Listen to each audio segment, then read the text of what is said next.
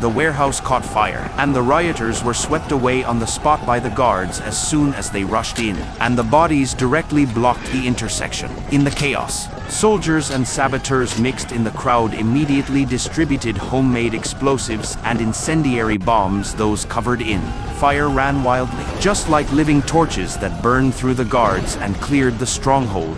If the people in the sea of fire could roar kill the Ma clan, this warehouse is full of radioactive dust, core devices, and all the dirty things of the Ma clan. This riot is what really hits the sore spot. The guards knew that they could not survive, so they rushed to the mob like crazy, picked up radioactive heat weapons and directly melted people's faces, scorched flesh and blood, and the corpses were rotten beyond recognition. Machetes, halberds, pistols, and crossbows were swung wildly, and once knocked down, they immediately detonated the radioactive suicide vest on their bodies, killing hundreds of lives in just a few seconds. But there are hundreds of thousands of thugs, all of whom are oppressed and desperate in Old Radler, and today they vow to pay with blood and slaughter all the overseers. The disguised soldiers followed the local traitors to retreat from the warehouse and rushed to the next clan stronghold, walking through the narrow alleys of Old Radler. The shortest route must climb over the ruins of a skyscraper converted into a farm and over a glass bridge covered with adobe shelters.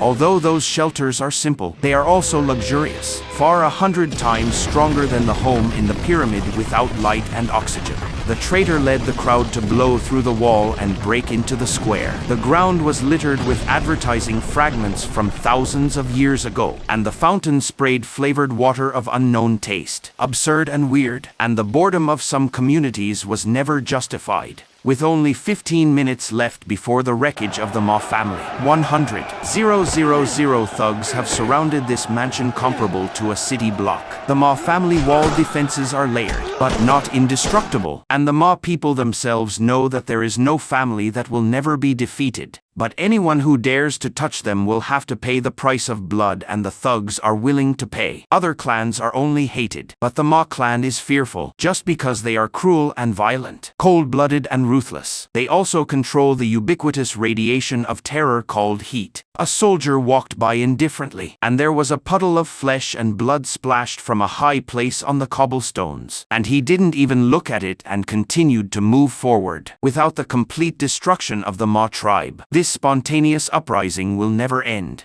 Mazleton stood in a 7-story building, looking at the retreating soldiers below, covered in blood. His lips dyed a strange pale blue with toxins, and muttered, "We don't even, never kissed." The fire swept through the city. Drums and whistles came and went, and there was no safe place in the whole city. He smiled miserably. Fortunately, I am used to death. An hour ago, Ma Zelton was never an incompetent person, but he was not good at everything that the Ma clan respected. He loves dancing, sculpting, painting, writing poetry, and his calligraphy is even more amazing. And he is also proficient in fighting, manipulating heat radiation, and polishing energy cores. But after all, he is not as fierce as his relatives in the clan. In the eyes of the horse people, art is just a tool to decorate the facade. And it is never something that real horse people should indulge in. The true horse people must create a great and terrifying existence, control communications, lighting, disinfection, and even create deadly weapons that can melt the enemy and cause the premature death of survivors and children. As a result, Mazleton was demoted and reduced to a prop in the flower garden to play the hurricane lily. The flower garden is a gorgeous garden used by the clan for show, and the hurricane lily never symbolizes beauty like jasmine. It only grows on the banks of the Hell River, representing destruction and despair. This season's design inspiration comes from the mist that lingers in Old Radler all year round. The fog wrapped around the ruins, seeped into the catacombs, and was recycled by the condenser, absorbing radiation and compressing it into hot stone slabs for more than a dozen cities. This is the welfare that the Ma family advertises to the outside world, and it is also the confidence for them to accumulate wealth and dominate. Dressed in flowing robes, with miniature cores sewn into the closet, and artificial mist swirling around him, he played a game of extreme seduction with the Cabal family's codenamed Jasmine. Jasmine never reveals her name, and her facial features change unpredictably with the light. and she is illusory and dangerously beautiful, and Mazelton actually moved his sincerity in this scene, and even hoped for a love. In the early autumn afternoon, Jasmine asked him to take a walk and play poetry games. They shuttled through the spire of the exhibition hall, and Mazelton implanted his hand into a small core and painted with light, and Jasmine was very happy. Mazelton pulled Jasmine up the stairs, through the dark courtyard, into a hidden door, and came to the 7-story old-fashioned square, where the buildings of various clans could be seen in the sunset. Mazelton recited a poem and invited Jasmine to continue writing. Jasmine smiled and took out a glass wine jug, which contained heather lilac wine. Mazelton drank it, tasted the aconitum poison through the wine jug, and asked Jasmine, "What is my prize?" Jasmine asked, "What did you guess?" Mazelton said that the Cabell family wanted to rely on old Radler to become a big clan, but they wanted to kill him, and they didn't understand that it was more useful to live. Jasmine said that there was no prize, and also pulled out the black glass knife, saying, "It's time to change the environment." Goodbye. Mazelton rushed up and stabbed the knife into Mazelton in the heart. Mazelton was stunned, staggered back to the window, threw out the whistle to summon the clan. Useless. Jasmine rushed up again, grabbed his robe and put him down, rode on him to kill him. Mazelton set fire to the core in his hand, burned on Jasmine's face. Jasmine screamed and was blind, swung the knife randomly to slash him. The two rolled towards the window. Mazelton kicked Jasmine away, picked up the wine jug and smashed it. Jasmine fell from the building while dodging. Mazelton fell to his knees. The toxin began to attack. He looked at the burning city, knowing that no one would help him but to go to the hideout in the catacombs. He planned the route, took off his robe to cover his hands and face, began to escape, was knocked down by toxins while climbing the pipe, slid down and hit his face and chest, knocked out the high-pressure sewage when he found the mouth, and hurriedly knocked on another wall to escape. The sewage flooded to his waist before escaping, covered in stinky water, screaming through lane 43, diving into the rat trap waterway, swimming to the basement of the old building, lying down and gasping. The toxins and wounds made him in severe pain, and the city was in chaos. He rested for hours in the basement, treating the wound with an antidote and core, still pulling and urinating with blood. His hideout was a domed hut made of bone, with a light core, a femoral bed, an antique basin, as well as a workbench and polishing tools, which were his most precious things. More important than the crown and core, he remembered the initiation ceremony at the age of 14. After fasting for 2 weeks, he had to kill a bison to get the core, and the elder opened his chest to carve a pattern and implant the core, forcing him to eat carrion. Back in the present, he didn't know where to go. He would be attacked when he got home. He didn't hide in the catacombs for long, and he had no experience in escaping the city, so he could only pack up his tools and tie them to his back. Looking at his swollen and blistered face, and couldn't recognize himself,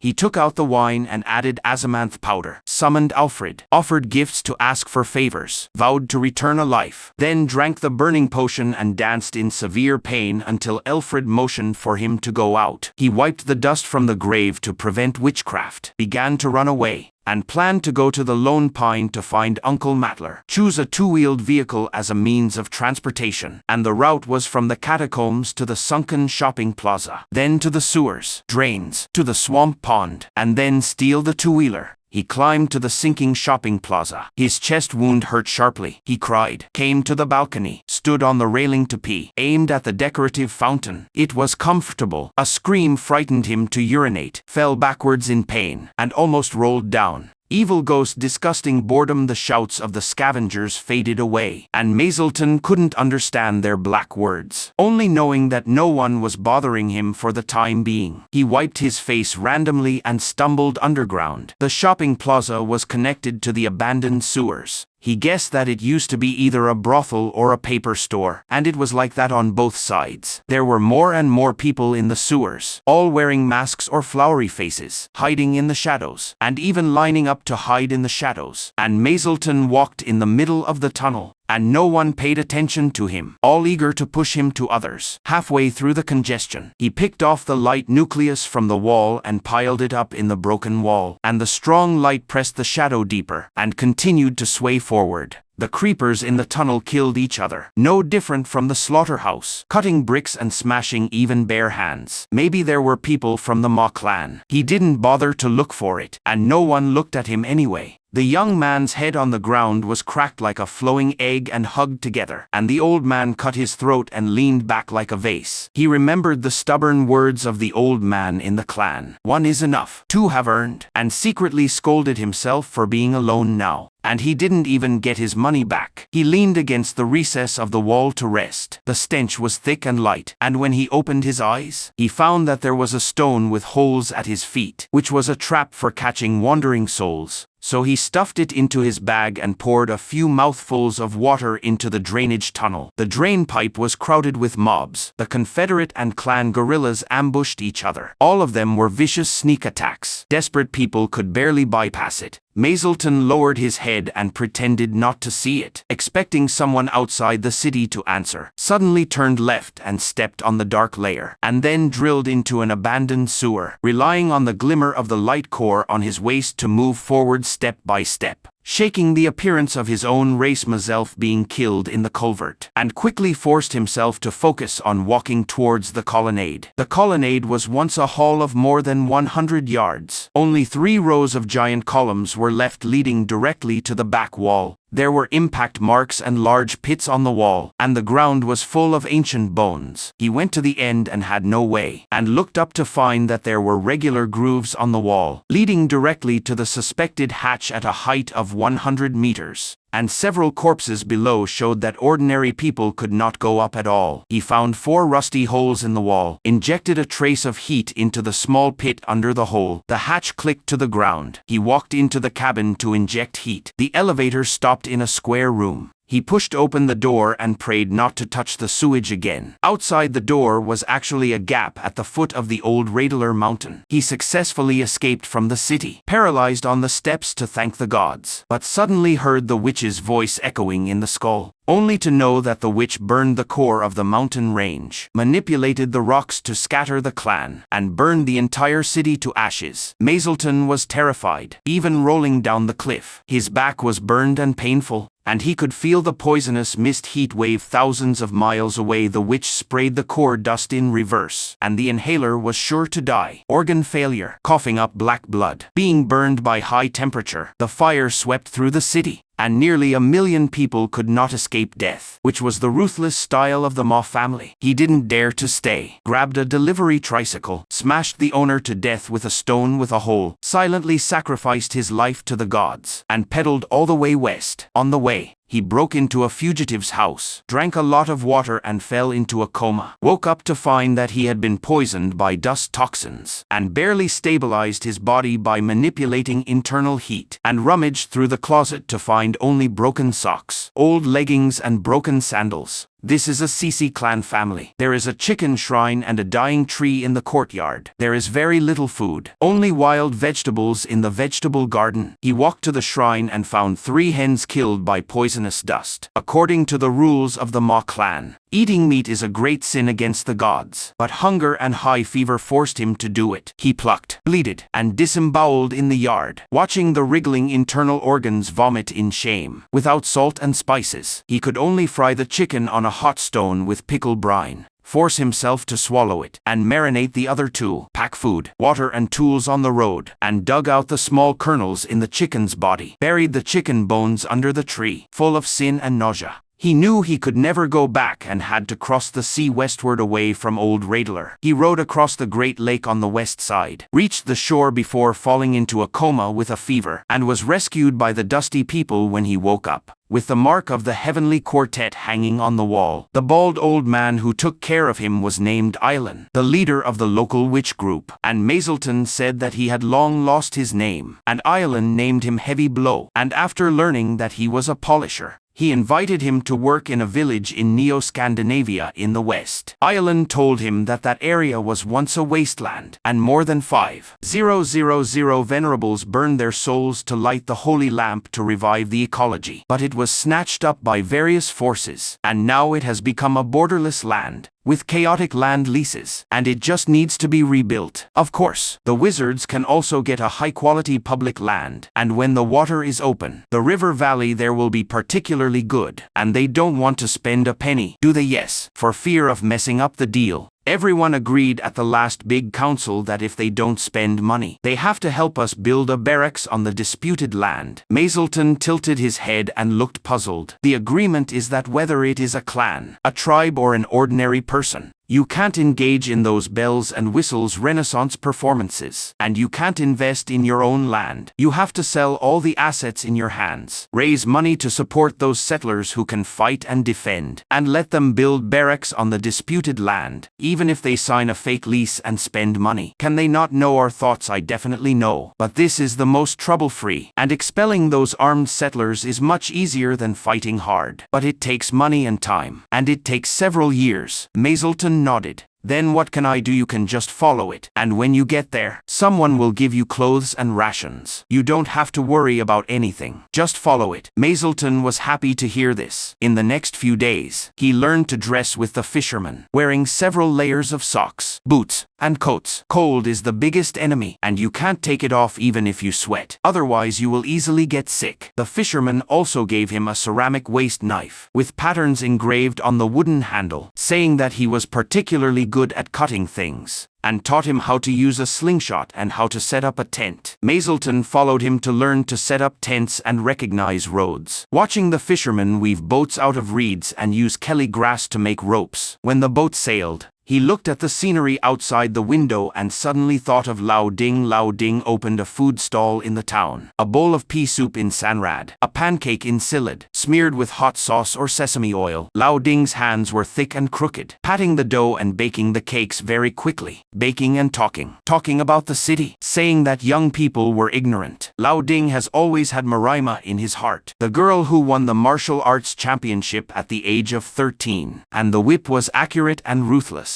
Lao Ding said that her skull was soft and muscular, and she was tempted at a glance. Lao Ding desperately saved money, wanted to set up a decent stall. His hands were full of scars, and he was so thin. Mazelton didn't dare to tell him that no matter how hard he tried, it was useless. The clan didn't accept him like this. His dream couldn't be realized at all, even if he gave his heart to Marima. People were not rare, and he had to be taken away by a dog. Later, Lao Ding died in a locked house, and like Marima, he became a person that no one remembered. The more Mazelton thought about it, the more uncomfortable he became, lying in the tent without talking, not even wanting to take a shower. There was no shower here. He could only wipe with a damp cloth. He simply didn't wash, and he didn't care about the smell all over his body. The fisherman also taught him how to go to the toilet in the wild and asked him to find soft leaves as paper, which he found very awkward, but there was no other way. Soon, the boat arrived at Yuyen, which was much behind the town, without a core polisher, not even a decent tool. And the wizard said that as long as they could hold the ground and raise good people. Mazelton followed the fishermen onto the barge, and the captain said that his job was to take care of the core of the light core and pest control, repair the broken parts, and follow the fleet every day. He looked at the ceramic knife in his hand and thought of Lao Ding. His heart was sour, but he could only follow. When he arrived at the barge, the captain arranged work for him, asking him to repair the light core, look at pest control, and said that he would be paid for repairing it, and he could settle here without having to be chased by the people of the North Sea Federation. Mazelton nodded. He just wanted to escape from the past quickly. As for what the future holds, he didn't know. He only knew that following these people was better than being hunted down in the town. Well, now it was a brightly shining red beacon of worthlessness. Progress. He repeated the process for the starboard running light. The houses, whatever they were made of, all had pointed roofs. The new construction did anyway. The old buildings all had flat roofs. He had heard that snow could be very heavy around here. But if that was the case, why were the old buildings not built with pointed roofs? Better technology, not as much snow. No one to ask right now, and no way to find out. Oh well, looks like they are cutting paths along the canal.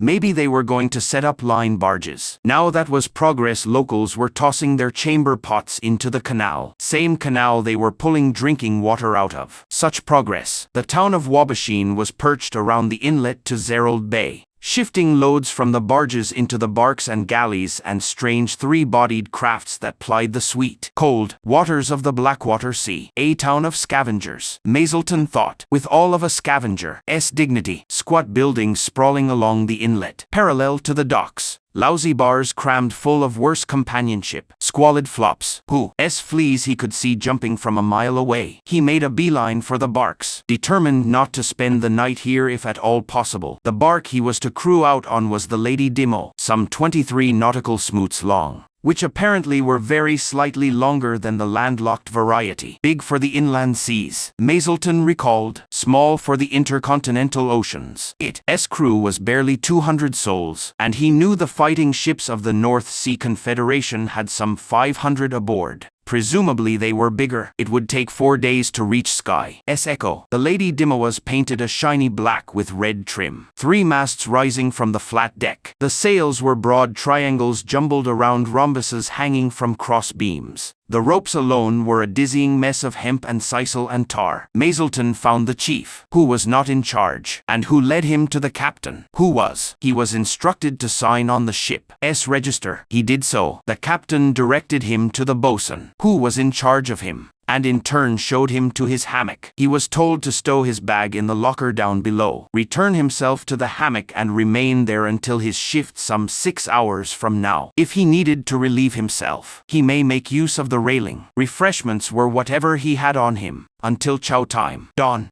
talk to any of the real sailors. Don't touch anything. Especially do not touch the ropes. Stay in the hammock. Don't move around. Don't make trouble. The ship would be setting sail in 3 hours. Don't make trouble. I think I have learned 5 new expletives today, and a rather excellent metaphorical description of my genitals. So the day isn't a complete loss. Mazleton found the hammock quite comfortable, and soon passed out. The wretched barge captain had kept him polishing the entirety of their trip. The captain's name was Braddock, an odd name, but one he would do well to remember, though he quickly learned that the captain was not to be disturbed by the likes of him. No, the dark blue jacket and bright brass buttons of authority were to be worshipped and feared from afar. Mazleton was given the rank of ship's polisher, second-class supernumerary, which put him in the deck crew and under the gentle offices of the bosun. Bosun Licca was rangy, raw-boned and wiry, squinting eyes over a face that wasn't really smiling. Learning to move with the rhythm of the ship was difficult.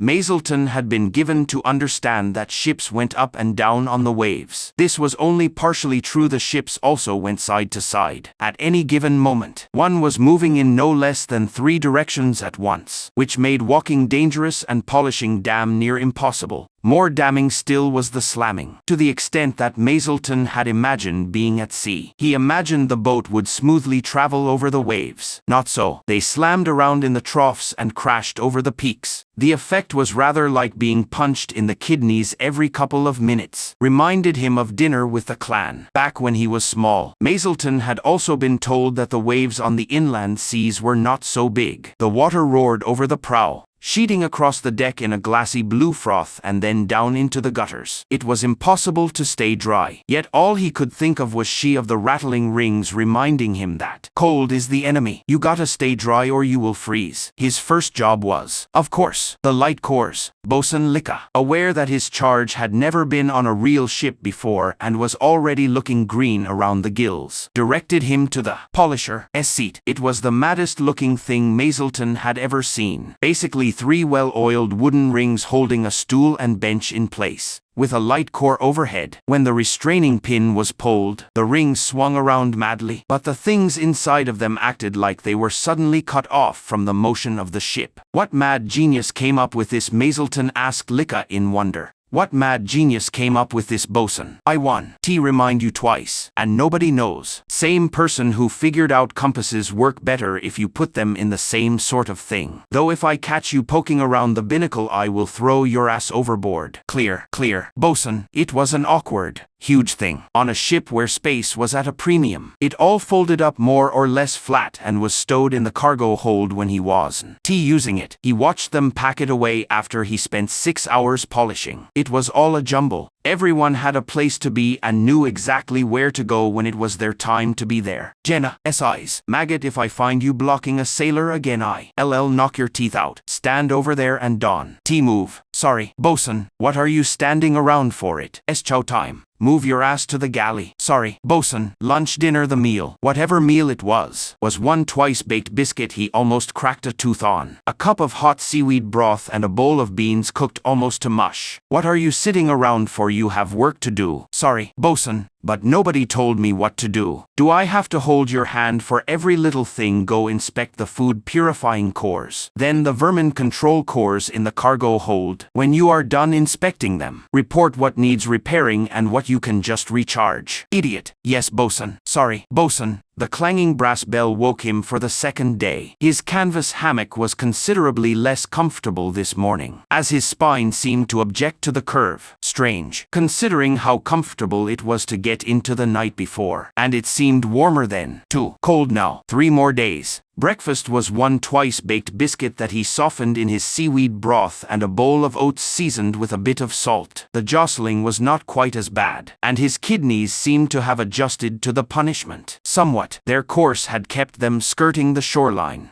as they wrapped around the eastern edge of the bay. On the dawn of the second day out of port, they had reached the first of the barrier islands guarding the thin inlet to the main body of the Blackwater Sea. They were bare and blasted things. Brittle yellow grass already drying out and dying off as autumn approaches with an executioner's cadence. Thin, short trees were shedding leaves over the cracked granite ground, stripping down for the inevitable beatings. Goddess, they are beautiful, aren't they? When I retire, that's where I am buying a farm. Some good little homesteads on those islands. A sailor smiled at him, only missing a few teeth. I don't see it, but you know the islands better than I do. Mazelton dug deep for a conversational lead. Aren't they too rocky? He pointed at the shoreline. Bless you. No, they are rocky, but on top of the rock is good dirt. You get some great little trees that grow all over the island, plus some of the best apples and pears you ever had. From around here, complete other end of the run, way at the tip of Skybiter Bay, where the Great East River runs out into the cold North Sea. You want to talk cold and storms? Oh buddy, it gets cold and stormy here too, but it's nothing like back home. Goddess be praised. Good apples there too. Mazelton's question was cut off at the very end. Pain exploded across the back of his skull, the thudding force of it whipping him forward and straining his neck. He nearly headbutted the friendly sailor. You ain't here to flap your filthy hole. Get back to work. The bosun flicked a thick length of sisal rope, twice the width of his thumbs, towards Mazelton's face. Mazelton flinched to the side, then dropped his hand to his knife as he began his lunge in. Before he could draw, the sailor he had been chatting with grabbed his arm. When Mazelton turned to see what had happened, the sailor just shook his head. You heard the bosun. Mazelton tasted bile. He remembered the gang beatings at the culvert exit. Nobody here was going to take his side. His eyes swept the deck. A lot of people conspicuously working right nearby, ready to jump in on him. The officers were conspicuously not getting involved either. But handy, I see. And yes, I heard. He didn't make any threats. Didn't even look at the bosun as he walked past him. His hands stayed empty and by his sides, right around crotch height. He castrated the bastard without anyone seeing. The darkness of the hold was blinding. That night Mazelton was very careful with his food. It hadn't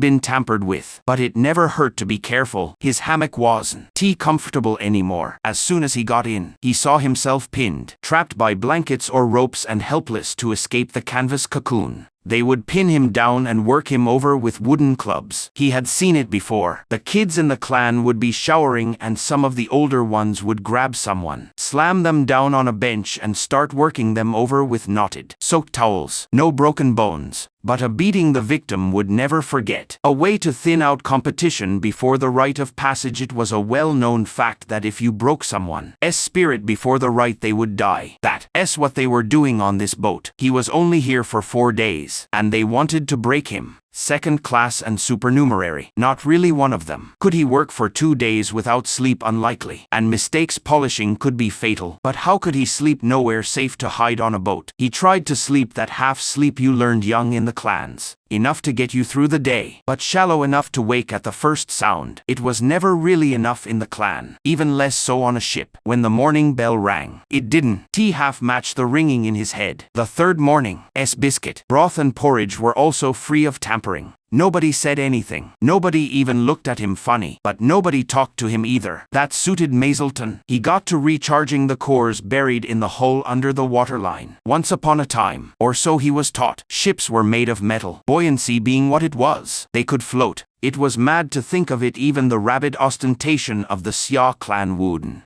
stretch that far. But it was true. He had seen too many records, too many pictures, too many remnants, all of which showed boats being made of metal. Mazelton could hardly conceive of metal being that cheap. Boats in this era were made of wood, concrete, or algae polymer, mostly wood, which meant worms, borers, seaweed, barnacles, even mussels growing out of the hole below the waterline. They could slow the ship to a crawl, forcing the owners to dry dock, scrape clean and repaint. The cost and lost time was horrendous, so they killed the little bastards in the cradle. Spaced neatly along the inside of the hole were crude purification cores, scaled up massively. Each was carefully shielded. Of course, in it, fist-sized flared concrete box. All the little stabbing rays would bounce off the back wall and scatter in a funnel in front of the box, scorching every inch of the wood with their invisible flames, burning up all the tiny seeds that would turn into hazards to the hull. Since the cores were so crude, the carvings didn't degrade much. On the other hand, since they were so crude, they ran out of power fast, and there were more than 100 of them, several hundred, spaced neatly across the hold and down into the bilges. The bilges were pumped mostly dry, but they never really got completely empty. The water was just above freezing, and he had to kneel down in it to charge the cores. It took a minute or two to charge a core this size. His own only held so much heat, and without an outside aid, it would take some time to recharge. It occurred to him that he had no idea how much he was getting paid for any of this. He was getting paid. Right, he got paid on the barge. The barge paid in rads, which was good. But he knew some places used bits of metal, paper, or even just bookkeeping. Some places didn't.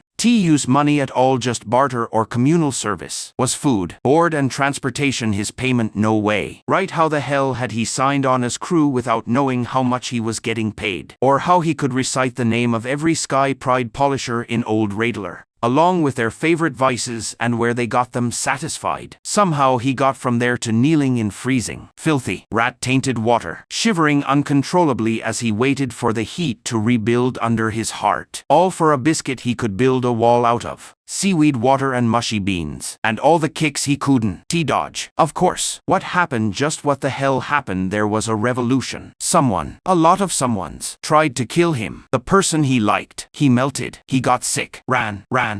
But he had always been running somewhere. Right, so what happened? His body convulsed in time to his mind. He pushed away the thoughts. They were only thoughts. Just a bit confused. Cores were real. There was one right in front of him, and it needed filling. Focusing on the work let him push away all the other stuff. When the lunch bell rang, he was faintly blue and soaking. Mazelton couldn't quite remember what he did between lunch and dinner. More cores needing charging. Likely. He couldn't remember dinner either. He just collapsed back into his hammock and rode out the shakes. He piled every piece of warm, dry clothes he had on top of himself, wrapped everything in a blanket and just hung on. Let the blood pump the warmth around his body. His mind, he sent off to do art. In his mind was a fine long block of cedar heartwood, dusty pink and fragrant. That resiny smell that nothing else quite matched, but reminded one of both pines and spice. Wonderful stuff. He swooped in close, and the bit of wood was suddenly the size of a person. He picked up a sharp chisel and his little hammer and started scraping away all the bits that shouldn't be there. Breathe, chip, breathe, tap, breathe,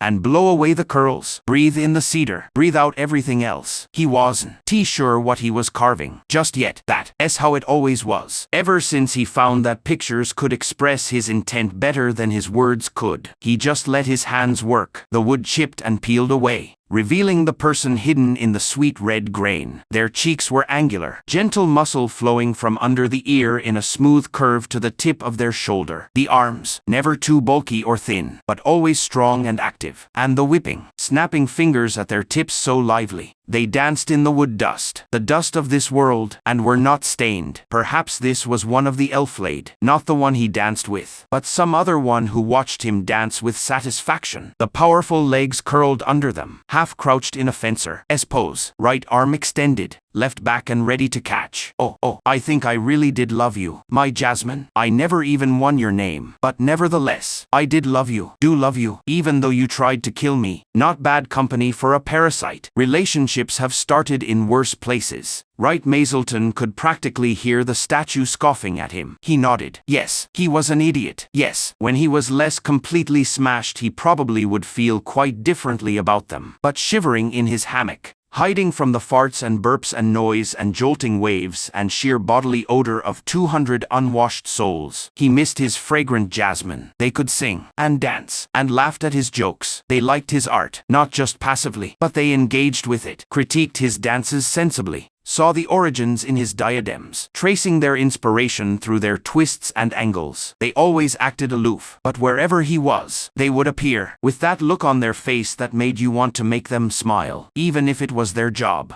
Even if it was as coldly calculated and empty as a whore's moans of passion. It was the best he had ever had, and maybe that lie was as good as it would ever be. On the fourth and last morning aboard the Lady Dimo, Mazelton awoke in pain. His exhaustion had beaten out his terror and he had simply passed out. One of his crewmates kicked him in the ribs to make sure he wouldn't miss breakfast. He was so hungry that he asked for seconds. No seconds were available, but a helpful young sailor advised him to catch some rats, since you are going to be down in the bilges anyway. Little shit. He did go back down to the bilges. There were just so damn many cores down there, and he was recovering heat painfully slowly. The wind didn't carry much heat, and while the food had a bit, it wasn't much either. Usually, a job this size would see the polisher acting as a conduit, running heat from a raw core or sack of core dust, or even heat sponges, through their own core and then carefully blending it into the core they were charging. Here, he was just told to get to it. Screw 'em. If they don't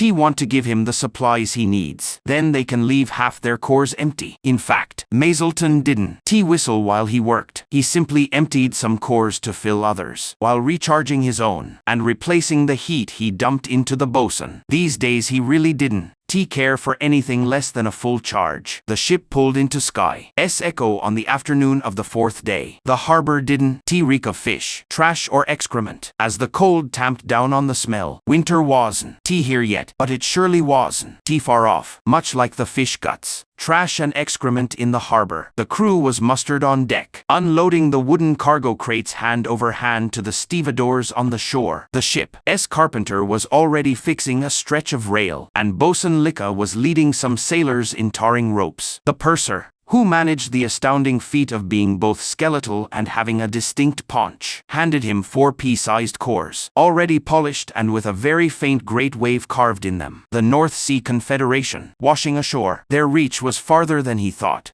How long does it take to sail from here to the cold North Sea? 9 days or so. If conditions are good. Why thinking of heading back east? Just curious. The purser followed Mazelton's line to the bosun. Don, take it too hard. Bosun, S.A. Corbinite hates everything to do with cores. Thinks people having a core is proof that they are inherently evil. Always going on about how polishers spread plagues, are unlucky, all that. You learn to ignore him. Great singing voice though. Always a laugh off duty. He have any kids? The purser gave Mazelton a weird look. Not that I know of. Mazelton gave the purser a genuine smile, formed his hands into the bird of parting and made a little bow, pack on his shoulders. He made his way into town. It had been late summer as he stood in the hidden garret in Old Radler with the Jasmine. It was early winter on the docks of Sky's Echo a scant few weeks later. Somewhere along the way northwest they skipped over fall. Some trees still stubbornly clung to tobacco-brown leaves. The docks were still bustling, fish being hawked to Mazelton's continued faint nausea with smoking and salting sheds set up just nearby. Down the coast one could see the vast kelp farms, their little swarms of boats showing black against the reflected sinking sun. Mazelton knew little of farming, but a person with a serious aquaculture operation was considered respectable even in Old Radler. It was the balance of it all, different types of kelp and algae grown for different purposes, all intermixed for healthy growth. Then within the kelp were grown sea fruits like mussels, oysters and clams on the seabed. So many different fish born and raised within the kelp forest, the aquaculturalist's nets enclosed, eternally perfecting a complex, virtuously producing system, and all, always, in harmony with the sea and the seasons. Smart people didn't fight with someone who could feed a lot of hungry blades from 1 cubic hectare of water, even in the dead of winter. And, of course, those predator fish formed nice cores, much bigger than the speck-sized cores of prey fish. Nothing went to waste, not a single calorie, not a single rad. Mazelton shook his head and turned inland. Not his cup of seaweed water. He trudged off towards the town's coven. The worshipful disciples of the great world were almost never the largest religious group in a community. On the other hand, they were usually everywhere like dust. They would congregate in homes, holding hands and praying around dinner tables and in backyards. Once there were about 40 or so. They would see about raising a shrine or sacred grove. Sky's Echo was home to a good-sized coven, as it was sitting on a major transit point, almost in the exact middle of the continent, where the Great East Center Water Route ended, and the equally great South Center Water Route met. Going further west or north is where it got hard. Not impossible, far from impossible, just not as easy. Not if you wanted to move serious quantities of goods and people. The fishing was good near Sky's Echo. The aquaculture was even better, and the dirt farming was pretty decent too. Tree farming was comically easy, and forestry was a major occupation, so a little knot in the rivers formed. The eddy swirling up the human leaves washing past, clumping them together before flinging them onto whatever came next. This suited Dusty's just fine. No, Dusty would be selfish with their corpse. They would just pile up here for a while, die, and make the land a little bit better for whoever came next, or be swept onward. Either worked. The local Dusties had opted for a sacred grove, a bit inland. It wasn't hard to find. There was a funeral on, so he just followed the celebrants, and the steam from all the casserole dishes for the potluck. And it was massive. Just massive. The coven in Old Radler was at least 4,000 souls, and they barely managed a 900 square meter rooftop in a deeply unfashionable part of town. Lots of potted plants. Here they had a forest. Mazelton stood at the edge of the acre-sized lot and tried to understand just what he was seeing. He could recognize a few of the trees. Plum was well represented, and there were a few strategic yew hedges as wind blocks. A dense wall of pine, fir, spruce and balsam guarded the northern flank. The celebrants walked the winding paths, singing and chattering between dense mounds of grasses, shrubs, trees no two alike, or at least, no two alike near each other. He didn't get it. It was beautiful, riotous, chaotic, defying the drabness of winter to spark vivid reds and green sprays. The local humble stood on a bit of rock and signaled the drummer to call the coven to order. Rat-a-tat-tat, rat-a-tat-tat, rat-tat, rat-tat, rat-tat. By the third repetition, the coven had grouped up into pods and families, all holding hands and smiling. There was a big cluster up front. The family of the deceased gathered around the bier to hear the reading of the division. Dearly beloved, we gather today to celebrate the life and death of Lemu Maka. We are blessed to have his family invite us today to share his gift and this moment with them. Beloved, raise your voices and let the earth shake with your thanks. What a roar the screams and ululations, the whoops and cries and the food pounding, hand slamming applause. The frantic noise went on for 1 minute, then 2, then 3. The family was determined to be the loudest, screaming and shaking as hard as they could. Grief was a selfish emotion, but at a Dusty funeral, everyone shared. The humble and the drummer lead them into a hymn. The old words winding around the evergreens and the neat little paths into the ears and hearts of the listeners. They were good words, words of love and thanks and remembrance that no parting was truly eternal, that the cycle of the world was closed. Our mother's arms wrapped around us, never letting go. Beloved, old Lemu wanted us to keep it short, so we will. I think a lot of you know what he was like. Always wanted to do his part. Never wanted to be parted from his family. So here, my beloved, the division of Lemu Maha. The celebrants roared again. To my beloved grove. More cheering. I leave all my bones save my skull. I ask that they be ground and scattered where they will best serve the eternal cycle. When the summer comes, pick a blueberry and think of me. The crowd applauded and yelled. I will, Anne. It will taste so good. To the apple tree in the corner of my garden, I offer my skull, and the rest of me that ISN, T-bones, and my thanks, for all the joy you brought me all these years, and for shading my first kiss with Leah. Thank you so much, old friend. You old fool. An older woman by the beer laughed and cried, her steel-gray hair whipping around her shaking head. You old soppy fool. That tree. Fat. Someone else needed that. She covered her face and let the gasping barks escape. Her tall sons and daughters crowded in, hugging her.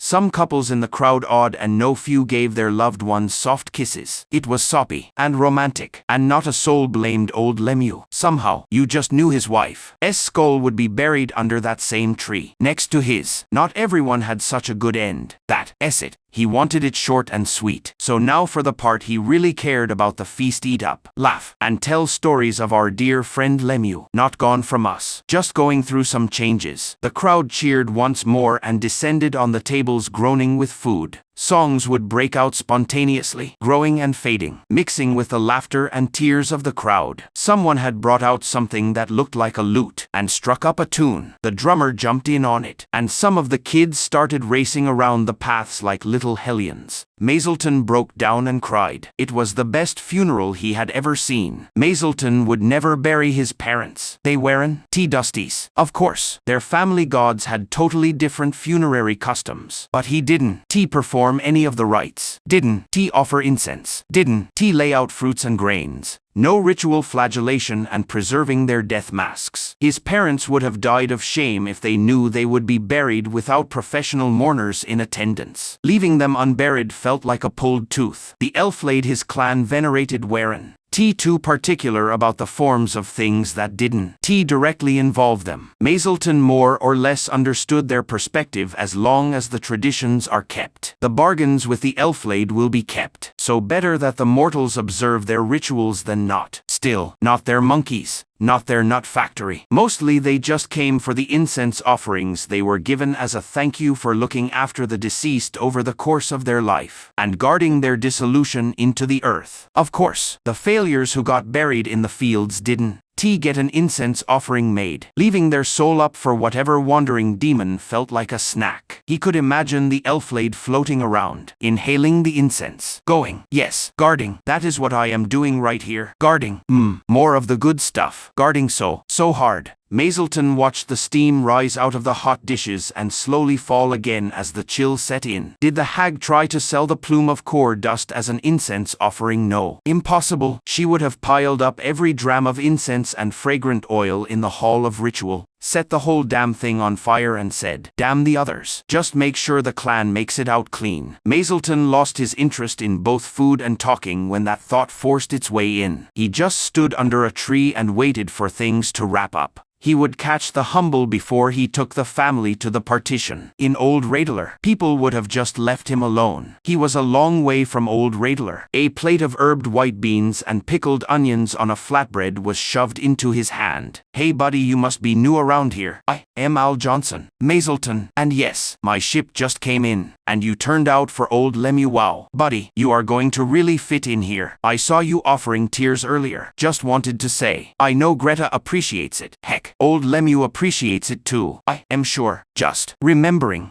and thinking that this was the nicest funeral I ever saw. Hey now it's really nice of you to say that. What coven are you with? I prefer not to say. Some ugliness back home. Out here to build something new. You know. Oh sure. We do get a fair few people with that situation. Well, I am sure you settle in just fine anyhow. I introduce you around. Actually, I know this is a bad time, but could you introduce me to the humble? I have a letter for him. No problem. Humble Dougal got someone here to meet you. Mazelton. Humble Dougal. Johnson beamed. Mazelton cupped his hands, one over the other, making a sphere just above his solar plexus. He bowed the requisite 45 degrees, pressed his palms together, and stood back up. Venerable, I am a stranger from afar. May I shelter shelter beneath your trees. You are always here, and always kin. We all are one. And welcome beneath the trees of the great dusty world. The humble returned the gesture and hugged Mazelton. You really are from afar. Dawn. T think I have done the formal welcome in 25 years. Amazed I still remember it. Actually, eat up friend. This is a funeral can. T have you moping around? I am not really hungry. Humble Dougal looked at him, and it turned out that soul-flensing eyes were not exclusive to Humble Island. You are hungry. Eat. I am the man Dougal, humble for the coven of sky. S echo. Your name is Mazelton. I am the man Mazelton. I have no other name, and am seeking purpose. Humble Island sends his regards and this letter. Mazelton delivered the letter from his breast and, flatbread forcibly reinserted into his hand, began to eat. It was good, oily, peppery from the herbs, a bit of a citrus flavor from who knows where. And the pickled onions had a nice sharp bite to them. Even the bread was good. Not the best he ever had, but good. I read it when I am done with the partition, which will be soon. As it happens, sun sets fast this time of year. In the meantime,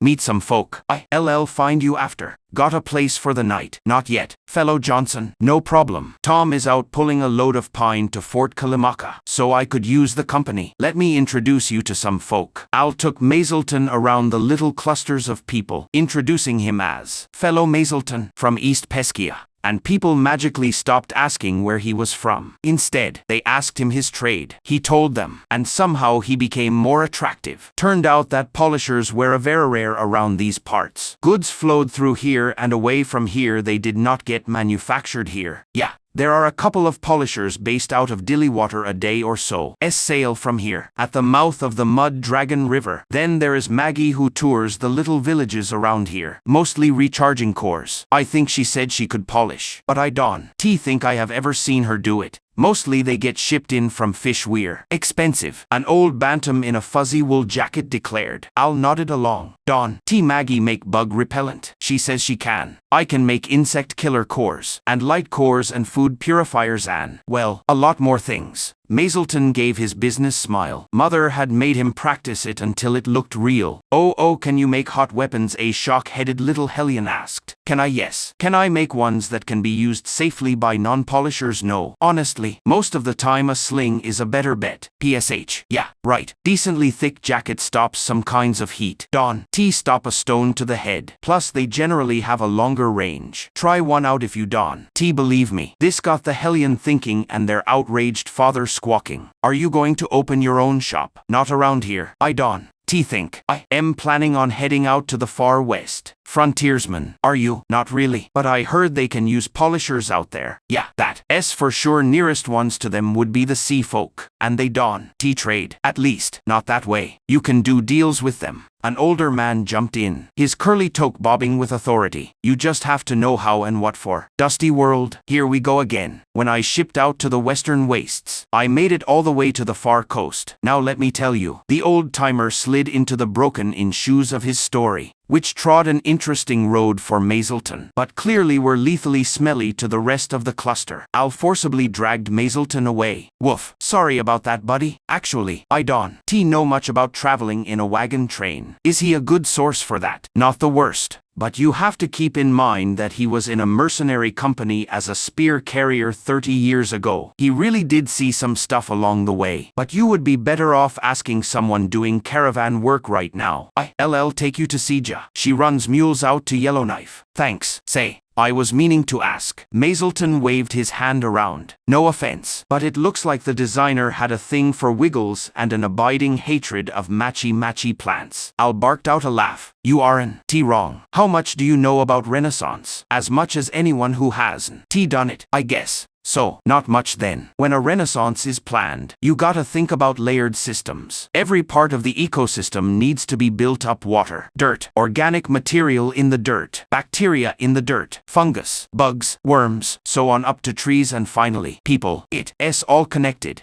But it doesn't really work if you try and do everything all at once. Gotta shape the land to restore the water, then ground cover, shrubs, then let time do some work. Let the virtuous cycle start running and everything helps everything else to grow and progress. See where I am going with this? I guess this is the site of a renaissance. Yeah, but not just any, it was 10 elders who spent the last few years of their lives studying this spot, where the light fell, where the wind came from, everything about it. They made maps, figuring out what plants would help each other and suppress pests while also generating the maximum amount of food and useful space. How you could plant different things in different places and different heights to create different levels of light, heat and humidity for other plants. It looks wild, but every rock and tree in here is doing several jobs. Impressive. You haven. T heard the best part. It's more productive than most dirt farms. No such thing as a dusty with scurvy in sky. Echo. When you say more productive, fewer crops lost to pests, better soil, more viable produce as every plant is growing in close to optimal conditions. The calories per hectare we get are unmatched on land. You can really tell in the winter, but every piece of this place works together. Even the wind break up north makes truffles, provides mulch, makes tea, everything works together. A positive system where the whole world wins. Mazelton looked up at the darkening sky. Yeah, that sounds just about perfect. I'd like to see that someday. Al Johnson's home was a short, stout, timber-clad building with an impressively long, thick chimney. Oddly short, the peak of the sharply sloped roof was barely over Mazelton's head, and Al was at least 2 hands taller. The roof was thatched with what Mazelton had learned to recognize as Kelly grass. Unlike the wood shingle or flat board roofs around them, much was made clear as Mazelton found steps cut down into the earth, leading to a submerged door. So much work to dig this out, but it was worth it. We rented some earth-breaking remnants from fish weir had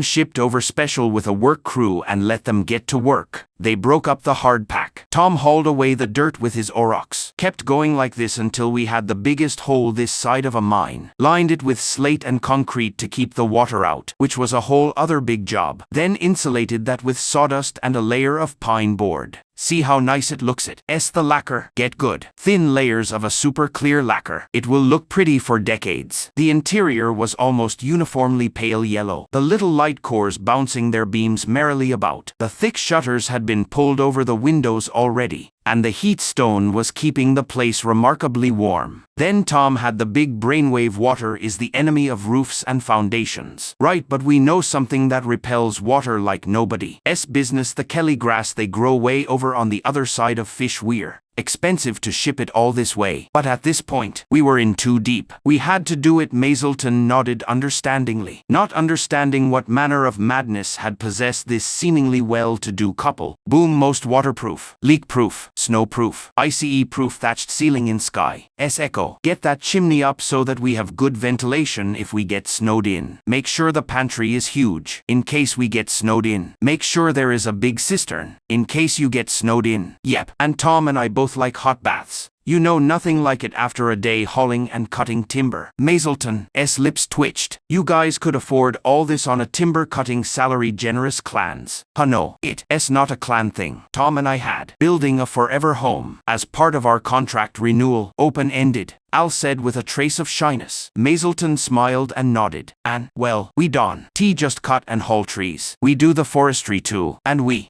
own a piece of a sawmill. Oh, nice, congratulations. You say it's not a clan thing. Yeah, people have families out this way. Of course. Sometimes real big families, but not clans. None of that level of organization. Once you are old enough to marry out, you are expected to get out and start supporting yourself. Course you help if your kin is in need, but this and that are two different things. Right? No, absolutely not. Sure. My dads were fisherfolk. I, on the other hand, get seasick on wet grass. So the woods called to me. I still see them once a month or so. Tom's family have been woodfolk for epochs, apparently, so it was natural for him. Wow, hard to imagine what it took to endure that long. Mazelton didn't realize it, but he had started swaying slightly. They managed it one day at a time. I expect. Speaking of, would you like a hot bath yourself or maybe head straight to bed? Bed sounds great, but I can sleep just yet. Got to talk with the humble.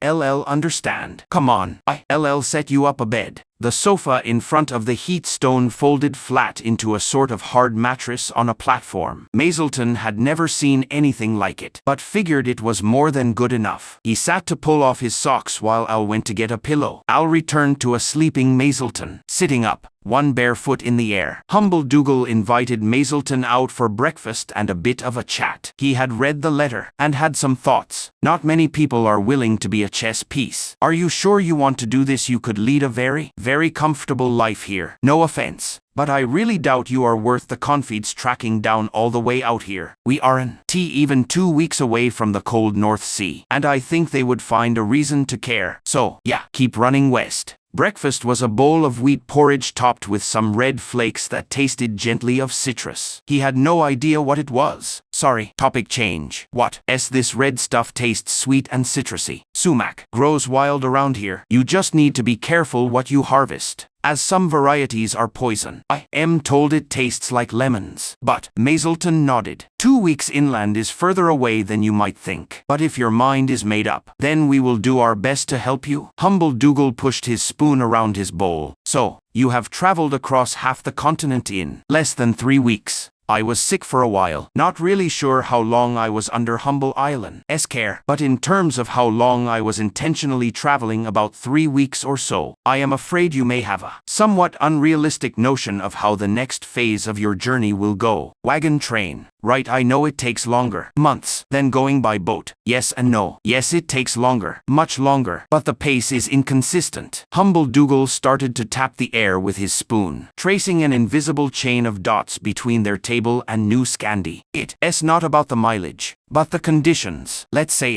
it's a little more than half a day to a stretch of river. You are on a well-run wagon train and you set out just after dawn. You reach the river mid-afternoon, having stopped for lunch. Now, getting the boats on rafts or pontoons or whatever takes time. Caulking the wagons is possible too. So now it's evening. You have to camp and spend the night there, leaving again a bit after dawn. And now you have to cross the river, and most of the wagons are pulled by auroch, but not all of them. So you have animals, different kinds of animals, on makeshift rafts that may panic, or be a piece of remnant tech that chooses that moment to decide to explode. And once you got to the other side, a man who was fine at breakfast is voiding every last bit of fluid outside his body and dies. If he is buried, he is buried in a shallow grave somewhere right next to the trail, or under it. There is a decent chance that many of the bumps you feel on the trail are corpses. Oh, and most of the wagon train will be walking, because the wagons are a lot smaller than you think, and horribly uncomfortable to ride in. Humble Dougal aimed his spoon at Mazelton's nose. We haven't even begun to discuss the wonderful, life-affirming word that is dust. But don't worry, you will hear all about dust in exhaustive detail from the people who have survived it. Mazelton winced.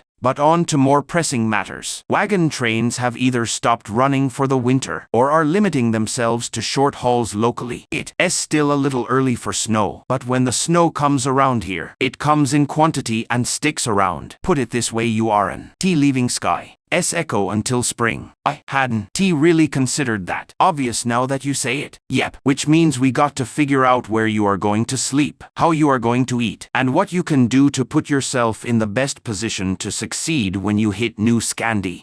Right. Also obvious once you say it. Humble Dougal smiled, a bit of twinkle sneaking into brown eyes. Thermal regulation, that is, staying warm, is the #1 thing in the winter. Cold is the enemy, so shelter is at a premium, as are heat stones. And as winter closes in, food. Guessing you never stocked a pantry for winter. Don't actually know how to cook. So, no.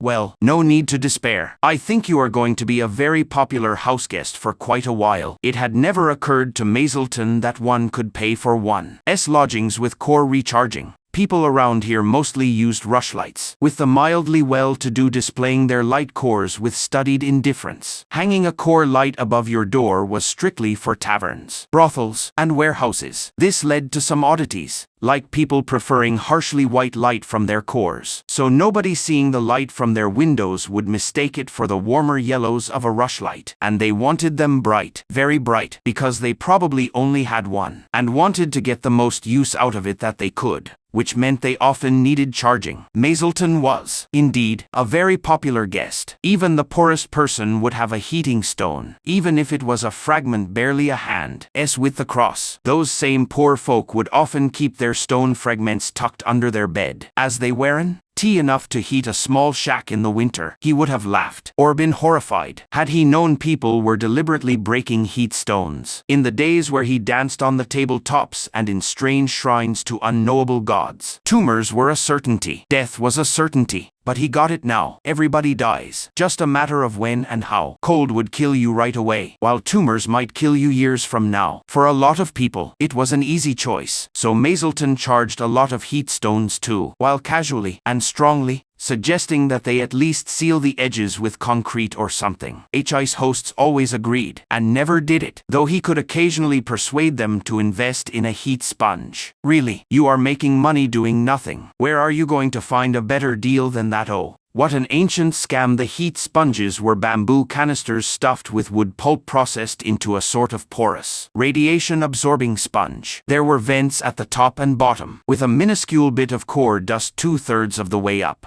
The tiny bit of core dust generated a tiny bit of heat which was mostly but not completely trapped by the air pockets in the sponge. Enough hot air escaped to make a teensy bit of an air pressure differential, drawing a bit of the cold, dusty air from the floor inside of it. It slowly, passively, drew in core dust and irradiated dust from around itself, the process accelerating as more dust piled up inside. Then, when the sponge was full, generally considered to be when you could hear the air whooshing in or the canister was hot to the touch, you took it to a polisher who either charged your heat stone in exchange, or maybe gave you a few rads more than what you paid for the sponge. Polishers strangely neglected to mention that the accumulated dust was far more valuable than a bit of core heat, or that bamboo and processed pulp were the next best things to free, meaning that every sponge meant a polisher would profit twice from one sale. The really big money on sponges came from prospectors. Whatever the epoch, there were cores, and as technology advanced, so did the power requirements. A smart prospector always took as many sponges as they could reasonably carry, to protect themselves and to make at least a small profit from the expedition. With winter closing in, the prospectors would be returning to the city, looking to offload their sponges and scrape together enough rads to get through the winter. Mazelton was only too happy to help them convert sponges into heat stones, light cores, and even food purifiers, assuming they had enough heat on them. It wasn't enough to live on by itself, but it was income. And a welcome one. Nobody likes being reliant on the kindness of strangers. Mazelton stared up at the ceiling. He was on day 3 of his week-long residency on the floor of the kitchen in a restaurant owned by a friend of a coven member introduced to Mazelton by the humble Dougal. The grand cooking range took a great deal of core heat to recharge, and while draining the sponges sped up the process. It was only speeding up. Mass was mass, and converting the stable, dead rock back into decaying hot rock took an immense amount of energy and time. To cover meals, he also refreshed the carvings on the light cores and the food purifiers. He had asked if he could watch them cook, but was firmly ejected once he started throwing up. They ate fish in Sky's Echo. Of course they did. The fisherfolk all ate fish. They ate fish as he traveled from Southport to Fishweir. Even in Old Radler, eating wild-caught fish was just considered a sinful indulgence. A bit like spending too much time with your lover instead of your spouse. It was the gutting and the roasting of the fish. Mazelton watched people, basically okay people, just hack head and tails off the fish, slit their bellies open with long, thin blades, then just scrape away the innards, the gray, coiling worms inside their bellies. That reminded him of all the bits that fell out of the chickens and over his hands as he took them apart. As he butchered, literally butchered and humiliated their corpses, as he defiled their flesh and his, he could smell the burning chicken flesh as it stuck to the stovetop, smelled the sizzling fat, and it was too much. He held it together long enough for someone to shove his head out the back door, but neither he nor his hosts ever suggested he return to the kitchen. One of the junior cooks offered to show him how to cut vegetables. Mazelton gratefully accepted. He wasn't very good, but his hands were steady, so progress wasn't too slow. He remembered how the carrots felt in his hands, tried to visualize it as he looked at the stained ceiling. It helped to think of it as a sort of carving. Food art was a real, if niche, skill, but nobody around here knew how to do it. Maybe it could be another sideline if he could figure out how to do it. Of course, a sideline.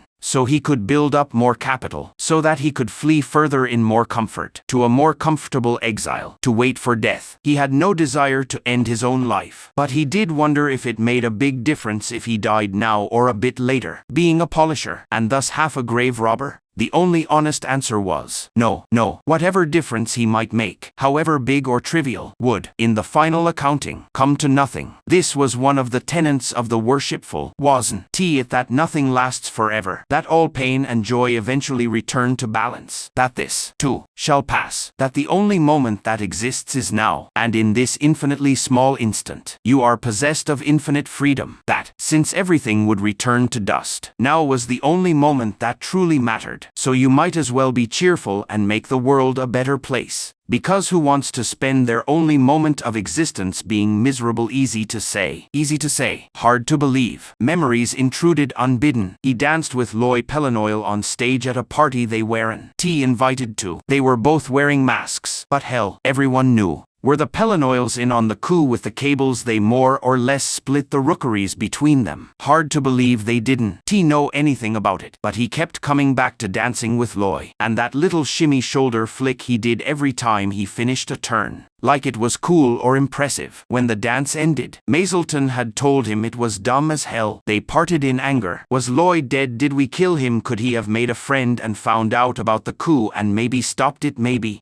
Loy wasn't exactly a hurricane lily, but he was similar. He might have known something. Idiotic to think that one disgraceful junior could have stopped the tide rushing in like that. Idiotic. But nobody had ever accused him of being too brainy, had they? No. He danced, and drank and made his pointless shiny gewgaws while the rest of the clan worked. He didn't want to be tortured to death by the confeeds. He didn't want to be made an example of. Mazelton just wanted to dig a hole somewhere in the woods, line it with leaves, and pull the dirt over himself like a blanket. He would wrap himself around some seeds, so that come spring, they could be reborn into the world. It would be quiet and nothing would hurt. In the warmth of that image, Mazelton finally fell asleep. Humble Dougal waved Mazelton over as the latter stared up at the falling snowflakes. He had seen them before, of course, but they tended to be a bear dusting around Old Radler. All the densely packed people and their heat seemed to drive them away. Watching the fat flakes wiggle their way to earth was interesting. He never would have thought snow could be clumpy in the air, but here it was clumping.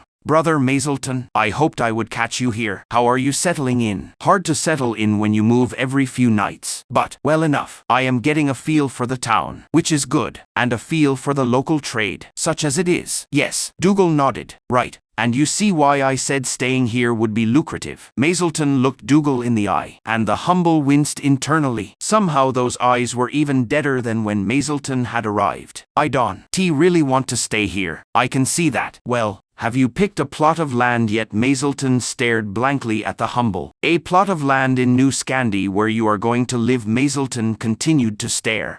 Okay. So unless you are going to live with someone, you are going to need a place to live. And that means buying a lease for some land. The land there is pretty cheap, so if you are really hard up we can pass the boot and help you out. More than we were going to. I mean, I don't even know where to do that. Or how. Well, first thing to do would be to check in with the Sky Runner tribe. S-Factor. He keeps a little storefront over by the caravansary, as they run most of the post between here and the Great Green Isle. He's got a sort of help wanted board, so you can see if someone is offering an arrangement you are okay with. For example, lodging if you agree to work as a farm hand, or something. Obviously it would be a bit different for you, but Mazelton nodded. So depending on what you see there, you could either write a letter to the person offering the position, or you could push on to the factor for the 1,000-bird Sunga and start looking at a plot map for the settlement. Still a lot of great land to grab. Right, good storefront area, or something. I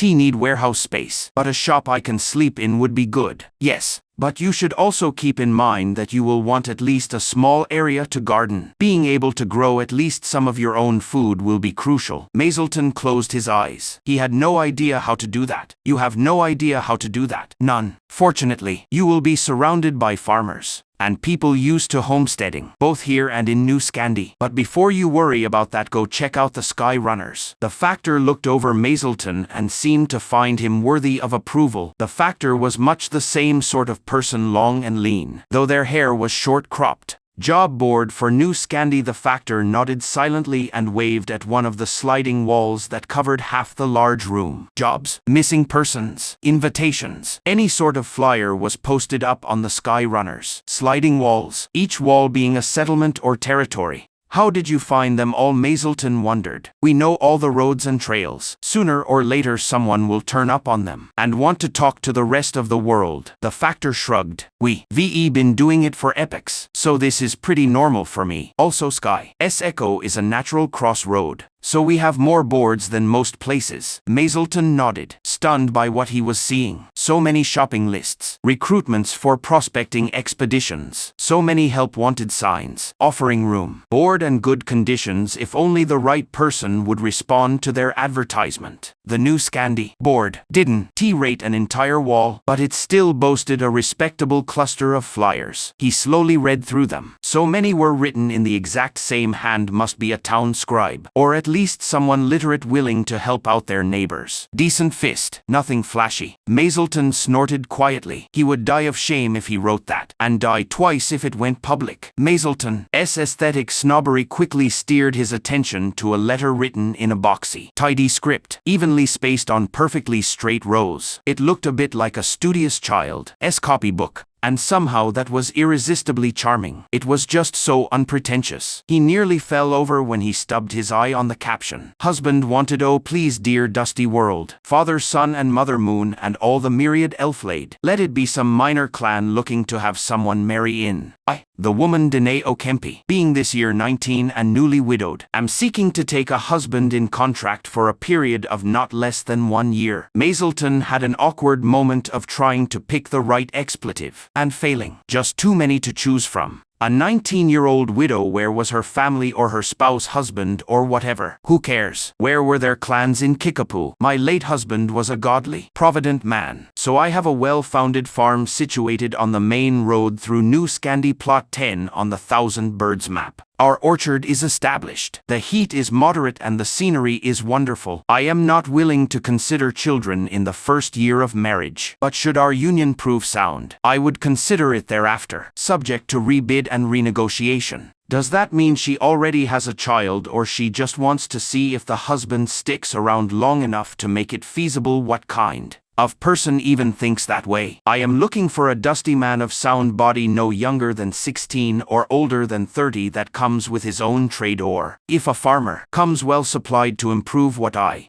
already got. I will offer reciprocal terms, but at the least, you must be willing to walk the hard roads and yet find the soft grasses to sit upon. Some sense of beauty and wonder in the world, but not be lost in it, I suppose. If you are willing to begin a negotiation, include your details, what you offer, and some manner of picture of yourself in reply. In all sincerity, Danae Okempi. Mazelton just shook his head and walked away, unwilling to indulge this absurd board 1 moment longer. Shameful, just shameful, grotesque. Really, this person, this beast with presumably only 2 legs, had simply absorbed whatever resources and land their clans provided, or at least that her late husband's clan provided, and was now looking for fresh grazing. No mention of returning the land. No mention of their families at all, and she specifically wrote that children, the whole blasted point of a marriage, were a maybe, just pure nightmare fuel. He made his way back to the sacred grove and sat on a convenient rock. Was this just how the world was away from the eastern edge? The sheer animal greed of it all sickened him. My business plan, my profit. What can you do for me? The seemingly total lack of any concept of family bonds. Maybe it was eating all that hunted flesh and fish. He knew they took birds and game in the woods. Oh yes, they did. And plead necessity and survival. Is that how this Danae creature justified herself? Necessity and survival, ha. Maybe she was eating carrion. Maybe they all were. Didn't expect to see you again so soon. Mazelton spasmed clean off the rock in shock. The voice of humble Dougal came out of nowhere, that nowhere being situated right beside him. Dougal barked out a laugh. Didn't think you were that out of it? Sorry, no, I was just thinking. No problem. Wonder about that.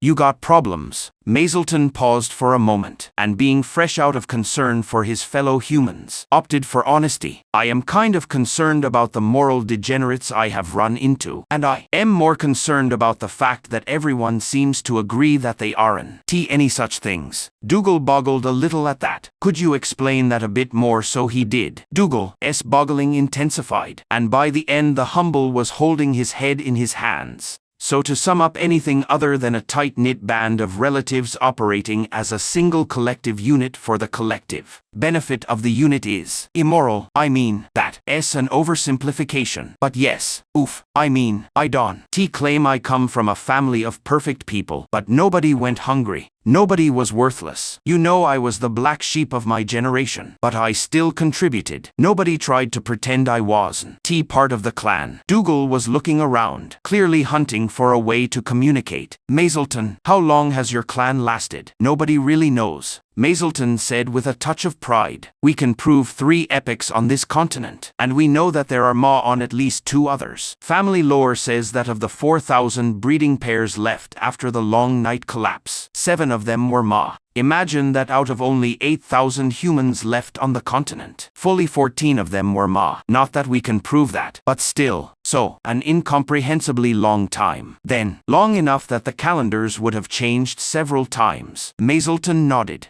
But everyone you have met doesn't have that. 3 or 4 generations of lineage is normaltalong. Because they chose a different survival strategy. Now it was Mazelton's turn to look boggled. Dougal looked at him and shook his head. I feel like I would be failing you as a humble if I didn't straighten you out on all this. But I don't know if I can before spring comes. You said that the point of marriage is kids, and generating and preserving enough resources to raise those kids to the point where they can have kids. Yes, well, think of the contract that way. Instead of relying on tradition, each family is specifying the terms of what exactly marriage means to them. For most folks, that does include kids, and terms for how to provide for those kids. But not every marriage has to have kids to be meaningful. Nor does it have to hoard rads, I guess. Right. And this Danae O'Kempi no doubt had a contract with her late husband that covered the division of property after their death. Kids, all that. Keep in mind that while it is her farm, New Scandi is a dusty canton, so if she died without an heir, the land would belong to the New Scandi Coven, not to whatever family she might have out there.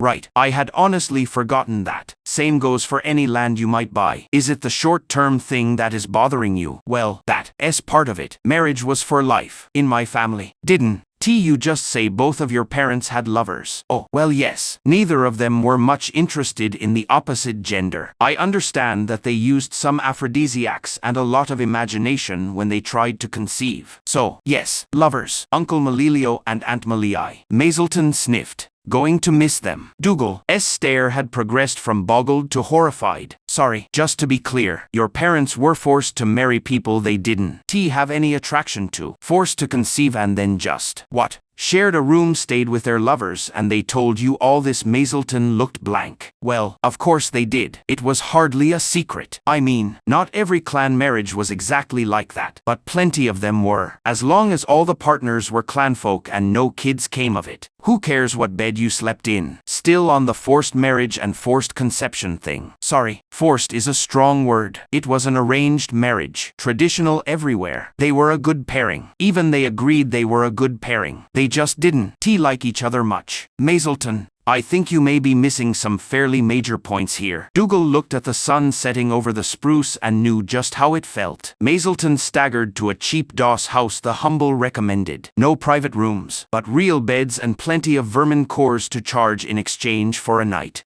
sleep. His head swam with new ideas, frothing the mental waters as they struggled against the current occupants. He was no stranger to unapproved marital relations, to put it very mildly, but there were accepted ways for those sorts of things to happen, and none of which involved the word marriage. which did force the question, why was he so stuck on this really? Who cared? He was looking for a place to hide and live out a quiet exile, someplace safe and welcoming, not looking for a new family. Mazelton stared at that thought for a moment, and then thoroughly puzzled the clerk by gently, but repeatedly, banging his head on the door frame. Mazelton stared at the polished bit of plastic in front of him, polished to such a sheen that he could see his own reflection. Useful for a man drawing a self-portrait. He always liked to use a bit of charcoal or graphite for the initial sketch, only reaching for the brush when he had everything set just so in his mind. His reflection looked leaner, almost skeletal, because there wasn't much extra flesh on Mazelton to begin with, and he had missed a lot of meals the last few months. The carefully shaved and parted hair, so fashionably blurring the lines of gender, had grown into a hideous mess. Not a strong look in Old Radler, not a strong look in Sky's Echo either. Going to need to apply some creativity there. Patchy stubble. The men of the Ma clan always had patchy facial hair. Uncle Malilio's mustache was much admired, with its sharp lines sweeping down and out like a company of pikes protecting his nostrils. Father looked handsome when he and Uncle Malilio were together. The thin, smooth face leaning against the rounder, bushy face. Something seemed to knot in his father, and all the ugly lumps smoothed out. Uncle did that for people. Mazelton always wished he could do the same. Should he imagine a mustache on himself? The charcoal blurred, then was quickly rubbed away as best as he could manage. No mustache. His hands were as long and delicate as ever. They didn't look any stronger. If anything, they too were more skeletal. His arms and legs were as leanly muscled as before, except, again, there was a bit less of him. His stomach muscles showed clearly, but he knew perfectly well that it was too many missed meals, not fitness, that made them pop.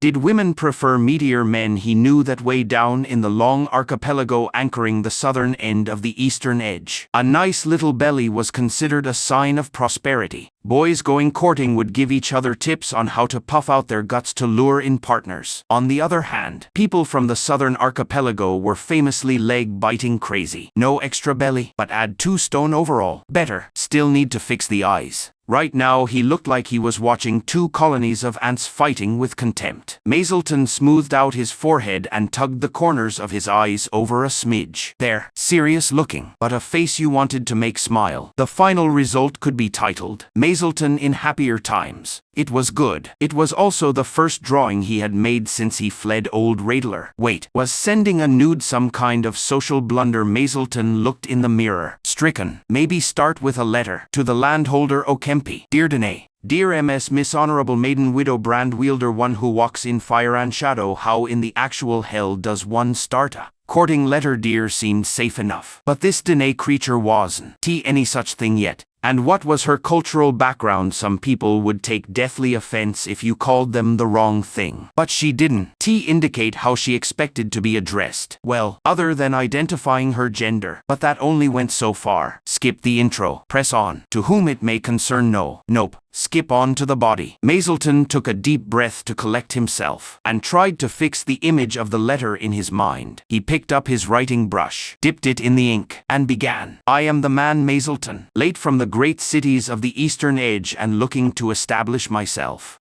No leading with. So I am from an exterminated branch of the Ma clan and am being hunted. Not a strong start. I am the man Mazelton, a hurricane lily blown west and looking to fix his roots in New Earth. By trade I am a core polisher, and am possessed of my own tools, my own legacy and what exactly, and does she even know what a hurricane lily is? Probably not. Definitely not. She is a dirt farmer in the middle of nowhere. Start again. I am the man Mazelton. Safe start. Introduce who you are, how you identify and how to address you. Also establish that you are relevant to the request. Hey, lead in. I saw your advertisement and how honest is too honest. Was quite startled by it. I am leaving the clans of the eastern edge to come west and build a new life. Negotiating a marriage is new to me. Let me say then that I am 22 years old, a dusty, am of sound body and mind and have my own trade. I am a core polisher, possessed of my own tools and legacy, and fully trained on most ordinary cores and a few not so ordinary ones. Attached is a picture I drew of myself. It is a good likeness. I think I did draw myself dressed, or at least I will have done by the time I send this letter, but if that is considered fraudulent or some kind of suspicious concealment, I can send a nude as well. As I said, I am new to this sort of thing. As to walking hard roads, I have no earthly idea what is hard or soft anymore. I worked my way to sky. Echo, have known hunger and sickness. Have known both the cruelty of friends and the kindness of strangers. I wonder if I still do see the beauty in the world. I certainly did. Once. No, I am too dramatic. There was a funeral the day I arrived at Sky. Echo, and the laughter, the joyous community and the celebration of life was surely beautiful. As for what I am looking for in a marriage, in a word, stability and connection. I want somewhere and someone to call home. I have looked at the plot map pinned up at the Thousand Bird Sanga's offices here, and I note that plot 12 is still available, tucked as it is between your plot 10 and the river. Has anyone named the river yet? I haven't been able to find a name for it, but surely it has one. For my own peace of mind, I would purchase my own bit of land, so I had something to call my own if our marriage didn't succeed. On the other hand, I would also like us to live together, so the plot adjoining yours appeals. Of course, I would need an easement to cross your land to reach my plot. If I got plot 12, and it only took the scumbag sales monk 20 minutes to explain the concept of an easement. Progress, frankly, 1 year feels short, and I worry that you will never want children. Could you explain your thoughts on that a bit more? Also, would you provide a picture of yourself as well, nude or clothed? I don't have a bias either way. How do you end a courting letter? I thought starting it was the hard bit. Winter comes fast, and I don't know how much correspondence we can manage before I leave for New Scandi in the spring. Still, I do hope that when I join that caravan, I will hold an accepted offer in my hand. I hope that I will not be heading away from Sky's Echo, but towards home. In all sincerity, Mazelton. And now to write the blasted opening, and redraw the picture, and then get his head examined because he must be crazy. It was the second time in 3 days that Mazelton found himself staring at the New Scandi board in the Sky Runner's office. The jobs were so ordinary. Please deliver 3 new wagon wheels. Please send 16 apple trees and 12 pear trees. Or rootstock for same. Farm help needed. Blacksmith needed. Greensmith needed. Forester needed. Offering food and lodging. Help learning a trade. Your own sheave after 1 year of honorable employment. Not that there was anything wrong with any of this stuff, someone had to do it, and it certainly wasn't going to be him. The plants go in the dirt, except the bad plants which come out of the dirt before the good plants come out of the dirt, except when they don't. Because sometimes the bad plants are good plants at a bad time, and vice versa. That was as much as he knew about farming, and now he was very seriously investigating marriage with a farmer he never met. Mind if I ask you a couple of questions that probably have obvious answers? If they aren't too dumb. The factor grinned at him. I noticed that a lot of boards have notices looking for husbands and wives, but only the one for New Scandi. Any particular reason for that? Yep, a few of them. The factor started ticking them off on his fingers. 1. SA brand new canton. So a small population, which means only a few people need spouses. 2. Dusty canton, and they are pretty serious about it. So that SA turn off for settlers looking to get hitched. 3. S on the tail end of a very long road. So the spouses of the people who die along that road tend to marry people from there, or other caravans, meaning they don't need to send for a spouse once they reach New Scandi. Wait, they just find someone in the caravan to marry. Usually there are big get-togethers at the rest stops. A few caravans meet, mingle, and hey, who says you can find love around a campfire? Love? What? You don't believe in love? I do. But what it got to do with marriage? The Sky Runner factor just shook his head in mock sadness. Now that one is too dumb to answer. Mazelton felt wronged, but decided to press on regardless. All right, leaving that to the side. How long does it take to get a letter to and from New Scandi? How much money are you looking to spend? Mazelton just stared at him. I am not jerking you around. It really is a question of money. You want it cheap. Or if you are sending anything physical, like goods, it's gotta go by caravan or courier. Caravan is cheapest, seasonal, and slow as hell, between 6 and 9 months each way. Courier gets there when they get there, usually after making all their other stops along the way. We don't T send out one courier. Obviously, it s a whole band. So equally obviously they only get moving once they have enough deliveries to make the job worth it. Still, it s much faster, almost 2 months each way. Courier is that much faster than a caravan. Yep. We just load up our packs and start hiking. More direct paths, less time wasted, easier to feed, better in pretty much every way except how much we can carry. I am not sure what the record is from here to the coast, but probably not much over a month. Now, these are the cheapest options, though I wouldn't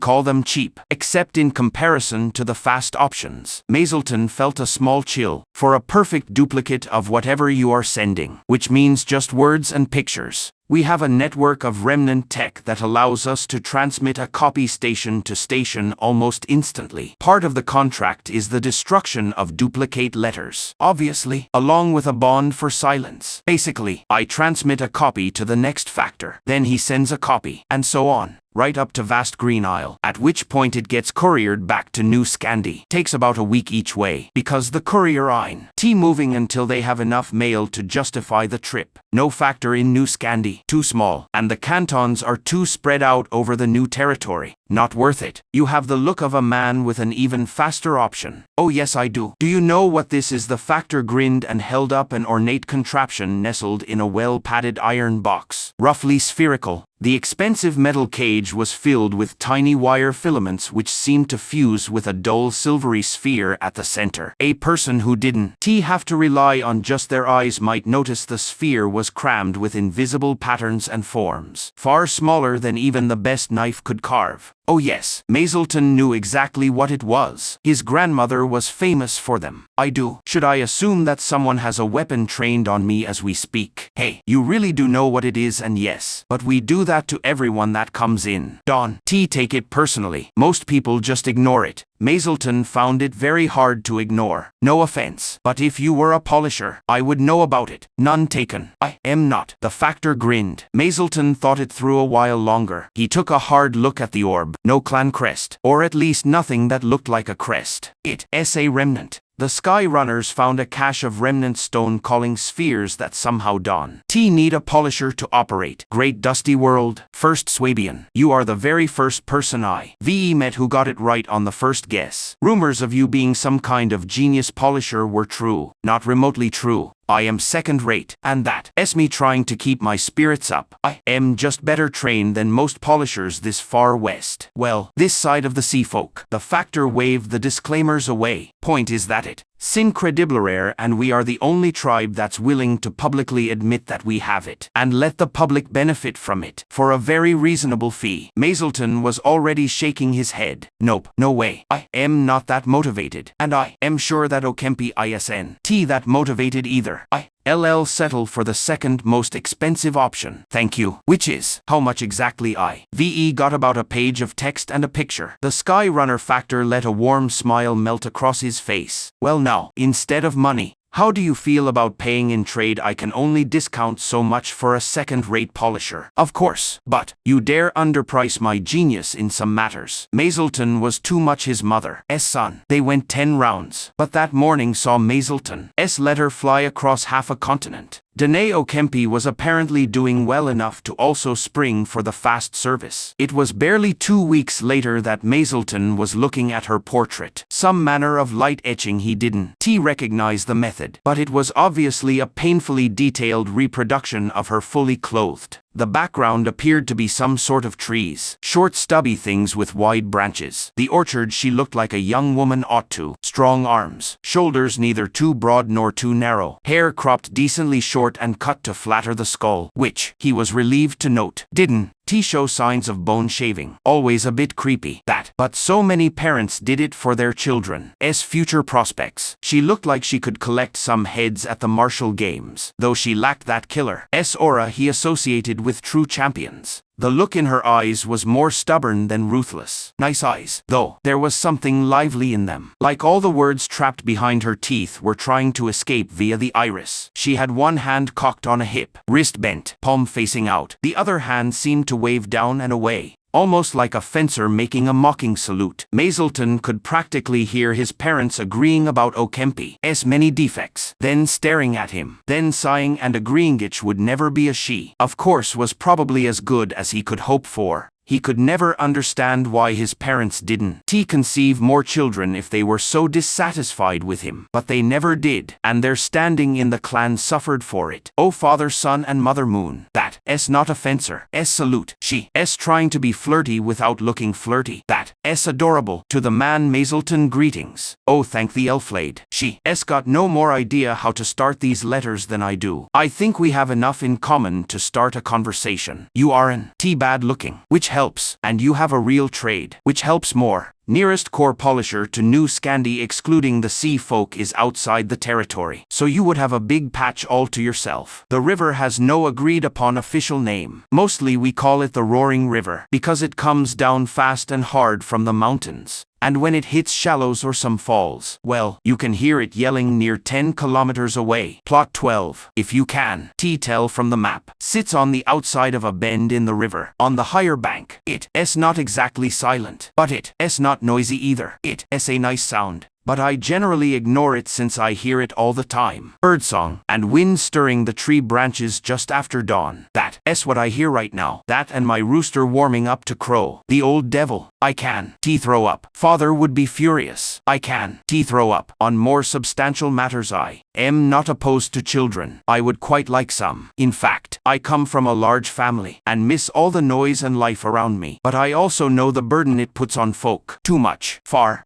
too much. To gamble on anything less than an open-ended contract. We don't know each other near well enough for that. We might not even after a year. I set the offer for a year because if we can make a year happy and prosperous, why try to force something longer? But I do like your idea about plot 12, and it makes me want to know more about you. Why would a polisher want a riverbank piece? Surely a plot in town makes more sense. Because I like the idea of being able to run out the back door and float all the way to the sea. And looking at you, you could probably stop at least 2 if they came from the road. I wonder, are you planning to merge our plots if we did Marianne someday? Go open-ended. Do you want to build a house or your own gardens? Is there some sort of secret polisher thing that is improved by rivers? I somewhat suspect the latter, because that plot is a good bit hotter than is strictly comfortable. Frankly, I don't go through there for just about any reason, and I keep my chickens well penned. A bonus. Free rads given all that. If you do get the land,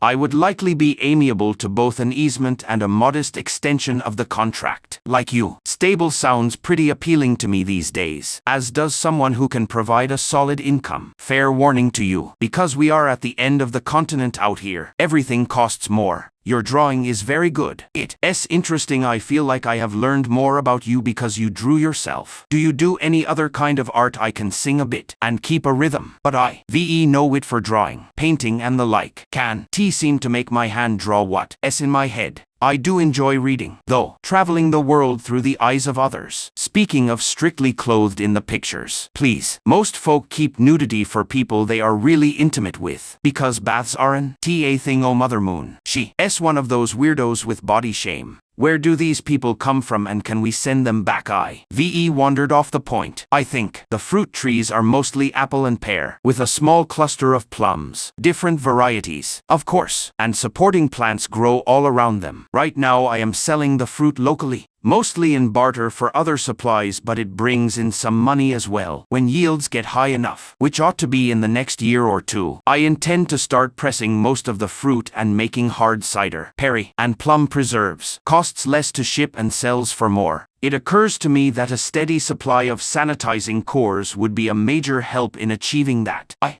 attached a proposed list of goals for our first year together. Land improvements. Financial goals, though those are pretty speculative at this point, and bonding as a couple. The usual things that go into a first-year contract, plus what I think is a fair contribution given what you bring. I am open to negotiating that point in detail, because all my experience with polishers is buying cores and occasional recharges from peddlers and traveling merchants. I have set aside a good little budget for this negotiation, so if we go back and forth a few times, it's no problem on my end, and I would like to hear more from you, with hope and curiosity. Danae Okempi Mazleton took the letter to the sacred grove and read it over and over again, leaning against leafless trees and sitting on freezing rocks. Every now and again he would look up at the trees and try to understand why those elders planted what they did, where they did. Supporting plants surely she didn't. Mean bracing the trees were not braced in the picture. There was a system there that he wasn't seeing. She liked to sing, and could keep a rhythm. Would she like to sing as he danced? His favorite dances were for 2 or more people, but he could teach her to sing the alakoisis, and he could dance that ancient choreography, keeping that bit of the Ma clan alive for another generation. The goals attachment was no good, too vague, too much. Develop the soil in plot 12, and not enough. Do X, Y and Z at times A, B and C to develop the soil in plot 12. He would talk it over with the humble. If he didn't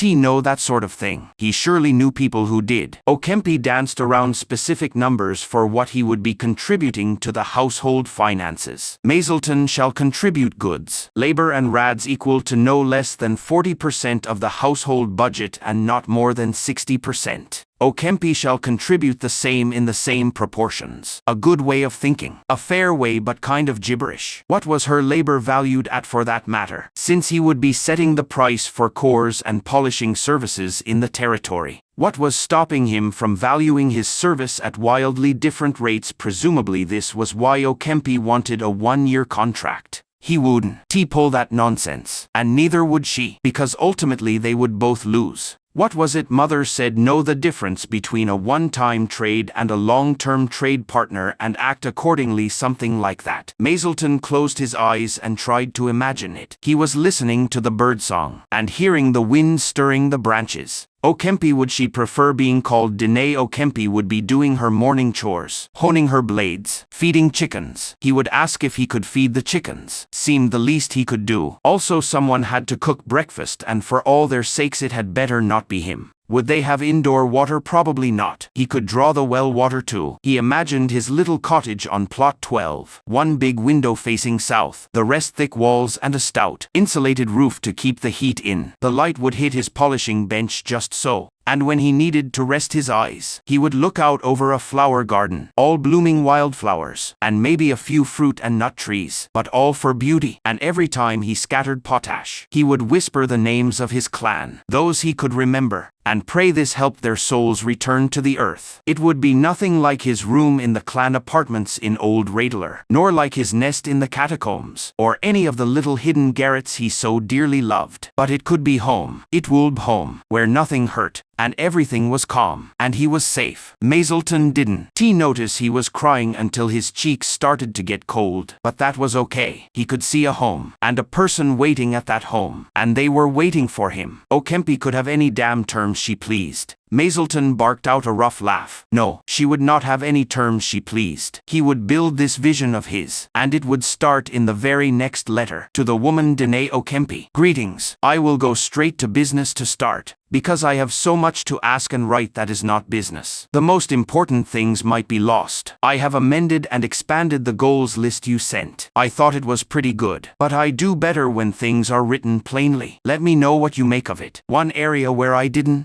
try to get more specific is anything to do with farming or gardening, as I don't know enough on the subjects to even be ignorant. I am asking a lot of questions to the locals here, and am trying to learn fast. I also included a number of other pictures and sketches of myself and the people I have met in Sky's Echo. Funnily enough, while I do love art, drawing is not my best skill. I enjoy sculpting. Am a middling painter, a capable tailor of clothes totally unsuitable for the frontier, and a rather good jeweler. I am far from the best polisher, but I can take pride in my other crafts. Even with all that, if you ask me what my favorite manner of art is, it is dance. I love to dance, to feel every inch of myself under my control and moving, to tell the stories I want to tell, to share the emotion I want to share, to become a living, moving piece of art. I love the new dances and the old. Is it something you enjoy? I imagined myself dancing under falling apple blossoms, as you clapped the time and smiled. It was a pleasant dream. As for the hot bend in the river, My reasons for choosing it were several, and the possible remnant heat was actually the least of them. I would want to be close to you. Yes, and while I dislike boats and fish, I very much enjoy watching the water. As for the heat, well, that's basically free rads to a polisher, depending on how hot it is. And if there is a persistent source underground, we would have a small but very steady source of income. As for your plans for cider, perry and jams, yes, I dare to guarantee that you will not see a speck of unwanted mold on your produce, along with a sudden decimation of the fly and tick population around the house. The purity of water shooting up and food will be preserved for longer without needing ice or pickling. The house and farmyard will be well lit, with light cores tuned to the color you like. I can make some other things too, of course, but they are much less home improvements and more luxury goods. If you ever want a robe or gown that draws in the mist around you, then fills that mist with sparkling trails of blue fairy fire, just let me know. It just takes time and good cloth. I would very much like to make that time with you. Eagerly waiting to hear from you once more. Mazleton PS. How do you prefer to be called? My name has neither prefix nor suffix, and while it is written as one word, it is actually 3 Macklin. Zel generation tong given name. Where I grew up, calling someone by just their given name would be cataclysmically rude. I am very happy being called simply Mazleton. On the other hand, I know that some people find referring to each other by a given name to be endearing, or something reserved for family. So how should I address you? The wind wasn't getting any warmer, and everyone was laughing about the light dusting of snow that came up over his knees. But Mazleton had a goal now, a reason to get through winter and welcome in the spring. The east wind blew bitter cold from across the Blackwater Sea, not yet ready to seed spring to the green grass and pale whites and blues of the wildflowers. Back east, inland, the wind might have ruffled their petals like a mischievous older brother. Here, on the edge of the wilds, the winds were a cruel father, pushing everyone down until they grew hard enough to push back. But they did grow. In the alleys and neglected corners of Sky's echo, stubborn and mulish and unafraid of Mazleton's heavy boots, he pressed through the mud, long past worrying about dirtying his clothes. He stomped firmly as he reached the wooden sidewalk, then scraped what could be scraped of the muck and animal feces off his boots by the door of the monastery. Venerable Mazleton pressed the pinky and the thumb of his left hand to the corners of his mouth, inclining his head with about as much respect as a lay brother in the ass end of nowhere was entitled to. Benefactor Ma, how great to see you again. The lay brother extended the pinkies and thumbs of his 2 closed fists and touched the pinkies to the corners of his mouth, matching Mazleton's nod. Mazleton pulled a carefully folded paper from inside his coarse woolen coat. 8,700 rad. Bonded. Check the seal. Benefactor, this little half-monk wouldn't dare doubt your word, the lay brother said, as he examined the seal under a magnifying lens, watching the fluorescence as his tools trickled radiation across the synthetic polymers and all too organic material of the seal.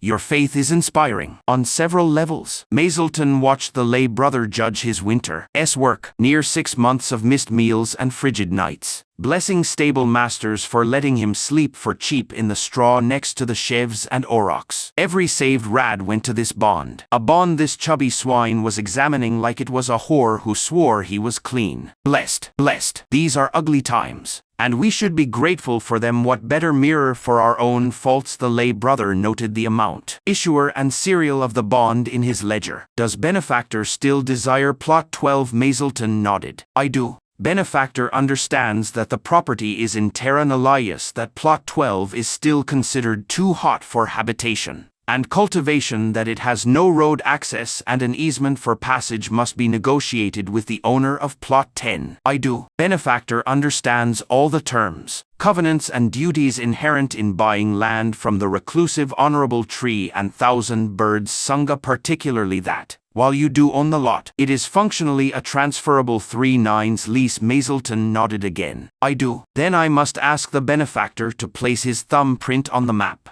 as I prepare the deed and conveyances. Mazleton showed his soft city side rather than simply bite his thumb. He pricked it with his belt knife. As the purple blood pooled, he directed a sliver of his core's heat into the droplet. The blood became irradiated, That unique harmony of shaking atoms that was his alone. He pressed his thumb over plot 12 of the new Scandi property map. He rolled his thumb from edge to edge, letting the irradiated blood seep and bond irreversibly with the map. The rest of the paperwork was routine, though it felt like an entire yuga passed as the lay brother drew up the deed. He was, in Mazelton's opinion, entirely too casual with his thumbprint. Good fortune, benefactor. I hope the land is a sturdy foundation upon which to build your dreams. Would you think less of me if I wished for dreamless nights? Venerable, never, because you never think of me. Not true. Every time this little monk snuggles under his warm duvet next to the heater, I think of you. I will continue to think of you, especially around mealtimes. Goodbye, Venerable. Farewell, Benefactor Ma. Perhaps in your next life you will bother to learn my name. Mazelton strode to the edge of town, to the caravansary and the cluster of tiny offices girdling it. More little crocuses and six-petaled wonders nipped at his heels. Not that he noticed. The greening buds on the trees were a calendar, not a sonnet. He made his way to the thick, dark blue door, with a lighter blue auroch painted on it. The moon rested between the aurochs' horns. He knocked twice, waited 2 heartbeats, announced himself, and slowly opened his soon-to-be boss's door. Polyclitus looked like a narlibit of knotted, weathered fir or cedar. A stump rubbed well with it,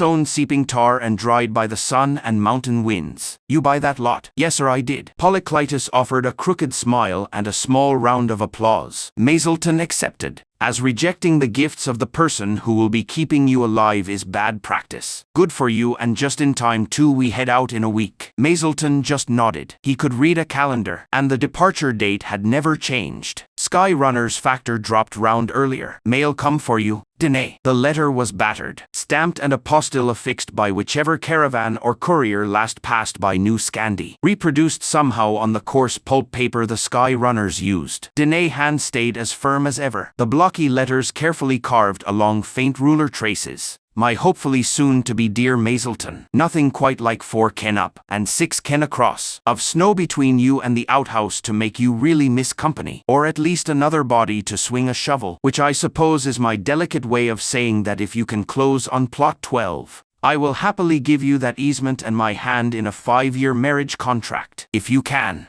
Well, let's call it a 1-year contract with an option to extend. Same terms as we agreed already. A polisher can earn his keep just about anywhere. I figure you can set up shop in the barn and trade out of there too, unless you got the land. In which case I look forward to seeing just what you have in mind. I wish I hadn't.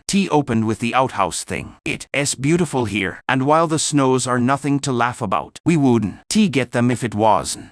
So much warmer than the plains. The smell alone is worth the trip. Balsam and cedar and fir and a dozen other woods that spread their scent over the snow, like warm spice dusted over a cold drink you sip with every breath. The mountains so huge and tall, but you feel like you could just reach out and pet them. You will love it, I promise. The romantic in me hopes that as you fall in love with this land, we will fall in love with each other. Didn't know there was a romantic in me. Looking forward to what else I discover with you. Very truly yours, Dene. What? S.A. Ken Mazelton asked. Was she talking about distance about? Oh, 1 of your paces. Old Ixtali measure. Guess Dene is their stock. Mazelton made a silent, panting sort of laugh. That's some shoveling job when you need a shit. Polyclitus just shook his head. Speaking of, how you fixed for supplies? Pretty good. Most of the kit is off the list Nemu put up. He waved at the blue auroch flag on the wall. Anything I missed was things like anvils or plows, spare wheels and the like. Replaced it with polishing supplies and a few luxuries. Polyclitus frowned at this. Luxuries is dangerous on the trail. Just what did you pack? Mostly spices, powdered herbs, dried soup mix, dried kelp, dried mushrooms, herb seeds, so many beans, peas, lentils, some fruit seeds that will bear true, a small library of core-etched books, and 50 water of 2nd-grade milled cane sugar, straight up the Mud Dragon River from the mills. Direct order. Polyclitus let out a long, slow whistle. That cost more than a rad. 5-year contract. The easement. And she's a young widow. She's reaching out, and her hand isn't empty. Best you fill your hand and reach back. Polyclitus agreed. 5 years, damn. My first marriage was 6 weeks, no renewal without rebid. And she didn't rebid. Mazelton managed a polite wince. Maybe she wasn't the frontier type.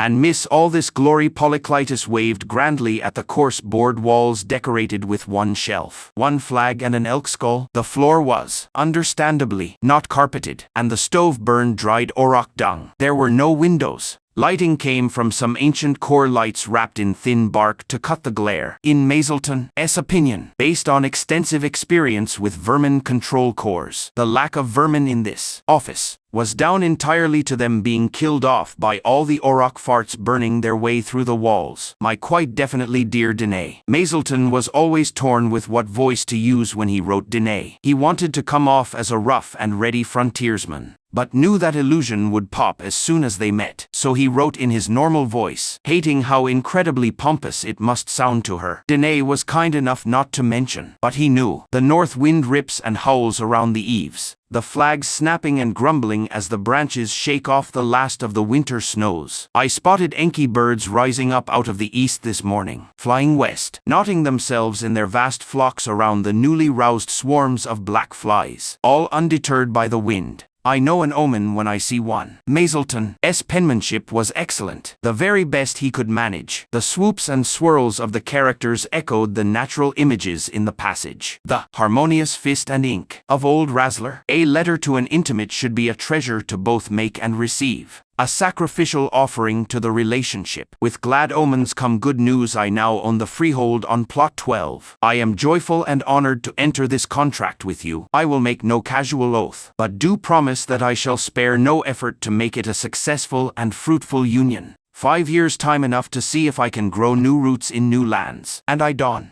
come empty-handed. Our fellow Dusties have been immensely generous with supplies. I shall miss none of the essentials along the way. I will be well founded upon arrival. And I have managed to fill most of your shopping list too, along with a few small treasures I cannot wait to surprise you with. I am laughing at myself. I wrote several letters in my head, each carefully prepared for whatever circumstances arose. Yet now all I can think of is, I am going home. Home to a place I have never seen, to a woman I know only by her letters, trusting in the intimacy of the vast sky and ancient mountains. My preparations are useless, and I must simply ride the winds west. To you, memories rose unbidden. How the warehouses and apartments burned, the black smoke boiling out of them. Fires so vast they turned the sky yellow, then red, then near black. Fires so vast that even hours later, peddling for his life, he choked on the ashes of his family and patrimony. Hearing the butcher's knives rubbing behind him, Mazelton rested his head upon the table, trying not to think. He pinched and squeezed his earlobe, tried to order his breath, tried to recite the warm sun litany. Maybe it worked. Eventually, he set the letter aside. Post wasn't going to leave until tomorrow anyhow. Might as well go earn. Setong General Goods Store smelled of menthol and turpentine. The whitewashed walls were decorated with abstract murals of the sun and trees, or a jaunty sailboat racing over calm waters. Neat hanks of rope were next to pulleys, which were next to shovels, and so on. Rows and tables, covered in the minutiae of life on both land and sea. Needles were often skipped over, and sorely missed, made of fine steel, gleaming brightly in their cases. Needles. Needles for stitching hide or thick canvas. Hooked needles for stitching a wound. Tiny little needles for stitching fine cloth and making those invisible mends that transformed a destitute shitkicker into a yeoman. Not cheap, but absolutely worth it. The needles were in large, clear resin clamshells next to the register, lest they accidentally fall into the pockets of honest customers. Iron nails were behind the counter with the medicine and weaponry. Setong was an optimist, not dumb. Like general goods stores everywhere, Setong sold refined cores. Unpolished cores came in, purchased for an only somewhat criminal rate, and polished cores went out at a really quite reasonable markup. And if you disagreed, you could go somewhere else. Setong spent a small fortune just building the supplier network, and the shipping cost, forget it. So when a polisher came into town looking to do piece work at a low rate, Setong pounced. It has been a wonderful winter for Setong. I don't know why you want to go out west. Nothing out there but trees. And we got trees right here. Plus you know I would be willing to take you on full time if you were going to live here, Setong said. I have a lovely niece, lives in Breakwater. She could move up here and you could set up in town. Or a nephew, or whatever. Big family. Point is, stay here and work for me. Live your best life. Setong, for the love of whatever you hold holy, please. This is the 5th time today. Just let me alone to work. Setong sucked their teeth. Just dawn. T want to see you dead on the side of the road. You know how fond I am of you. Mazelton marveled at that line as he carved. Setong was indeed very fond of him. As a laborer, if his hands broke, Setong would deny ever knowing him. He sighed and gently put his number 6 rasp on a soft linen serviette, then set the half-finished core on a tuft of felt, barely the size of a carrot seed. Must have come from a rabbit or something.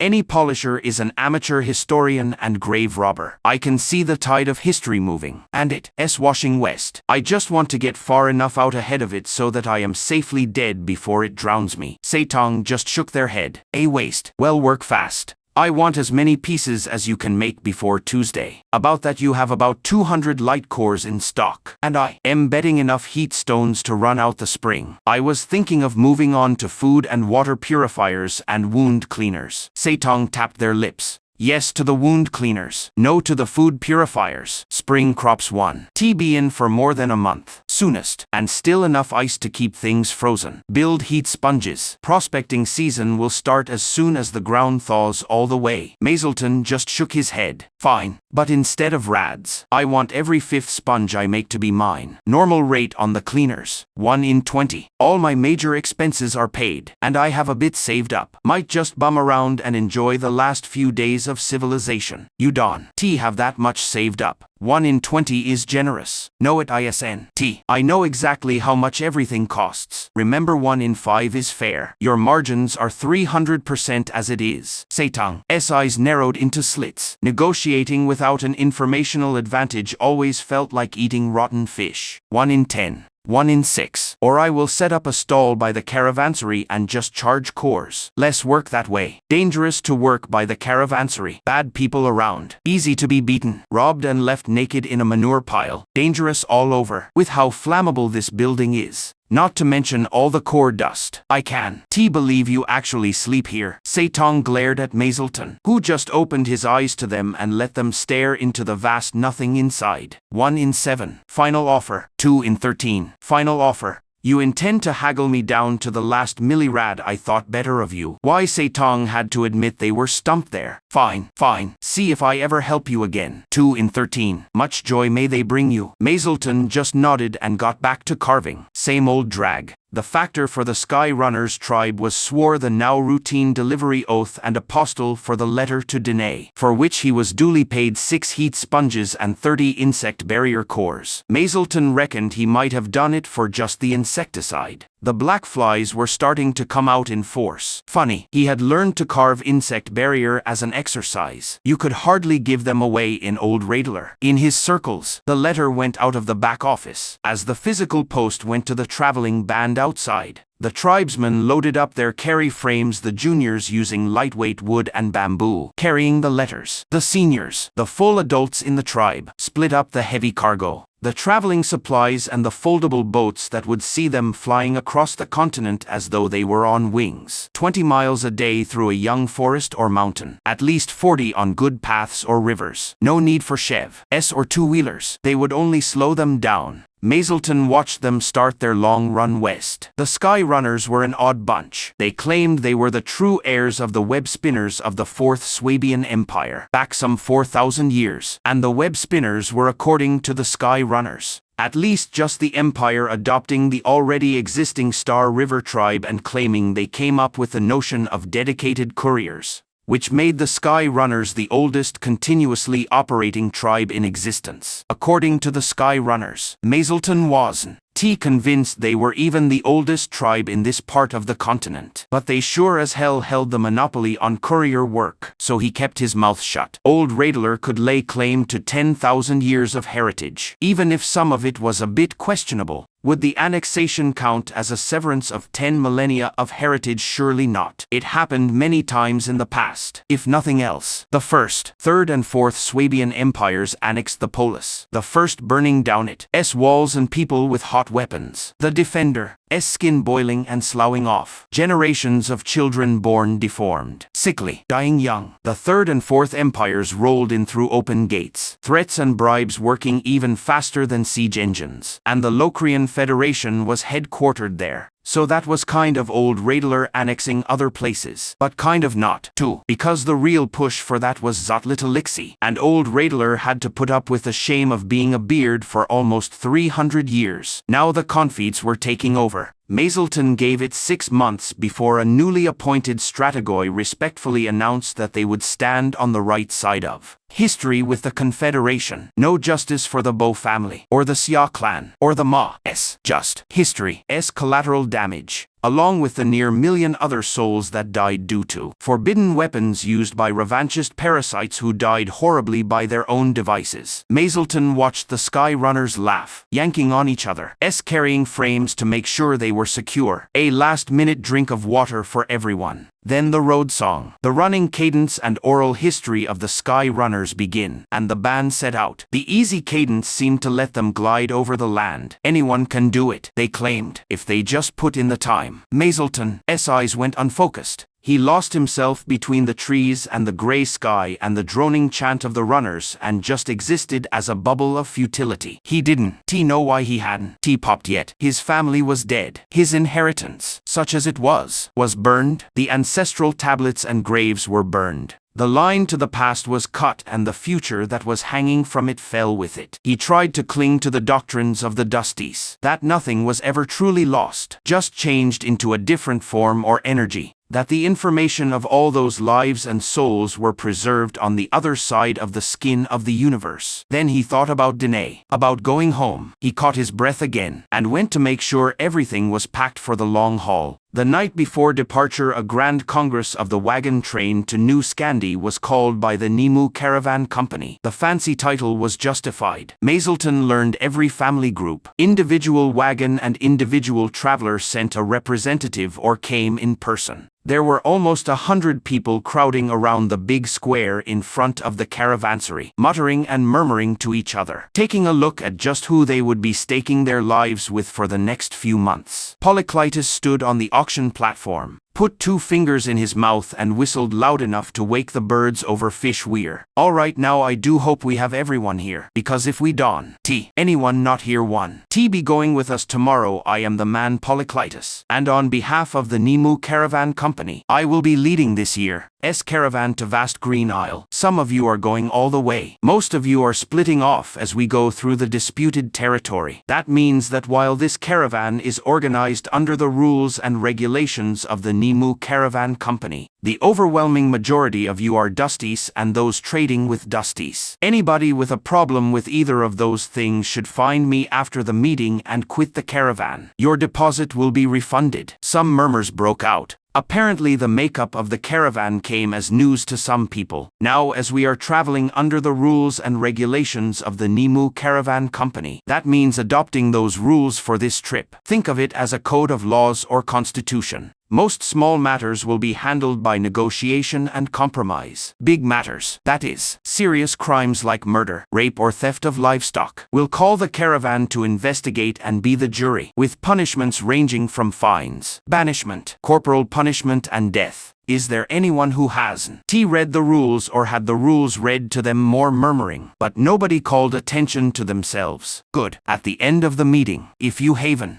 done it already, line up at the office and put your chop in the book saying you understand the rules and agree to be bound by them, both on your own behalf and on behalf of whoever you represent. Mazelton did that 3 days ago. He started looking around, trying to think where he could get a last really good meal before setting out. Now, it is entirely too late to start talking about the dangers of the trail, but you may be happy to learn that some comforts and late edition safety measures are available. Specifically, as far as New Scandi in the disputed territory, we will have the service of a polisher. He will be in the Nemu wagon with the heat flag flying over it. Once a week, each wagon can ask to have their water and food purified. Likewise, wound purification is available, though it's first come first served for that. No saying when the core or the polisher might run out of heat. Cores can be charged for a fee, and if you manage to fully charge a heat sponge, you might be the one getting paid. Alternatively, we will be selling insect barrier cores, light cores, food and wound purifier cores, heat sponges and extra purification services. This is on top of the services we already provide. This did trigger some serious murmuring. Polykleitos continued in a dry voice. Not to rain on your parade, But you do know prices will be higher than they would be in town. Right still. One hell of a bonus from the one and only Nimu Caravan Company. Now, for our dusty members, or anyone who doesn't feel too strongly on the religious front, we will be having a humble in the caravan. At least as far as Shale Snake Ridge. They won. TB flying a flag. But I expect you will find them easy enough. Lastly, while the Nimu Caravan Company does provide some guards, it is every person's responsibility to protect themselves and the caravan as a whole. Most folk you meet will be peaceful and just looking to earn off of you. But for everyone, and the very thingels, you got to be ready to fight, one way or the other. Polyclitus looked severely around the crowd. With luck and diligence, this trip will take 4 months. 5. If we have the normal delays and inconveniences, and if it goes 6 months, any survivors should break for the nearest settlement or just plain turn around and try to make it home. And on that note, go enjoy a good meal and a real bed. A muted cheer rose at that. As the crowd split up, Mazelton broke for the exit to the square as fast as he could manage without running. He had spent the entire winter salivating at the smells coming out of the Green Hand Tavern. And by all the Elflade and their little demons, he was going to stuff himself there tonight. It was exquisite. It was everything he had hoped for. Potatoes roasted to a golden brown perfection, crusted with salt and herbs, the first carrots of the year, grown in a greenhouse at great expense, gently poached and tossed with sweet tree sap and chilies. Bread, slightly sour, chewy, with spiced oil for dipping and shockingly delicious. Lentils cooked with onions and a brilliant salty bite of preserved lemon. The lemon was extra, but so worth it. A vivid explosion of sunshine brightening up the entire night. Mazelton started to hate himself a little bit for not preparing jars and jars of preserved lemons for the long journey. Then he got the bill and remembered that he couldn't afford a whole lemon, let alone jars of them. They had to be shipped from the southern archipelago, up the Mud Dragon River, and finally across a bit of the Blackwater Sea. Most people around here had never tasted citrus. Well, dried sumac was pretty good too, and he did stock up on plenty of that. And hot sauce. The old-timers were very clear you can get through an awful lot if you have mustard and hot sauce. And salt. Mazelton was entirely prepared to take their word for it. He spent the money for a private room, booked a month ago, jammed the chair under the door handle, and slept snug and warm in a real bed. It was heavenly. At dawn, he rose and made his way to the caravansary. It couldn't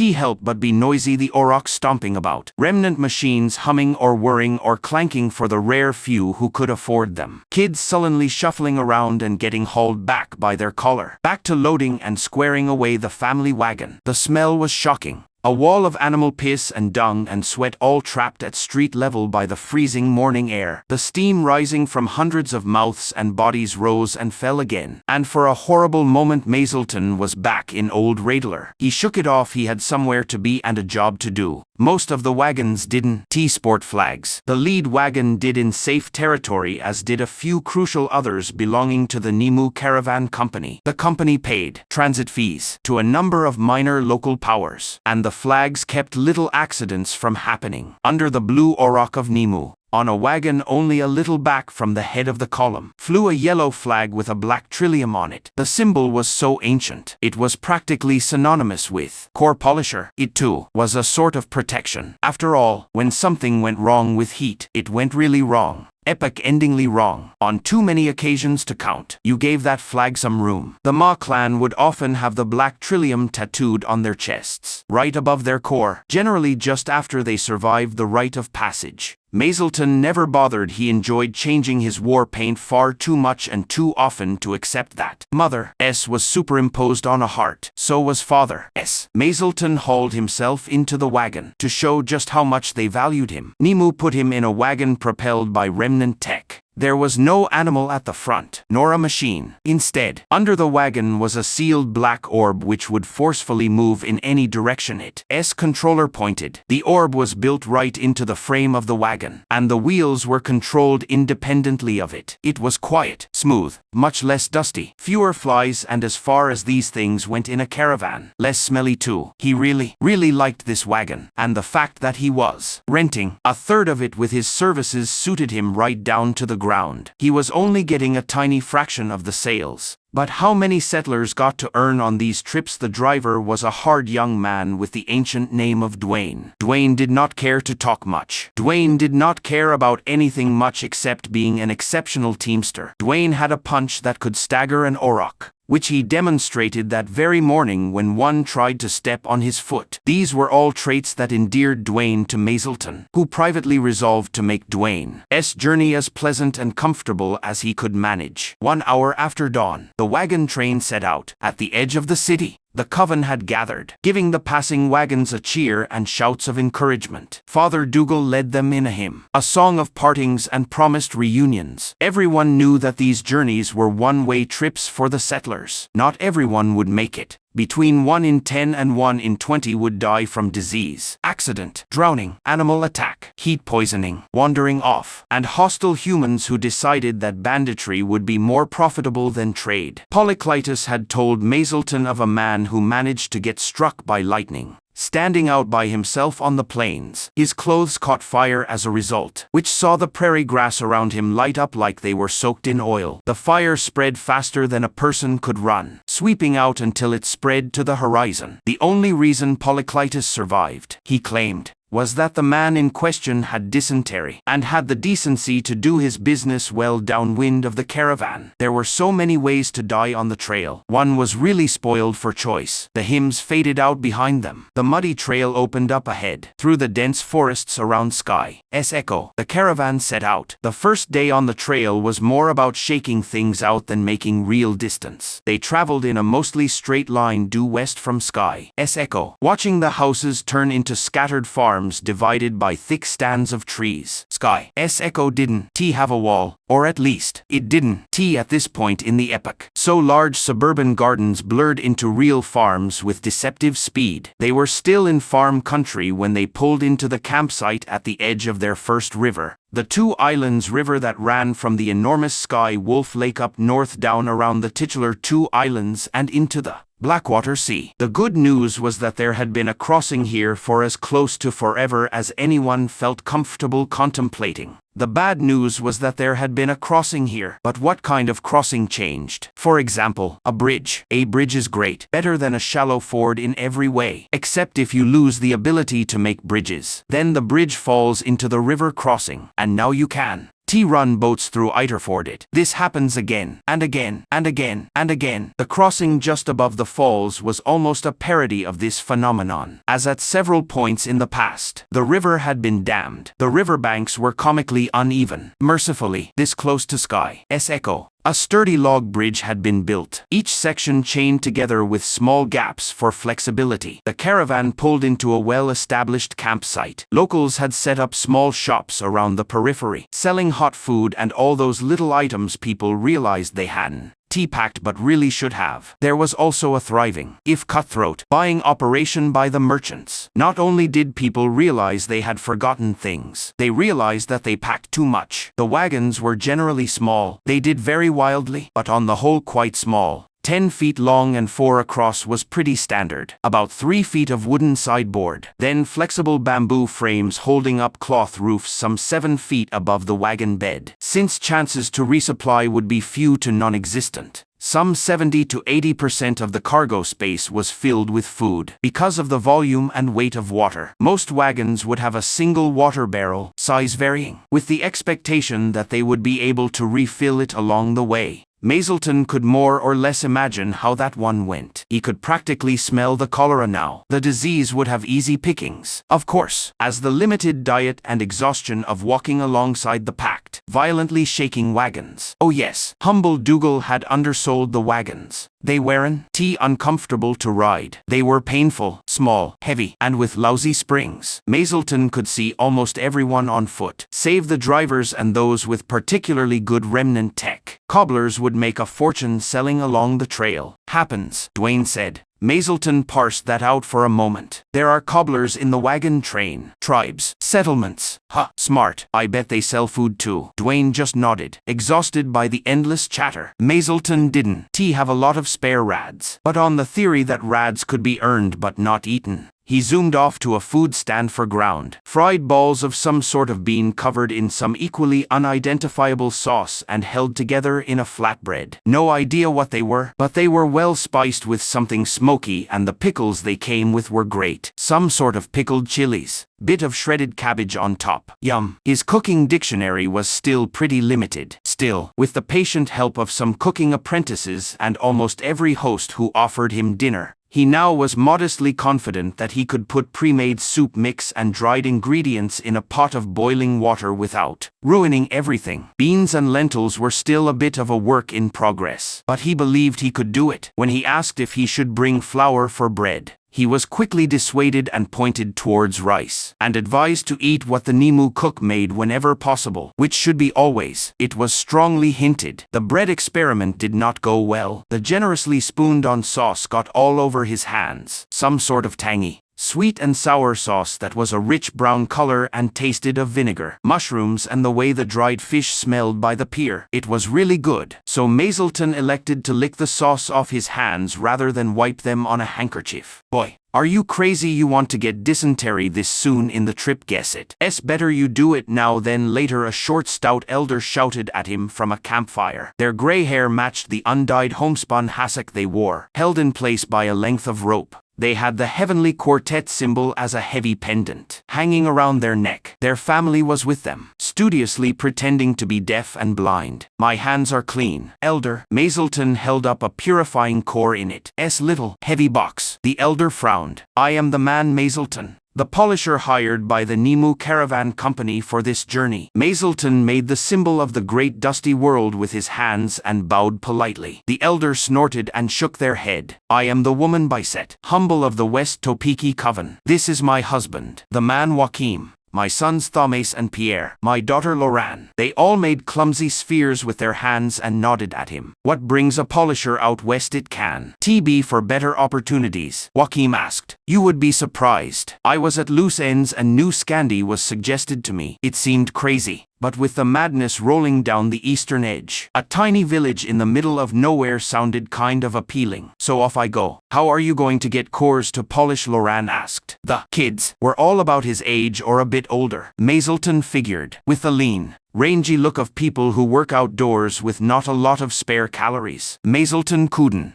help comparing Lorraine and the picture he had of Danae. Lorraine hadn't done her hair up, but even so, the skull structure was just a mite finer than Danae's. On the other hand, Danae looked to have the reach advantage on her, and he would bet on a better developed back. Yep, his fiancée could take her head as a trophy and mount it for display. With that bone structure, it would be a great trophy tool. He shook his head lightly. They probably didn't do things that way in the sticks. Must be some other way for people to show off. They were all a bit old for it anyhow. Same way as I would in the city buy them or grow them myself. Plenty of people are willing to swap two unpolished cores for a polished one. It all works out in the end. Wait, grow them? Pierre frowned. Trees have cores too. They can be huge, depending on the species and age. It's part of why the timbering trade is so rich. But mostly they come from animals, right? Thomas asked, with an edge to his voice. Mazelton laughed. I don't know why people think that. I mean, where would we get all the animals even if someone was harvesting from dead livestock and hunted or fished game? I mean, as the technology in the epoch progressed, we would need farms with millions of animals. Just impossible. We would have another grand collapse in no time. Nah. Fast-growing trees. The one I know best is a type of pine you find up on the northeast coast that is literally called polisher pine. Big cores in 30 years or so. Every epoch people plant millions of them. Really? Oh, leave off, Tom, Lorraine said. The siblings dove straight into what was clearly a well-established argument. Mazelton just shook his head and looked over at the humble. So what brings you all out west to Shale Snake Ridge? Right? Humble Bisette smiled at her husband. We wanted our kids to grow up somewhere with plenty of land, and not a lot of conflict to go with it. We are running out ahead of the same madness you are. There is a pretty sizable community out by Shale Snake Ridge, big enough to absorb 3 unmarried adults, assuming we can find them someone along the way, Joachim answered. Mazelton just smiled and nodded, then made his polite goodbyes. He could feel the heat coming off their wagon. If they were homesteaders, then he was 9 ducks in a robe. The vast green Isle caravan roused itself a bit before dawn. aching and groaning as a knight on hard ground only does so much to rest tired limbs. Still, it was a good campground, with latrines dug well away from the river and soil that drained well. Or put another way, it wasn't too wet and muddy when they went to lay down their bedrolls.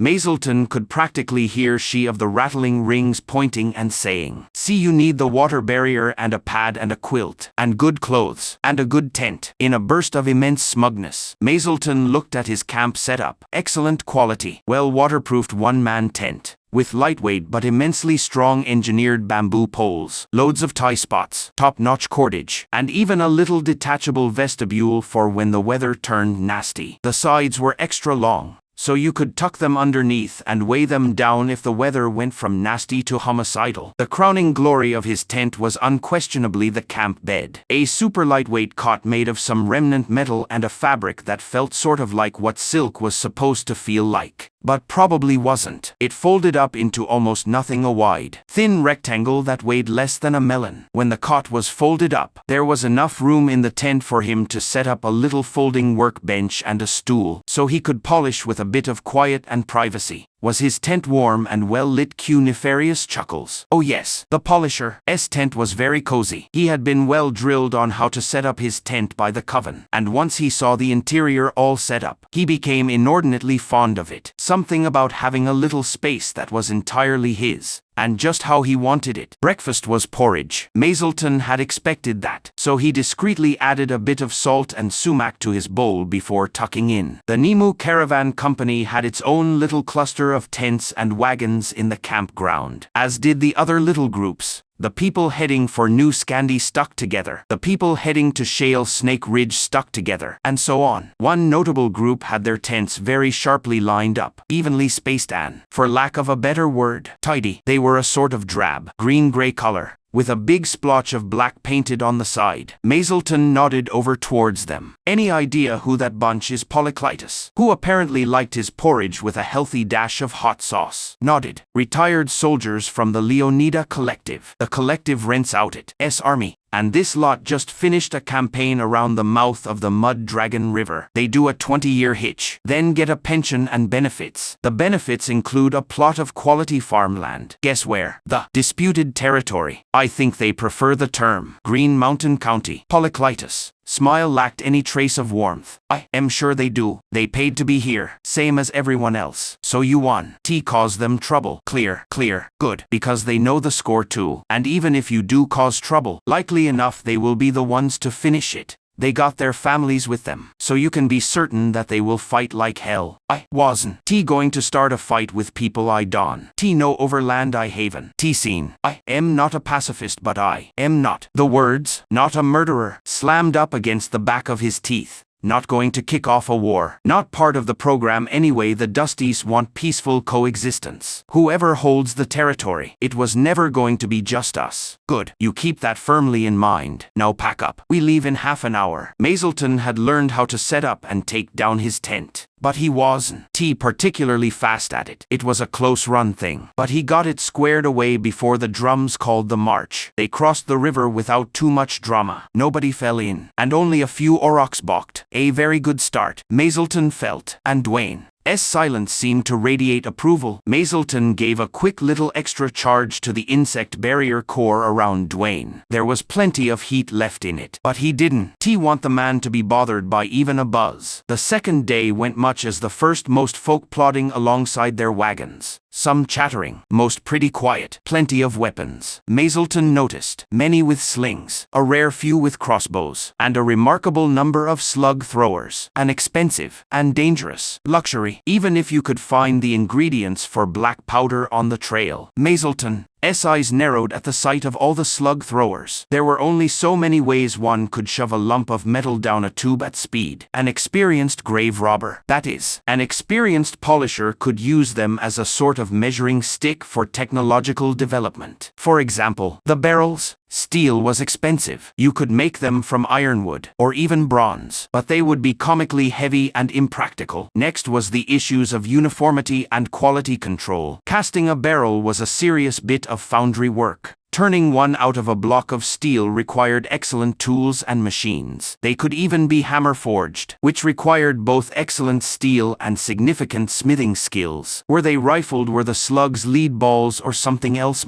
It was interesting that while a lot of the Dusties had slug throwers, a lot of the Leonida collective settlers did, children included. Apparently, as Mazelton saw a child no older than 10 waving around a small weapon before being scolded by their mother. With a jolt, Mazelton remembered that the holy beacons used in the Grand Renaissance were made by the Leonida collective. And those weren't simple to make at all. You needed the right remnant tech, the right polishing legacies, and a very big system to support the specialized manufacturing. Just how far have you developed? Mazelton muttered. Slug throwers were toys in Old Radler. The Guarda used crossbows and the serious war weapons were all heat-based. After the First Swabian Empire rolled through, Old Radler got decidedly more vicious in its defenses. No wonder that every subsequent conquest was some sort of subversion from within. Mazelton tried to shake off the thoughts he felt spiraling up in his mind. He looked around the road as they marched. There was an astonishing collection of little lakes and ponds everywhere. Dense trees, then a belt of farms, then dense trees with a little pond peeking out at the road, and so on. And where there is standing water, there are flies. Vast swarms of black flies would come boiling out of the ponds and swoop down on the convoy. The aurochs had to rely on their tough skin and long tails to fight back. The humans could only bundle up, trying to limit the exposed skin as much as possible. It was easy to spot where the insect barrier cores were. Their owners were grinning like mad as the little bastards formed a trail of corpses behind them. Mazelton grinned. Looks like business would be booming when they stopped for lunch, showing both his professionalism as a caravan master and the innate viciousness of a transcontinental merchant. Polyclitus halted the caravan next to a large pond some 20 meters off the road. Lots of water for the aurochs, lots of water for the flies. Before most of the wagons had even pulled in,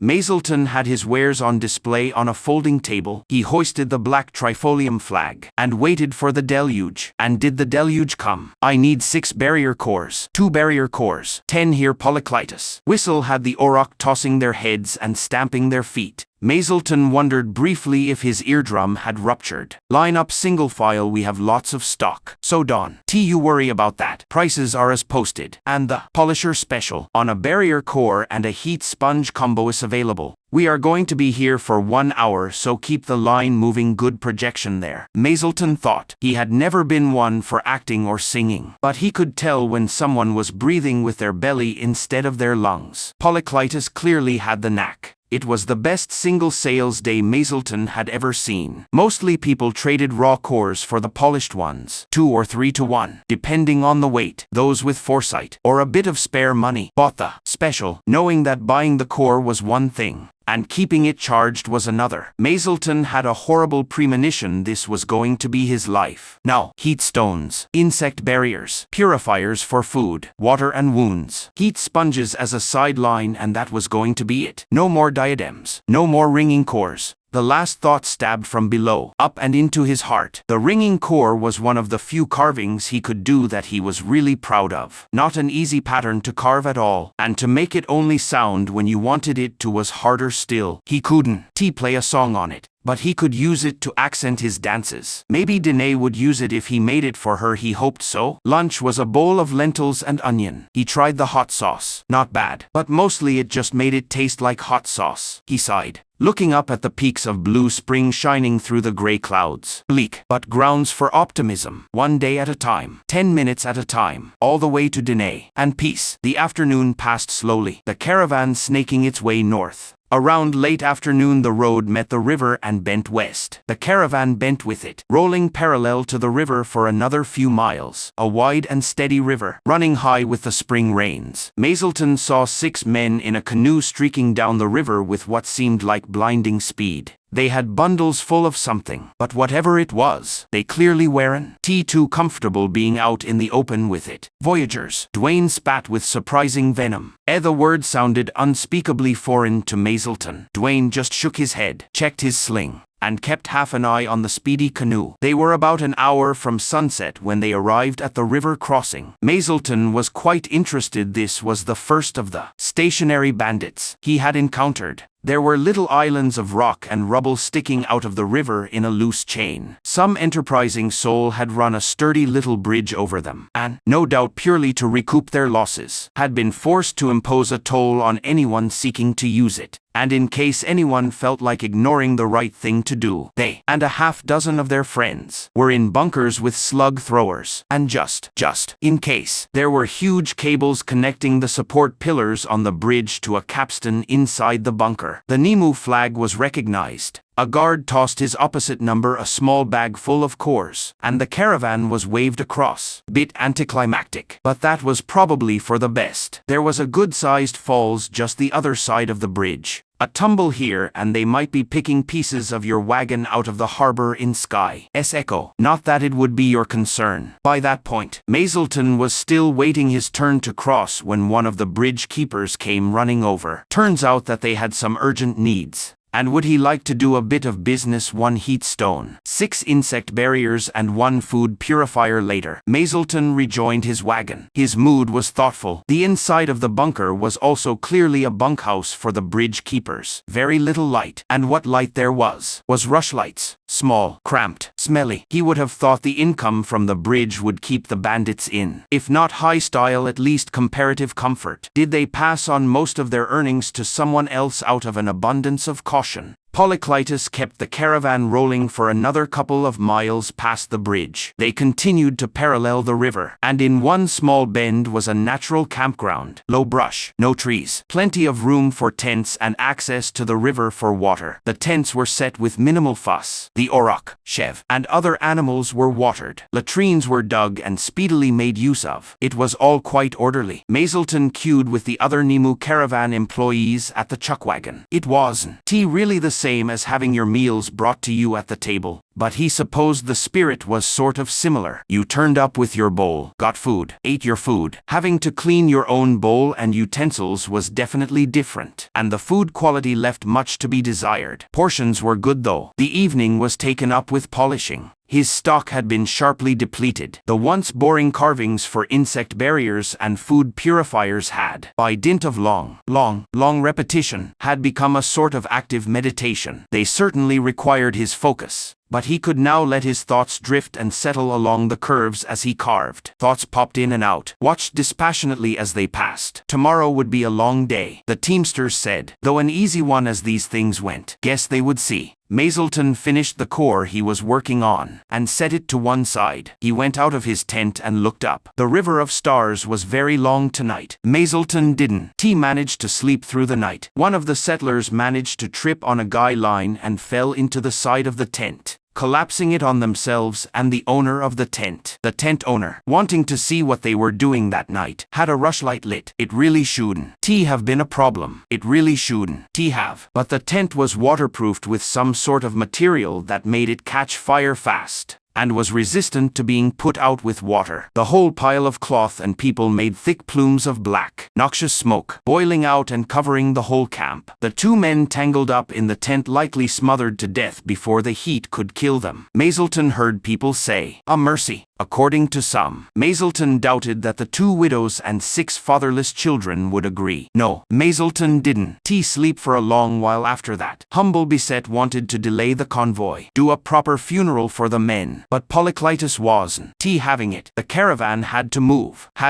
Someone died midway. You buried them in a shallow grave by the side of the road, or under the road, and then rushed to rejoin the caravan that had kept on moving. That was how it was. Because if it wasn't, then the seasons would turn and catch them out of place and then everyone would die. Humble Beset didn't like it. Nobody liked it. But it was done anyway. The bodies were buried undivided in as much loam and leaf litter as they could find in the middle of the night, so that at the very least they would decompose reasonably quickly. A short sermon was read. A cheer was raised. And then it was time to pack up because the sky was already starting to lighten up, and nobody felt like hanging around. Dwayne's silence was a mercy. He didn't mind Mazelton curling up on top of the boxes in the wagon. A blanket pulled firmly around his head and shoulders. Didn't ask him if he knew the deceased, or if he needed anything. Just left him alone. Dwayne was good people that way. The wagon train trekked almost due west another few miles. Then at an apparently arbitrary intersection in the road, turned almost 90 degrees due north and almost immediately crossed a ford in a river. The sharpness of it was startling. Just what was ahead that required such a big diversion? Mazelton knew that nothing was going to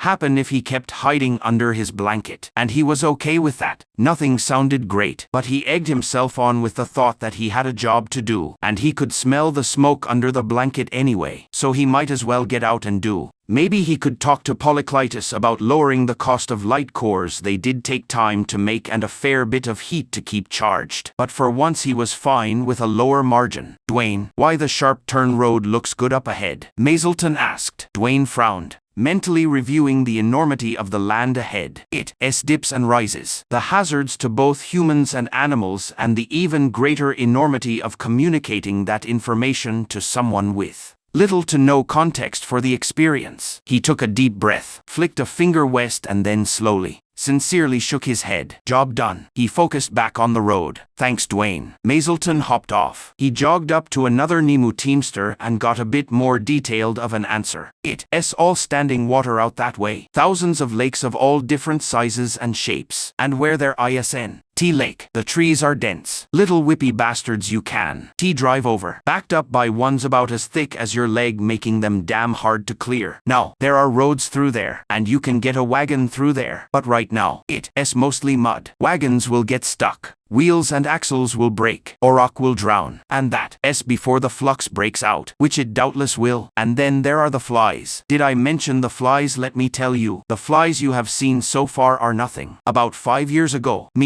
it was at this time that Mazelton realized his terrible mistake. He desperately tried to wrest control back from the yammering teamster. If it's so bad, why are there roads? Oh, there are plenty of fishing villages around there. It's not a rich life, but it ain't a bad one. For the right kind of person, and in the right season, it can save you a week or more on your trip, depending on where you want to go. Plus, and now the teamster apparently felt like he had talked too much, because he suddenly shut up mid-sentence. Plus, it's not nice to talk about, but, well, not all trade happens by caravan, and there are some goods that, okay, maybe it's not strictly speaking okay for people to own, but they get desperate out in the deep woods in the winter, and maybe people are willing to trade some things that they pulled out of remnants or caches or got other ways. For city goods, you need someone that can make the trip, and it sure ain't going to be the Sky Runners. Okay, so you get the Voyagers. They move fast as hell, carrying the loads on their backs and portaging their canoes from lake to river to lake. Means they move like stink anywhere from the coast to the plains. And while they generally go much south of Sky's Echo, you can find them almost as far north as a body can go. So are they. What? Small traders, independent entrepreneurs. Sort of. The teamster sighed and looked a bit ill.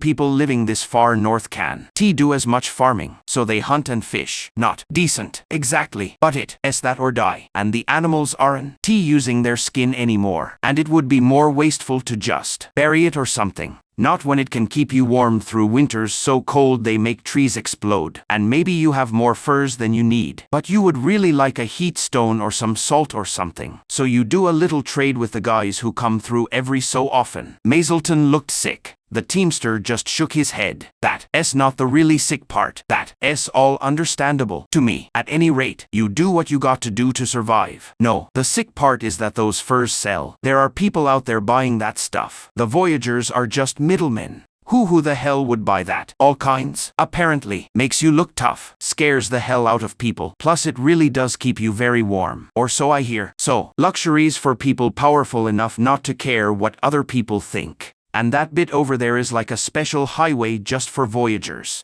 This time of year. Yeah, generally they keep away. And we don't bother with them neither. Mother Moon. This day gets better and better. Shame about those two poor fellows. Not the first time I have seen something like that happen. But it's really rare. Mostly when it's a fire. It's because someone got too close to a cooking fire and their clothes caught on fire. Rushlights are usually pretty safe. Do people just catch on fire often? Mazelton asked with a bit of acid to his voice. Nah, really rare, like I said. Now, someone falls off their wagon and dies when a wheel runs over them. That's common. Killed by Auroch. Common. Flux is probably the #1 killer. but river crossings are right up there too. The teamster warmed up to their topic. You see, all those slug throwers guarantee by the end of this trip, someone hurts or kills themselves with one. You can bet what you like. I'll take the other end of it. On that cheery note, Mazelton made his excuses and fled. The teamster looked a little too excited reviewing all the causes of death on the trail. It was a long day on the trail. Morale had taken a hit, and the wagon train needed to make the best time they could while everyone was still in good shape. Most days, they had been going about 15 miles. Today 18. Mazelton could understand the logic, though, for the last 5 or 6 miles, there hadn't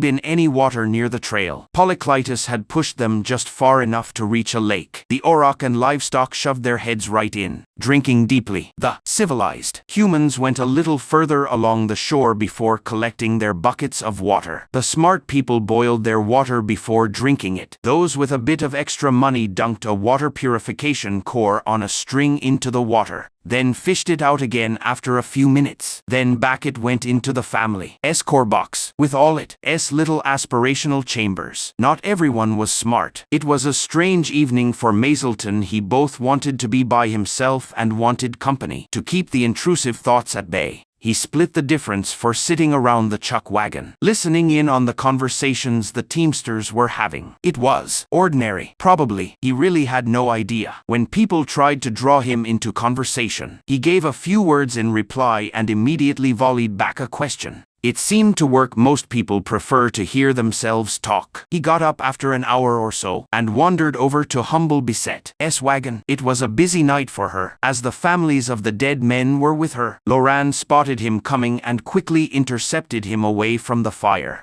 Best to not drop by. They aren't in the mood to get condolences from strangers, and without a feast or a real celebration. I understand, Mazelton said. You want to take a walk. I am pretty used to hearing ma comfort widows, but it doesn't ever get fun. Sure, they walked without thinking, chatting idly about their first few days on the road and what they thought might be to come. Pa says that the dust is the worst. Cold is bad, but you can dress for cold. Same for heat, but dust gets everywhere. We brought a lot of ointment for the plains. Oof, wish I had thought of that. Axle grease is what I was advised for dust. That and lots of loose clothing you can wrap up in without overheating. Can you make something that deals with dust? Loran asked with a little smile. I can, but only for small amounts of dust in a closed room. For tons of dust blowing at you off the trail, Mazelton shook his head. Besides, most of the really skillful things polishers make only start with the cores. Oh, mostly I just see the same few cores. What kind of things are you talking about? Ways to make the wind blow indoors. Ways to generate freezing air or heat, again indoors. Ways to talk across vast distances. Medical tools that project a knife so small that it is invisible. Cutting away diseased flesh inside a body without breaking the skin. Need to make a tiny cut to pull out that diseased flesh. Of course. And you need another sort of device to see what you are doing under the skin, which is another thing you can do with cores. Loran gaped at him. You having me on? Nope. My Aunt Malii made medical devices. I saw them in action a few times, and it always impressed me. Big family. Ahahaha. Yeah. How they doing? Worried about you. Mazelton didn't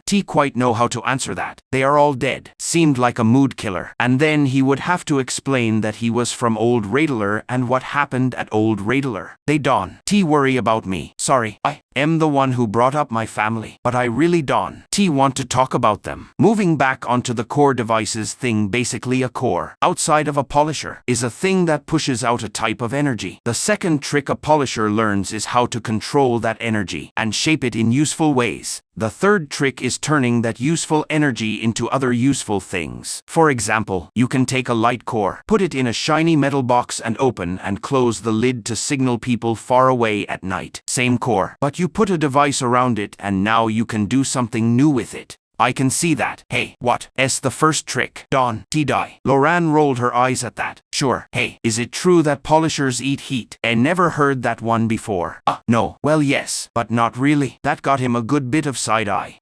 So, we have cores, same as everybody. And they grow when we get exposed to heat, same as everybody. But the difference is that we can do it on purpose. The reason that the myth about polishers living forever exists is because we clean heat out of our bodies so much faster and more completely than non-polishers. We don't live forever. but we generally don't get heat-related diseases, so we tend to live longer. So in that sense, we eat heat because we will take heat in deliberately, but not in the sense of replacing food, if that makes sense, I guess. But why absorb heat in the first place? Do you do spells with it? Now it was Maiselton's turn to give Loran side-eye. She was an adult, a young, if grown, woman, asking about spells. We can do magic, Loran, or at least no more than anyone else. You use invisible fire to make things happen. What do you call it, huh? A job, I guess, if you want to call it spells. Sort of think of it like this: there is a big rock in the field. You want to move the rock over next to your house, but it's a big, lumpy, heavy rock, too big to carry, so you decide you want to roll it. But it's a big, lumpy rock, so you use your tools to round it out some. Enough so that you can roll it home without making it useless for what you want to do with it when you get there. That's polishing. We take in more heat and build up our cores so we can swing our tools harder for longer. Do you have ranks? Ranks of being a polisher? Yeah, like a master blacksmith or journeyman greensmith. Nah, you are or you aren't.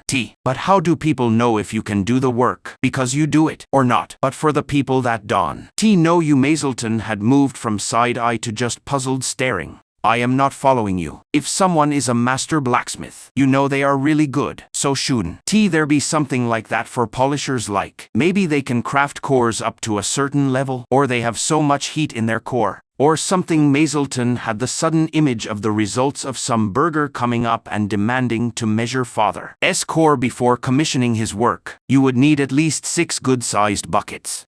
Sorry, I lost the thread for a moment there.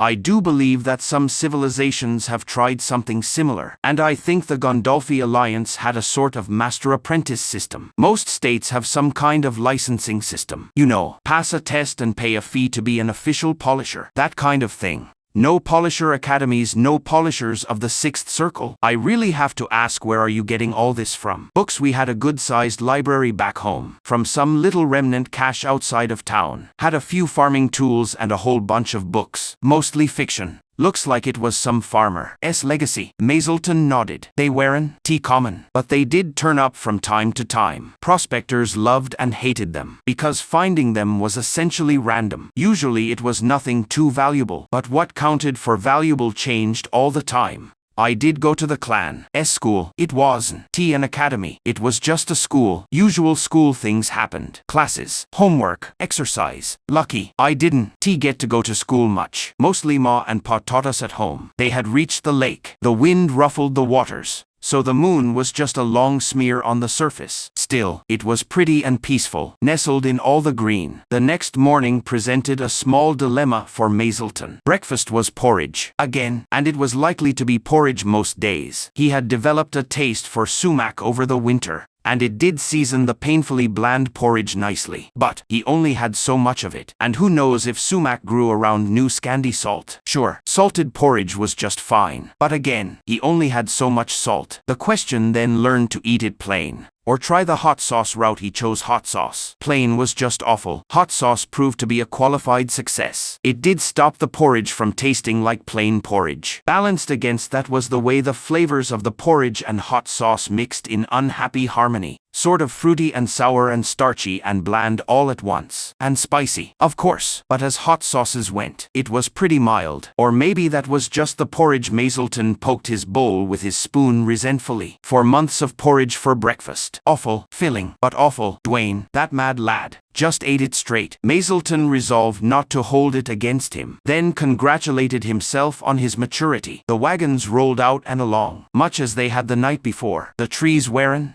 quite so dense here, with bare patches of reddish-brown earth and gravel rising and falling under the green. They passed alongside a bewildering number of ponds and lakes, connected by small, shallow rivers and streams the auroch could carelessly splash through. It was nice for the people with insect barriers. Anyway, nice, of course, is generally a synonym for boring, and it was getting boring. There are only so many times you can be moved by the magic of a dense stand of trees, lit by the sun reflecting on a lake. 3 times, apparently, and really, the 3rd time was more a courtesy, nice, than a genuine artistic throb. Generally he would get drunk, or high, or do art sometimes while drunk or high, or even read a book if he got bored. None of those options were really available while they were moving. Even in his comparatively comfortable wagon, Trying to paint or carve while in motion was a losing bet, and he got motion sick the one time he tried to read. Mazelton had a sudden horrible realization. Talking. People chatted with each other for 4 months. All day. Every day. Chat, chat, chat. They kept wanting to mix with people because it was a new source of chat. Why had nobody warned him, oh father son? A lot of these bastards couldn't. He read. He would be the entertainment every time he went to charge their cores and purify their water. He looked at the nearest stand of trees, calculating his odds of successful escape. A rather sore and tired Mazelton set up his beloved tent that evening. He tried walking alongside the caravan as a way to change things up. The good news was that the exercise seemed to do both his mood and digestion some good. The bad news was that boring things remained boring, and now his feet hurt, as did his legs and back. Lunchtime was a precious memory, a scant hour of blessed reading. Tonight, he resolved to sketch his dream home on plot 12. He propped the plot attached to the deed in front of him on his little travel desk, his light core shining with a pleasant diffuse light overhead. The plot was not quite square, a bit longer than it was wide, with a curve in at the top where the river made its bend. There wasn't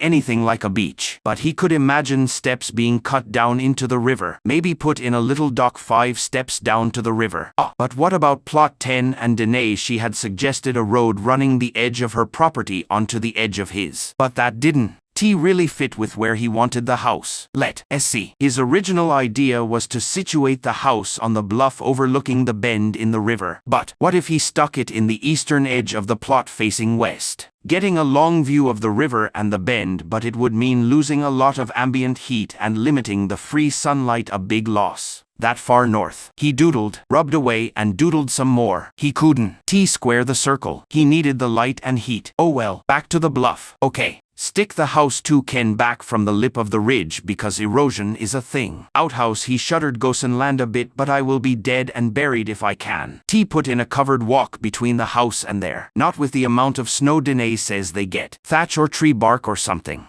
The house sketch mutated wildly. Sometimes it was a boxy 1-room cottage. Then it was a neat little 4-room home. Then it was an oddly sprawling creature. Rooms arranged along the curve of the river and a second floor with a polishing suite and a master bedroom. I wish I had some Kelly grass that would make amazing thatch. Mazelton heard himself and rested his head on the table, laughing quietly. The camp sounded like it had quieted down for the night. If the house fever had him this bad, maybe he should go to bed too. Could he get tile? Were tile roofs a thing this far north? Or slate? No. To bed. The morning drums rudely woke Mazelton. He didn't remember most of what he was dreaming, but he seemed to remember lying on soft grass with his head in Danae's lap. The scattered drawings were a mess of smudges and overlapping lines, half-thought-out notes and irrelevant doodles. He didn't have unlimited paper, even though he made a point of stocking up before they left. Maybe he could buy or trade for a slate somewhere, and do his sketching on that. Some of the sketches looked good, though. He liked the meandering little path to the cottage with it. South Keyhole Gardens. Lots of fruits and nuts. Breakfast presented its usual challenges. Been meaning to ask you why hot sauce in porridge. I tried it yesterday, and I can say it was great. Polyclitus smiled with one of the purest expressions of joy Mazelton had yet seen him wear. Because you have the wrong hot sauce. In fact, I am the only person in the northern half of this continent with the right hot sauce. Polyclitus whipped out a glass bottle, carefully wrapped in thick wool. The red sauce within was shockingly vivid, bordering on tangerine with lots of tiny bubbles trapped inside. The stopper was a soft cork of some type Mazelton didn't recognize, held in place with wires. It came out with a distinct pop. You may try a dab, because I like you. Mazelton offered the inside of his wrist, but was sternly refused. Best not to get it on your skin. Spoon. Mazelton offered the spoon, less certain now. With immense ceremony, Polyclitus dispensed a single, glowing, almost vibrating, teardrop of hot sauce onto the spoon. Mazelton received it with a small bow and licked the spoon. It snapped his head back like it smacked him in the mouth. Fruit, orangey and carroty, with a sweet tangy peppery flavor cut with a strong dose of lactic acid. The fermented funk provided a bass note to the sharp, sunny treble of the peppers, and rising up out of that deep came the heat. Oh, did the heat come rolling up his tongue, coating the inside of his lips and sliding down his throat. The heat spread like a forest fire and left a deep coal bed behind. His eyes watered. like his tears could extinguish the heat. But they couldn't. Nothing could. His world was fruity, carroty, sunny fire. Mazelton could hear the teamsters laughing. Straight up the Mud Dragon River. All the way from Tabak Island, a secret blend of 5 peppers and 3 vegetables. Fermented under the strict supervision of the Tabak Island agroclade, widely acknowledged as the best and most sovereign remedy against dropsy, mange, the flux and the drying up of the loins, not to mention supreme in flavor and with a mellow, lasting heat. I had to run a caravan through a typhoon and across an entire flooded delta, saving 3 villages from certain starvation, to earn the right to purchase a single case of it a year. Polyclitus wiped a small tear from the corner of his eye. Truly, the righteous are rewarded for their good deeds. Ah, my suffering was worth it. Truly worth it. Delightful. Mazelton wheezed. Now Don. Think you can just enjoy that whenever that. A special treat for you. Polyclitus waved him away. Just use it as a reference the next time you buy hot sauce. Now that you know what the good stuff tastes like. Plain porridge never tasted so good as it did that morning. At the midday rest, Polyclitus called over the now mostly recovered Mazelton and handed him a small ledger. Each wagon was to be recorded. The dated barrels were purified, and any other services rendered. If they bought any cores or charging, it was to be recorded, and the fees paid directly to the Nemu Caravan Company in the form of the large teamster assigned to be his helper. On the one hand, Mazelton was peeved that he wasn't trusted to handle the money. On the other hand, it was pretty damn convenient having someone carry a few dozen heat sponges as they moved around the campsite. Their midday camp was at the intersection of 2 lakes and a pond, with a wide dry patch of land between them. The caravan clumped around each body of water, not quite evenly, making today's visits reasonably fast. Mazelton wouldn't be able to purify and charge everything today. Of course, this was going to be a new lunch and evening activity for him, so off he trudged, thick-necked teamster in tow. Should go fast, Mazelton thought. Hello. Mazelton waved and made a small bow to the driver of his very first wagon. I am the polisher for the caravan. Would you like your food and water purified? We also have cores and heat sponges for sale. If you need any. I don't want to buy anything. Alright, the purification. I said I don't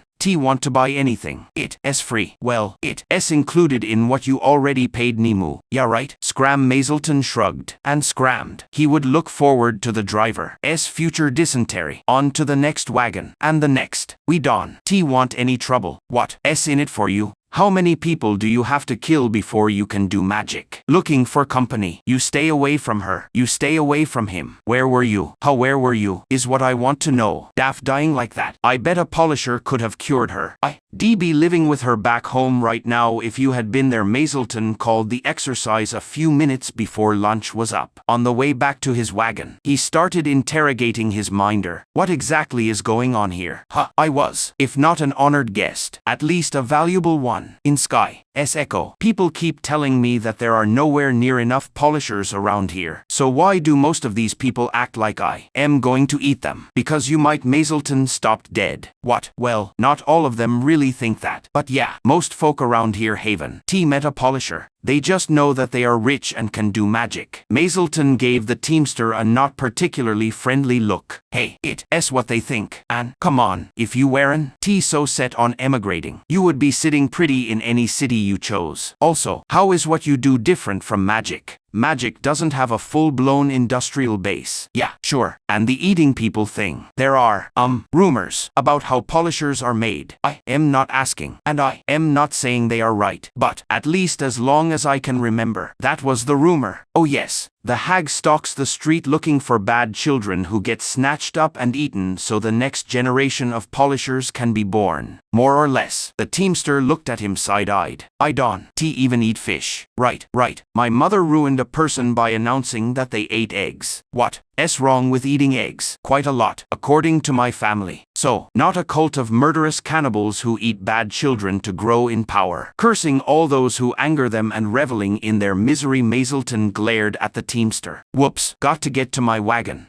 LL let Polyclitus know how it went. It had been a long time since he had sacrificed to the elflade. Mazelton corrected that before bed, his blood pooling in a little hole in the ground. They had turned west again after lunch, running parallel to a long lake for most of the afternoon. As the blood dripped from his finger, he half imagined a little wagon in the droplet. Some people took the purification, and were glad of it. Nobody wanted to buy anything. A few offered to sell him some things. He didn't want anything they were offering. He just let them all flow down into the hole. Morning came, and another bowl of porridge with it. Hey, boss had a question for you. Polyclitus looked over. I am asking purely for my own information here. Okay, not trying to say anything. Just looking to understand. Well, now I am worried. What is it? Well, you showed everyone the route on the map, and it's a lot of going mostly west and a bit north, until we cross the mountains, at which point we head almost due south until we hit the disputed territory. I just was wondering why the detour. Polyclitus looked relieved.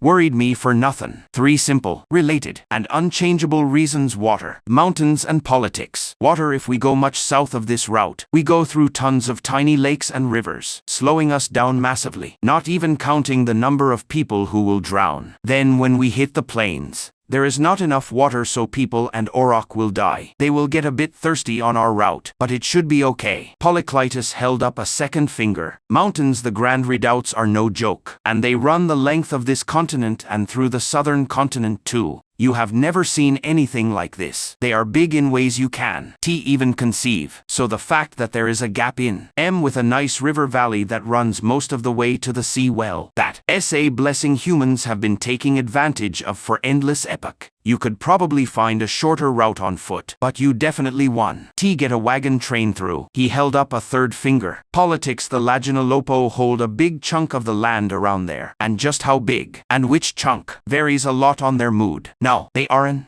bad folk to deal with, but they tend to view caravans as rolling gift boxes. Banditry: not the way you are thinking. More like every tribe you meet, or band if you are really unlucky, wants you to stop and trade. And if you don't want to stop and trade, or you don't want anything they are looking to trade, then it turns out that you need to pay a toll to cross their lands. Oh, more stationary bandits. They are migratory. But yes, Polyclitus scratched his head. They are honestly not bad to deal with. They can be lifesavers. In fact, it's just that if you run into 6 or 7 tribes in one trip, you could lose 1/10 of the value of the caravan in trades and fees. Not something we can absorb. Generally, we only go out that way when we are making a delivery directly to one of the tribes. Can cut a deal with them like you did at the bridge. They aren't organized that way. Basically, they are a whole bunch of independent tribes that band together against outsiders and sort out things like hunting and grazing grounds internally. Occasionally, they will come together for big projects like the Grand Renaissance, but that's beyond rare. Mazelton nodded and stared at his porridge for a minute. You know that people aren't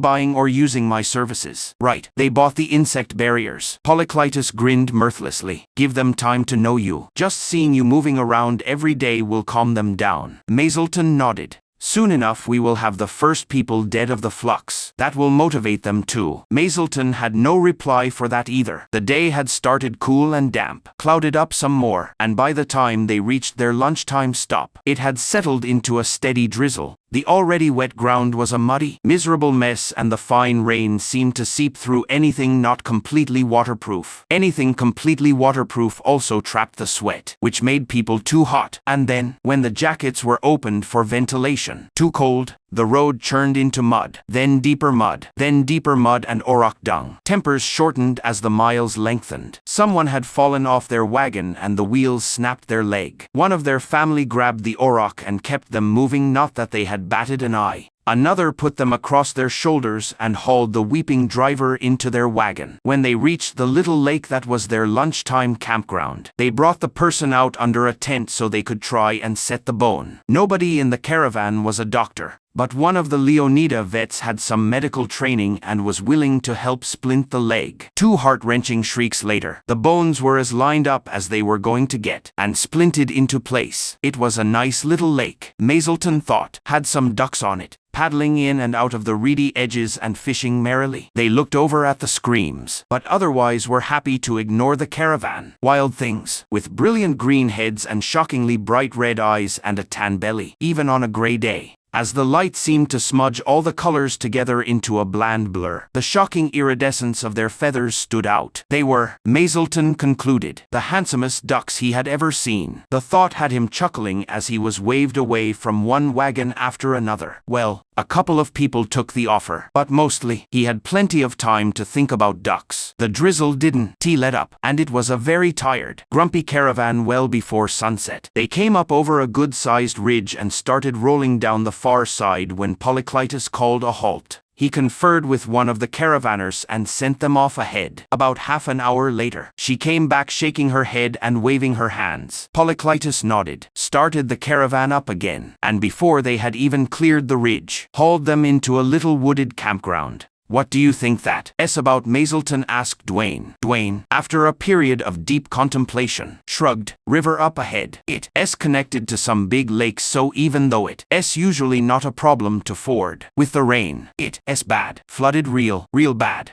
Hopefully the rain stops soon and the water starts to drop. But if it don't, we are in for a nasty crossing. Best we do that first thing in the morning, when everyone is fresh." Polyclitus explained over beans and flatbread. Mazelton nodded. He sprinkled a tiny pinch of salt and sumac over his beans. It helped. He was kicking himself for not buying oil. Sure, it was expensive and could go rancid, but the extra fat really added a lot. It was just so damned expensive, he said as much to Polyclitus, who just chuckled. "You could always make vinegar. Lean in the opposite direction." "Really, how?" "Make alcohol and leave it out in the air for a while. Then it turns into vinegar. When it gets as acidic as you like, simmer it for 10 minutes. Then bottle it. That first step is a bit steep. Nah, just sugar, water and fruit juice in a jar. Or just chuck the whole fruit in. Tie a bit of cloth over the top to keep the bugs out. Takes a few weeks, but you get something boozy." Mazelton just shook his head. At this point he would rather just buy oil from someone. "I better go do my rounds. Take Nala. She hasn't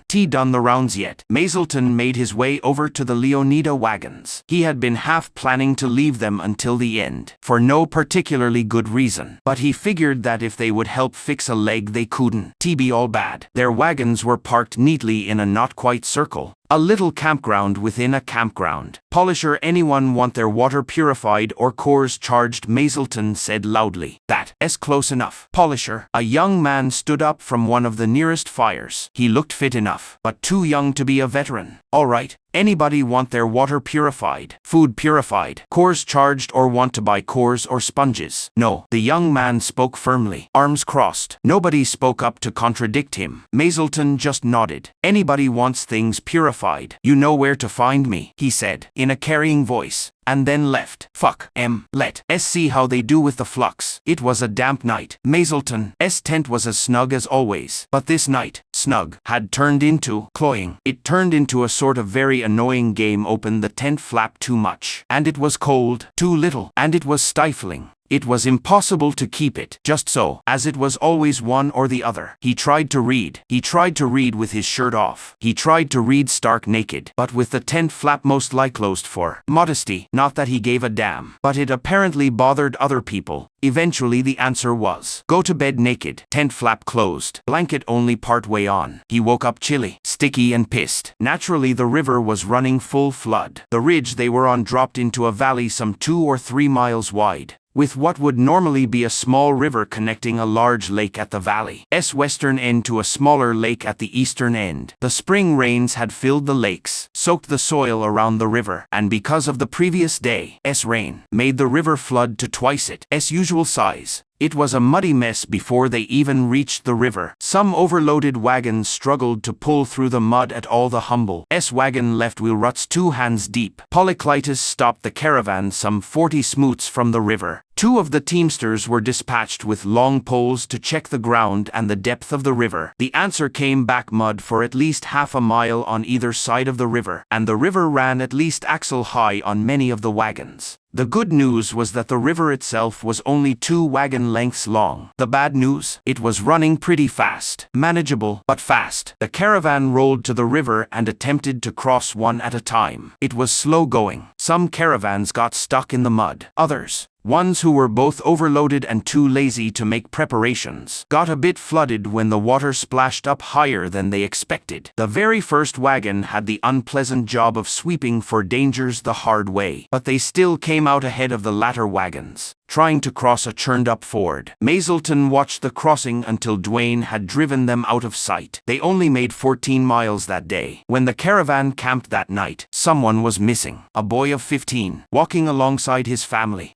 Wagon lost his footing and was swept away by the river. The river emptied into a nearby lake, but nobody found him. It was the next wagon crossing the ford that found the body, ground into the muddy ford bottom by the wheel of his own wagon. Humble Bissett was busy again that night. Mazelton didn't know quite how to feel. It was awful. Of course it was awful, but he didn't know the kid. Didn't know the family. What was he supposed to do? He joined in the funeral, gave a mighty cheer, and had an extra large portion for dinner. Then that was that. He lay in his cot, too confused to read. He fantasized about Danae. Would she be torn up? Unlikely. In his opinion, her letters were pragmatic. He imagined her shaking her head in regret, adding an extra sprinkle of salt to her lentils and then reminding him not to make the same mistake. Then she would lean in, her forehead resting on his, their noses gently brushing. I don't want to lose you. You mind yourself, Danae said. I don't want to lose you. I'll watch my step, Mazelton promised. Silly, Danae snorted, then took him by the hand and led him to their little tent. The cot was tiny, barely big enough for one, but they made it work for two. Sometimes, when they just wanted to cuddle, they would spread their sleeping pads on the ground and pile on top with all their blankets, making a grand nest in their tent. Just the two of them, warm and safe, together. Morning came with a roaring polyclitus. According to his careful calculation, at their present speed, the caravan would die in the mountains. And he, for one, had already picked out who the emergency food supply would be. The caravan would move, or he would know the reason why the camp cleared in record time. And the caravan set out with a will. The pace was just a bit faster, the brakes a touch shorter, but it added up. 20 exhausting miles later, they collapsed into camp for the night. Mazelton dragged his body around the wagons, offering purification. There were a few takers. A few people had come down with the runs, and their families were suddenly amenable to letting him do his job. His advice regarding washing hands was duly nodded at, agreed with, and discarded. The caravan greeted the morning with groans of misery, as Polyclitus loudly announced that since yesterday was so easy for everyone, today would be downright relaxing. Why? They would go 1 mile less. The scenery was varied at least. There were pine trees, other pine trees, what looked like pine but might be a fir tree, a small river or lake or pond, then more pine. Occasionally a tree would look like a target, and a fusillade of sling stones and bullets would rocket out to meet it. Mazelton sneered at their crude amusements, until that also got boring and he took a few pot shots with his sling. His aim wasn't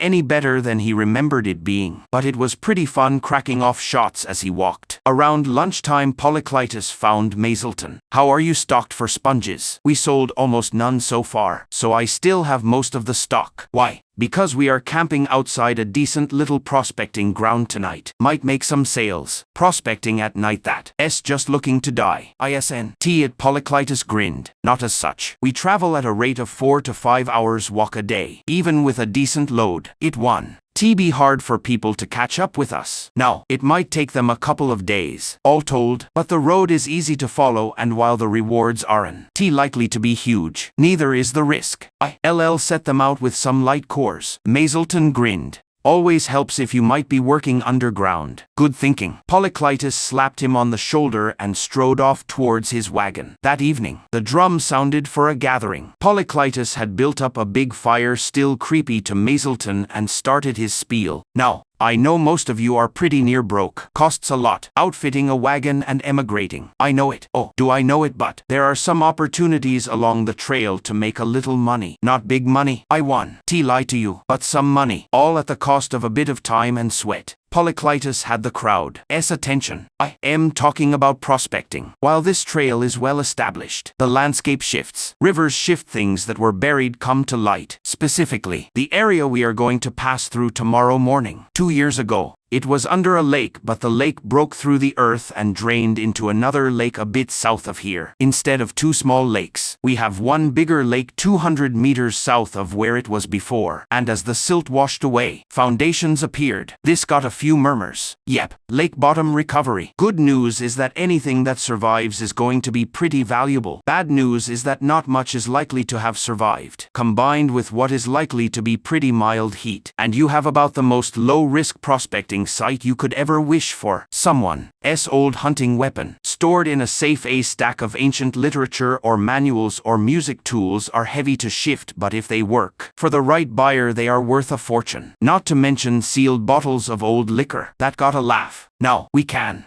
stop the caravan. You all know why. But as the sky runners can tell you, folks can walk a lot farther and faster than a caravan can roll. Spend a day prospecting, and you will be back with a wagon in less than 3 days all told, maybe even 2, with a light pack and quick feet. So for anybody interested in picking up a bit of extra income, one would pack food, water, and shelter for 3 days. First aid equipment, rope, breaking bars, spades, light cores, and most importantly of all, heat sponges. Because while the heat should be low, who wants to bet on should besides it's a nice little bit of insurance that you will earn something out of the trip. Mazleton sold less than he hoped he would. It seems that people were a bit more hard-nosed, or hard up, than he had imagined. Morning came, and a score of hard-eyed men split off the caravan. The ruins of the town were quite small, 2 miles on the square, or maybe just 1. It was hard to tell. The fieldstone basements pockmarking the ground as scrabbly brush fought its way up through the wild grasses and herbs. It would be a year or 2 before trees really started muscling their way in. But the succession of the forest could not be denied. It wasn't really haunting, at least for an old Radler boy. Little buildings, homes clustered together next to a lake, alongside the only road for who knows how many kilometers in any direction. Did they have a caravansary? They must have done. But if he was going to pick one place guaranteed to save any valuables, it would be the caravansary. Perhaps there was a library or a bank. Lots of civilizations permitted usury. Who knows about this one? Off in a stand of trees, away from the old lake bed, Mazleton spotted a little bed of tall lilies, shocking cream orange peeking around the trees. There was another little bed parallel to the first, about 7 paces due west. Mazleton grinned and nudged Dwayne. Look over there. See the lilies? There was a home there. Almost every epoch, someone figures out that those lilies are easy to grow and perennial. I guarantee someone in this wagon train has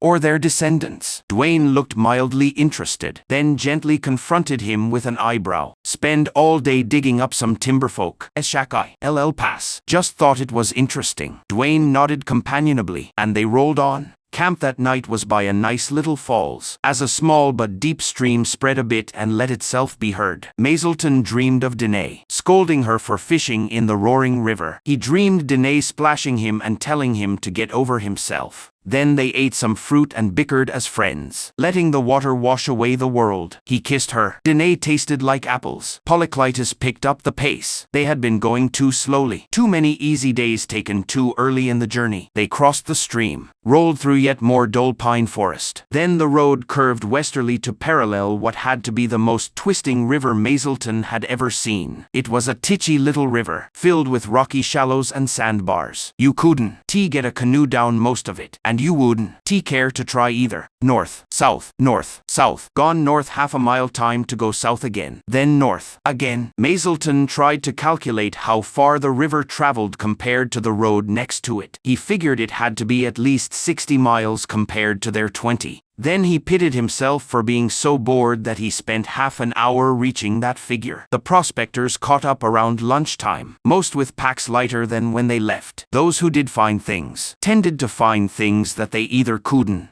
shift, like building materials, or things that they couldn't identify. The latter were brought to Mazleton. The first was some sort of semi-transparent orange ball the size of a fist, with some 50 flat sides to it. It was shockingly light, not even 1/4 of a kilo, and had an odd texture. Somehow it was both sticky and slippery, like it could go either way and hadn't. T made up its mind. Each facet seemed to have some sort of minute scoring on it, but it was too small to see with the naked eye. Naturally, it had been found under a rock wedged into the corner of a basement, so no context clues. My initial thought is that it's some sort of long-term storage crystal, except stamped out of a resin. Kind of looks like what they were using in the second Swabian, but a lot cruder in design and more sophisticated in material. Mazelton said, "Let's give it a little test." Mazelton got a strong light core and quickly dropped it into a small, mirror-lined box. Then, before anyone went blind, he popped the orange crystal over the open mouth of the light box. It quickly turned into a light show, as orange light projected across the entire camp, with squiggly writing coating the ground. Wagons and aurochs. He didn't recognize the writing, but that didn't mean much. He picked it up off the light and handed it back to the amazed prospector. "I have good news and bad. The good news is that it's a genuine find. I would date it sometime in the early second Swabian. So this epic, but based on the writing, I would say it was an import, probably from across the ocean. The writing looks a bit like the samples of Urtakai VE scene, but it isn't. The bad news is that I can identify more than that, or say what the writing is about. Also, you clearly need some kind of special base to read it properly. So, valuable to somebody, somewhere, but you gotta find that somebody. Still, a better than average find." He nodded in a friendly way to the conflicted prospector, declined to buy the crystal, and moved on to the next piece, and swore, "Tell me you have a heat sponge." Yep, and kept it in the hot bag too. Thanks to Mother Moon for that. He could feel the heat radiating off the brass widget like the sun at noon. His own ability to soak heat was going to get a challenge today, and his heat sponge is a nice bit of charge. Material appears to be bronze. Socket in the bottom where something was supposed to fit in. Hollow body, hinged lid on top. Some sort of pour spout and handle. Shape is essentially that of a covered pitcher. Early second Swabian. Likely. Was it found near any other artifacts? I'd have brought them if it was. Mazelton opened the lid and gently turned the pitcher upside down. Some dirt and silt fell out, much less hot than he would have imagined given the inferno at the bottom of the pitcher. He got it under a light core and examined the interior smooth walls with very faintly ridged metal on the floor. He tapped his lip in contemplation. So, this is probably a broken two-part device, likely for heating water. I suspect that the socket on the bottom was meant to fit a core, or some sort of base plate holding the core. The metal would absorb the heat up itself, but keep the poison out. Just let the water get hot. Looks like at some point the core broke and the whole thing just got absolutely soaked in heat. Sorry, might have some value to a collector, but right now, best I can suggest is using it to charge heat sponges. You can even use it for scrap. Oh come on, you can fix it, can I can get the heat out faster than it would come out otherwise. But that's it. And honestly, it's not worth it. Once I had it safe to handle, I would need to invent some kind of base plate heater for it, and we already have that. Heat stones will boil a kettle just fine. So why build some specialized core device to boil water faster? Mazelton shrugged. There really isn't anything you can do, the prospector pleaded. I can sell you some more heat sponges. You can earn as the wagon rolls. The prospector bought them, swearing under his breath. By the time the wagons had reached their evening campsite and settled in for bed, all the artifacts had been appraised. Mostly they fell in the junk category, with some scrap value. Not a complete loss, but no big winners either. The orange crystal was the only halfway decent find, and unless it turned out to be some earth-shattering technological record, it was only halfway decent. Mazelton understood why Polyclitus didn't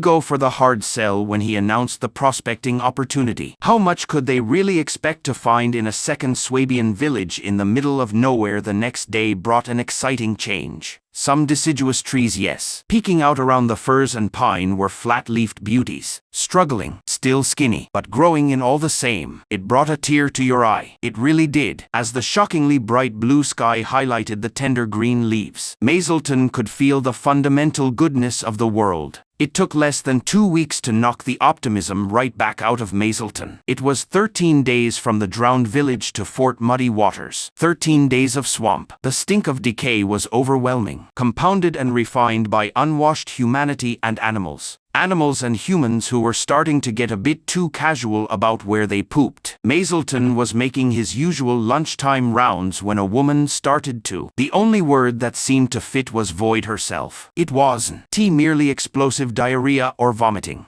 It was like her body was trying to completely empty itself of all fluids. The look of horror and helplessness on her face, on the face of her family, seared him. He started to run over, and then stopped. How exactly was he going to help? The sickness had settled in her already. Nothing for him to do, and her family was looking at him hard. The wagons had to roll. At the end of lunch, her family carried her into the back of their wagon, laying her on top of what they figured was most easily cleaned, trying to keep her off the food and away from the water. Not easy, as some 80% of each wagon was food. She was young, fit, and the wagon train had been traveling less than a month. She had a chance to pull through. Mazelton found them that evening, almost as soon as the wagon stopped and they got the bedding out of the back of the wagon. The woman was visibly thinner, her skin pallid and almost slimy with sweat. The bedding was soaked with horrible fluids, starting to run clear as everything that had been in her had blown out. The family was dosing her with camphor and sugar water, hoping that it would help. Polisher, please, let me purify everything. I will purify everything I can. Cure her, but I can keep you a bit safer. Please, it's free. Her father snatched up a burning branch from the fire and pointed it at Mazelton.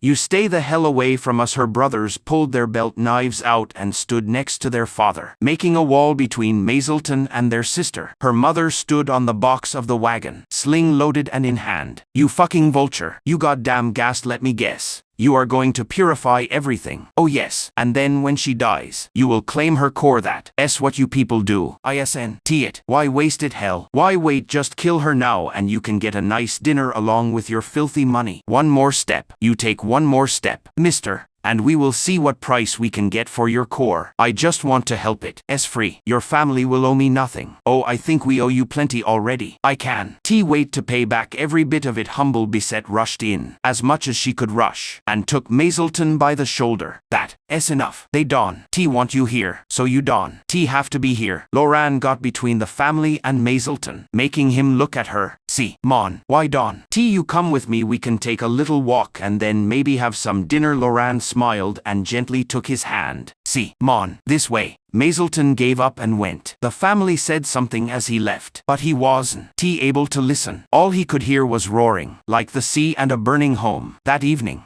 rounds took a different tack. Polisher, food and drink purification. No, I told you no. It's still no. It's never going to not be no. Mazelton very deliberately looked over to the cholera patient weakly vomiting by the side of her wagon. Firelight carving the fear and worry of her family into terrible masks. Okay, and he walked off. A couple of people actually called him back after that. He didn't say anything, just quietly ran his cores over the food stores that were open, and submerged them in the water barrels. He took his time, did it right, and left with a minimally polite nod. She took 2 days to die. The family burned her bedding with her, the barely dry wood smoking terribly and burning slowly. The smell was beyond awful. The rest of the family was already breaking out in a cold sweat. Their wagon had fallen out of the caravan a day later. They were never seen again. Fort Muddy Waters was the definition of a place that had no business being deathly strategic, but was. Every known epoch had a fortress there, or a city, or some sort of stronghold. The prospecting was nearly as lucrative as it was dangerous,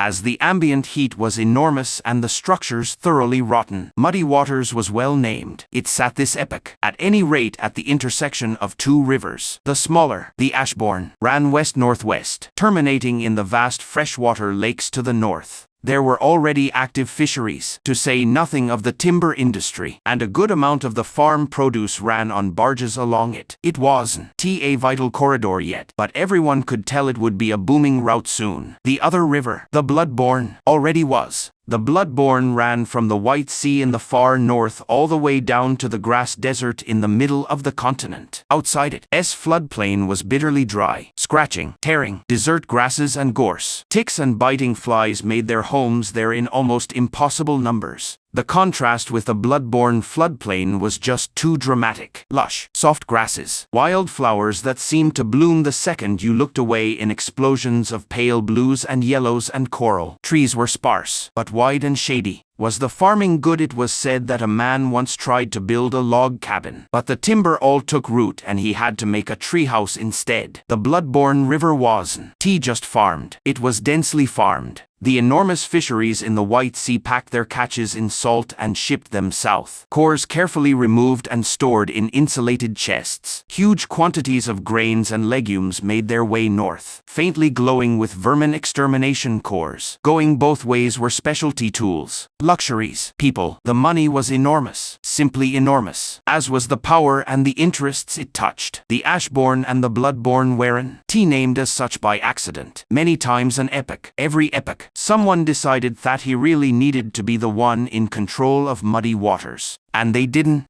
care how high the bodies were stacked after they tried conclusions with the current owners. The caravan would stop for one day to rest, resupply, and bring in new members. Some people, a small percentage, would quit the caravan and try to settle here. Most couldn't quit even if they wanted to. Muddy Waters was the last big outpost before the High Plains. It was packed with hotels, restaurants, and every sort of outfitting and general goods store your heart could desire, so long as you desired your choice of 3 hotels. 5 general goods stores, 2 owned by the same person, and one of the restaurants was closed on account of Ma's foot is doing that again. After a month of trekking through pine forest and swamp, it looked like paradise. Clapboard houses and wooden sidewalks, wood shingled roofs in varying states of repair, and roads that were a 50-50 blend of mud and animal dung. Paradise. Mazelton made a beeline for the best hotel he could afford and a hot bath. To his immense disappointment, Muddy Waters did have a polisher in residence, a small family of them. In fact, recharging the cores was only worth a basic room and dinner. Breakfast would be extra, alcohol extra, laundry extra, bath extra, maid service extra. Grumbling immensely, Mazelton restrained himself to 1 small glass of grape wine. The laundry service and the bath. He would decide on breakfast tomorrow morning. He debated over the maid service for a while. On the one hand, it had been, Elflade forgive him, it had been more than 6 months since he last lay with a lover, and while bloodlines were of critical importance to the Ma, marital exclusivity wasn't.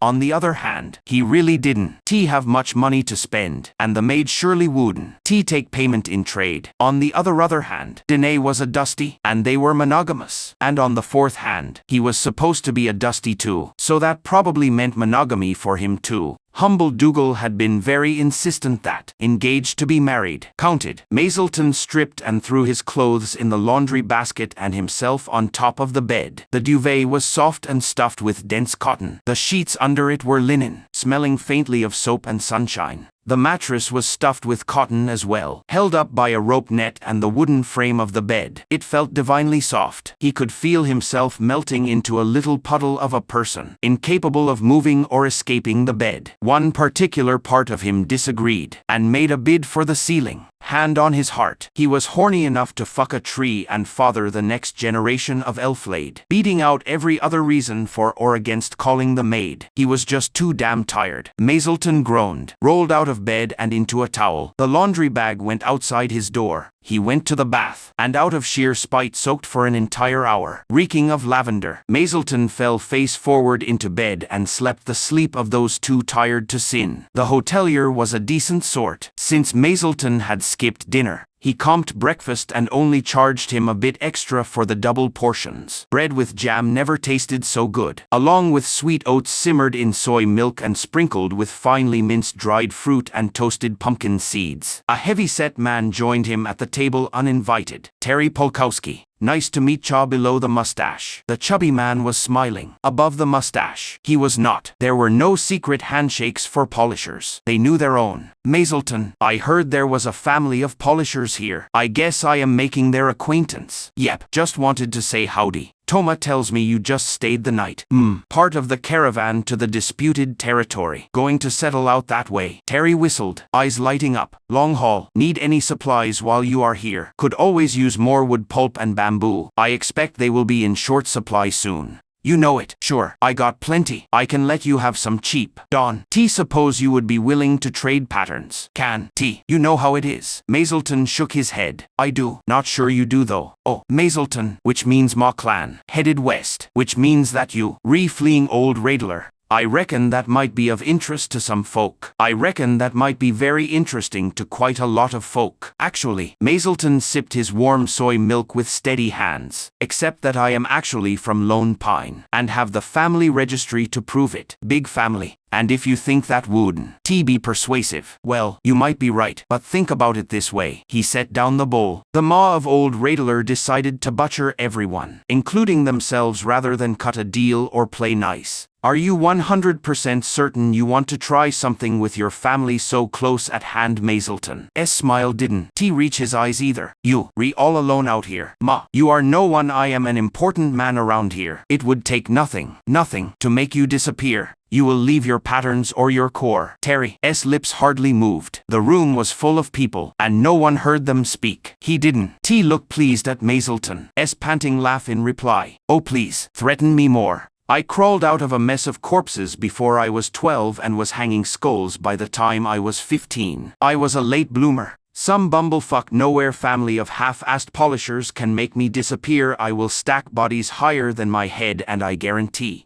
that nothing will grow for 10 years where I fall. Test me. Terry saw something in Mazelton's eyes and shoved his chair back. Don, wait for the wood. If I catch you in town again, consequences be damned. I am going to make my move. Mazelton made the bird of farewell and bowed with exquisite politeness. Go in peace. Brother, I am sorry. My clan doesn't eat flesh, but I am happy to hear the town accepts your ways. Mazelton's voice was just loud enough to carry to the next table. He strode off to settle up with the hotelier before Terry could make a reply. He felt eyes burning into his back all the way back to the wagons. Once they were on the road, he had a quiet word with Polyclitus about maybe setting a better watch for the next few nights. They were 2 days out of muddy waters and still in the farm belt around the city. Winters came early and left late up here, but you could still squeeze out 2 crops or more. With care. It was a cereal grower's paradise. Mazelton had never seen so much wheat, barley, rye, millet, emmer, grains he didn't even have names for were growing in an abundance he could scarcely believe. The fields were in a strict grid system, with each property line marked. Some farmers marked the edges of their property with little totems, or plaques of the family name. Others hung wards and sigils on their barns. Mazelton felt the hairs on his neck rise as he saw iconographs for thorn and ruin reversed against growth unimpeded on the wall of a barn, or the house with the star of fertility painted in lucky green on the roof. Nobody else seemed to understand what they were seeing. One idiot child even asking his mother, "Can we paint stars on our house?" "No, you cannot. Not unless you are willing to spill a lot of blood or swallow a lot of elf smoke. Not unless you want to be turned into someone else's sacrifice." All the farms had at least a couple big trees on them too, some with brightly colored cloth braids wrapped around them. One of the local farm kids was jogging alongside the wagons, a wicker basket of cabbages strapped to his back. Mazelton waved him over. "Cabbage, Mr. Early Spring Crop, as crisp and sweet as you ever had. Bright eyes and bright teeth. Oh, the elflaid must love him. Poor kid. I'll take 6. How much?" 6 rada, yes. Clearly elf touched. This was tricky. He really couldn't afford to offend the local elflaid, so far from home. 1 rad. And this. He offered the small core and a small bottle. Liquid of liaquor. 2 drams. A drop or 2 on the fire will go a very long way. Glory to the shadows of the forest. The bottles and the rad vanished, and the cabbage were duly handed over. Soft loam, silence your steps, and may the loins of your enemies birth horrors. The child smiled in reply. Mazelton hopped back on the wagon with a little smile. Nice area. He would be very generous with his sacrifice tonight. Just polite. Oh hell, did that idiot Terry think he could sick the locals on him? Mazelton chuckled, and dug out a few choice cores. He then caught back up with the local boy, asked a few pertinent questions, and an hour later, called in at a house warded with tree, bird and snake. A few more cores were delivered, along with the last of Mazelton's tiny supply of incense. A bargain was struck. The brandwelder of the steading slit her palm and bled into a bowl under the enormous maple that shaded her house. The keening song was lost under the noise of the caravan, but that was fine. The elflaid could hear it just fine. When his part was called, Mazelton joined her harmony and added his blood to the bowl. The fire in his blood surged and his call echoed through the thin membrane humanity called the world. stirring up those who lived as shadows and shapes in the light, calling the elflaid to come, warm themselves in the tree, and feast on the offerings. The two then smeared the tree with their blood and peed on the name Polkowski, and that should be the end of that, Mazelton reckoned. Not enough to kill Terry and his family. Of course, the Brandwelder wouldn't agree to that, and he couldn't offer a big enough sacrifice anyway. But for the next 2 moons, the Polkowski family was in for a rough time, and the locals wouldn't be touching Mazelton either. Given the power of his call, profit was one thing. Living long enough to enjoy it was another. The Brandwielder sent him off with a freshly baked loaf and her best wishes on starting a new life somewhere far, far away. He had to run hard to catch up with Dwayne, but he was grinning the whole time. He might not be a very good Dusty, and he definitely wasn't some Elfson, but damned if he couldn't make the two work together. Mazelton was extra generous with his blood offering that night, and slept like a babe. When he woke, he knew that Terry had shattered a core he was carving, and rats had peed in his flour. What a lovely start to the day. They were still seeing the occasional farm 4 days out from Muddy Waters. They were small homesteads, not the big cereal farms closer to town. The houses were a bit ramshackle, but the gardens exploded with life.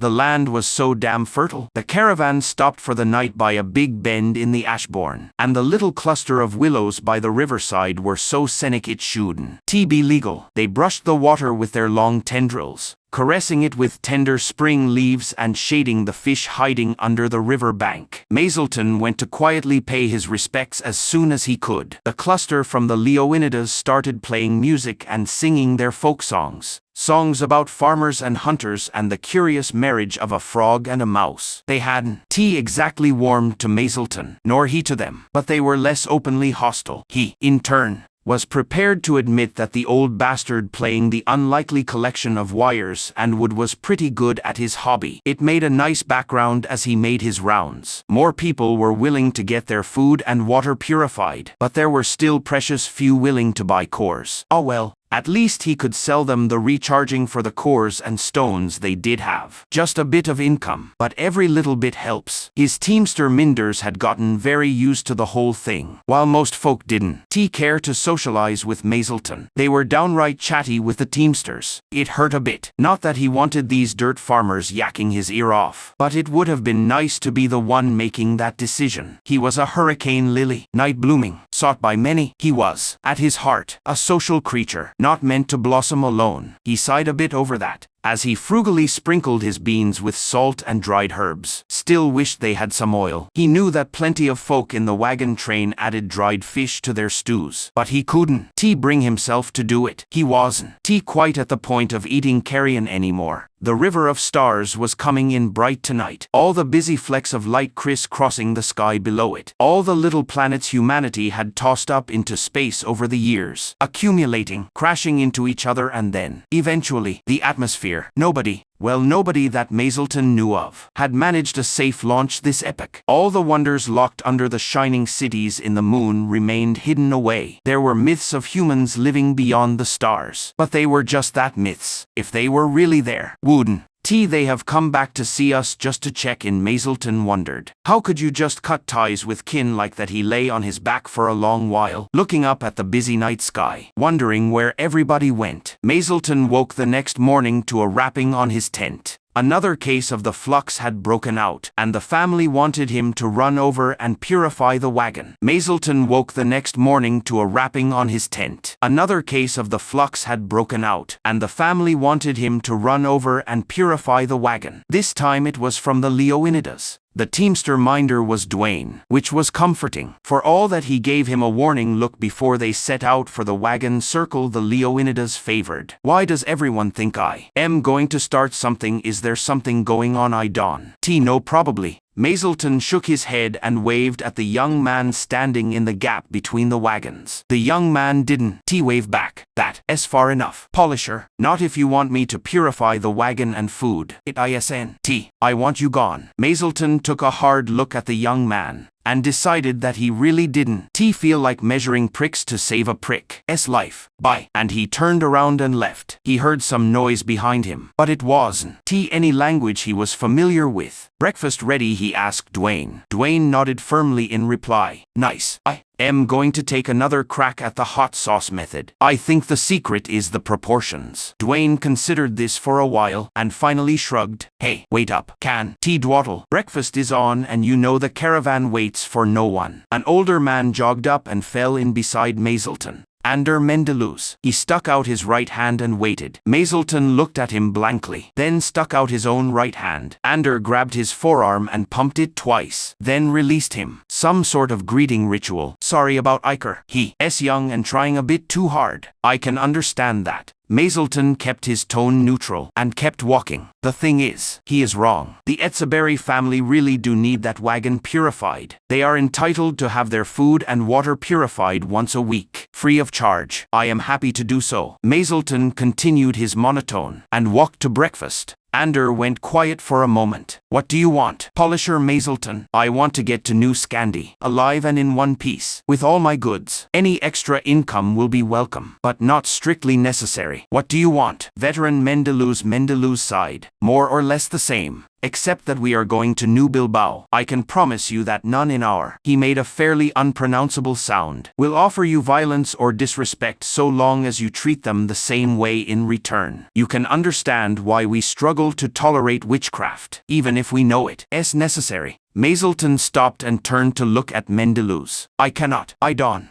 understand at all. It's not blasted witchcraft. It's the same methods humanity has used for epochs. Dusty world. The holy beacons for the Grand Renaissance were made by the collective. What do you think they were powered by? Good wishes. Mendeluz looked frustrated. It's complicated, and we don't have time. Are you coming or not? Mazelton performed his most elegant bow. Naturally, I am coming. Keep your people calm and civil, or I will sacrifice something upsetting and make their loins rot off. It was childish, but extremely satisfying. His brief moment of satisfaction quickly sank through his belly and into the ground. The Etsaberry was a family of 6, all crammed in and around the same 10x4 wagon that most of the emigrants had. The father was on his side, covered in sweat and vomiting weakly. One of his kids, a girl in her early teens, was next to him, no better off. The rest of the family swarmed around them, trying to mop their foreheads and keep them as clean and comfortable as they could. Bare hands and not much soap, Mazelton noticed, which at this point would be like spitting on a wildfire. But strictly speaking, it would be better than nothing. Mendeluz called out to them in that same impenetrable language, and the mother nodded, slowly and with immense reluctance. I am Polisher Mazelton. I am here to purify the food and water. I may purify some other things along the way. Mazelton projected from the belly. You can always spot the real performers. They spoke from the diaphragm. May I begin? The mother waved her kids over and pointed at the rear of the wagon. Mazelton went. It was a pretty standard interior, water barrels at the very back, with the food forming a solid layer of crates and sacks on the floor. Other goods were scattered around. Lanterns hung, weapons neatly secured to racks. He didn't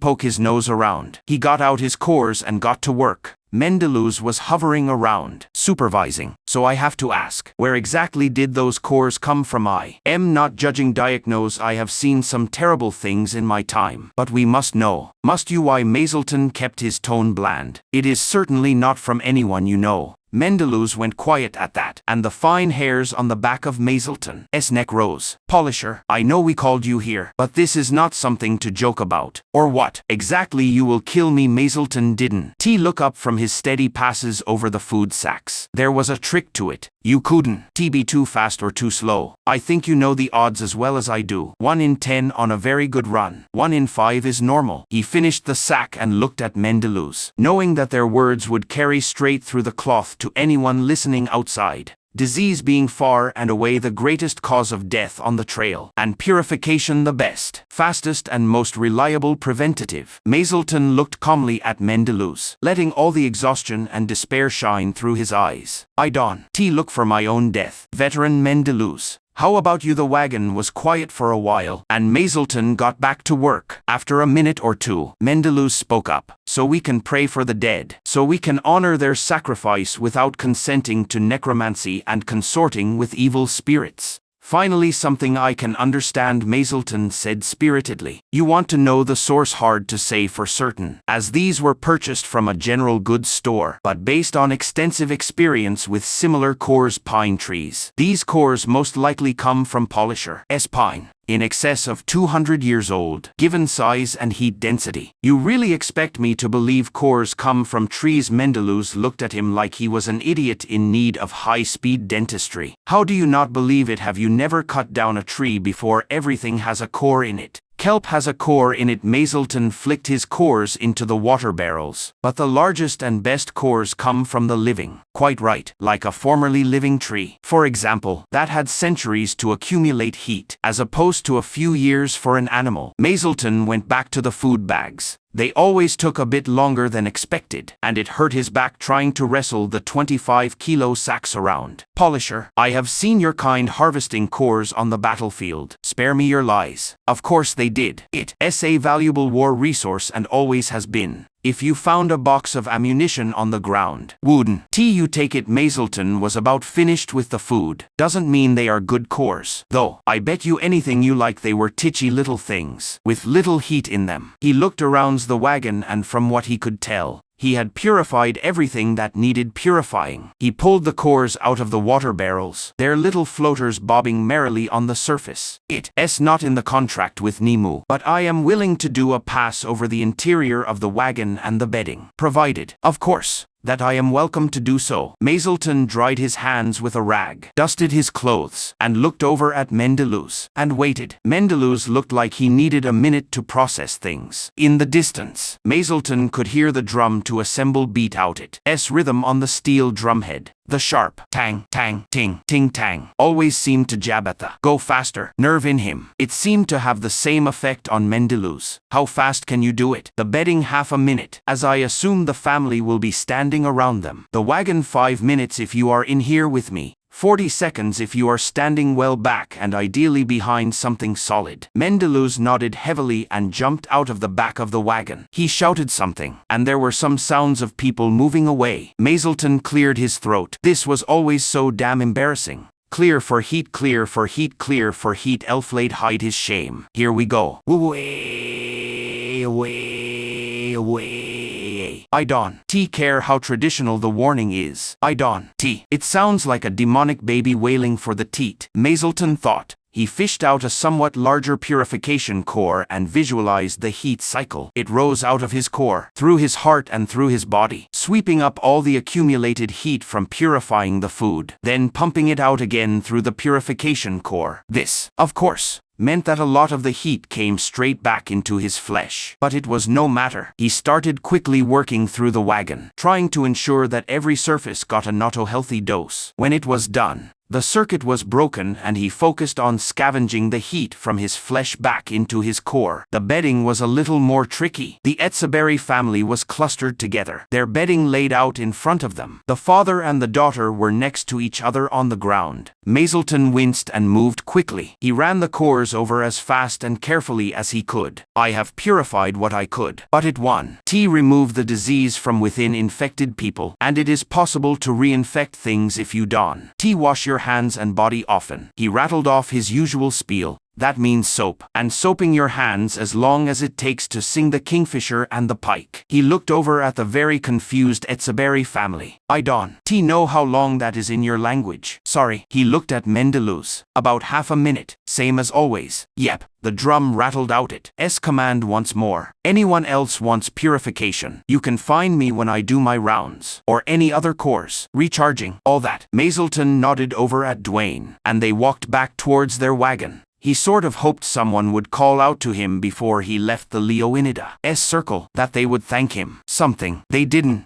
He walked back to the wagon with Dwayne without a word spoken. They had missed breakfast. The charming river bend they had spent the night at turned out to be a rare geographical distraction. The land here was flat, very flat. There were still the occasional small rivers, but mostly flat dirt. Trees popped up, little clusters of them where water would gather. But mostly it was the edges of the plains, flat, grassy, gorsy, and boring. So boring, so boring. Mazelton had to find new words to replace boring. He tried to meditate. There was room on the box next to Dwayne, and the remnant tech of their wagon made it much smoother than most. Theoretically, he could meditate and polish his core. Yes, well, many things are possible in theory. The wagon shared an unfortunate trait with the boats of his acquaintance. It tended to move in 3 dimensions. Once you had started relaxing into one rhythm, the wagon would hit a rock or a small divot in the trail, and you would slam into the wooden seat, or lurch sideways into the driver, or fall out of the wagon. Mazelton briefly imagined some sort of restraint system that would keep him attached to the bench, and just as quickly discarded the idea. Sounded like an excellent way to shatter every bone in your body. It was almost comically dangerous to try and polish a core under those circumstances. Mazelton took real pride in his internal heat control, but there was a damn limit, and it involved his tailbone trying to escape via his left ear while running invisible flames through his spinal column. He took another stab at trying to read, and while it went a little better than before, it didn't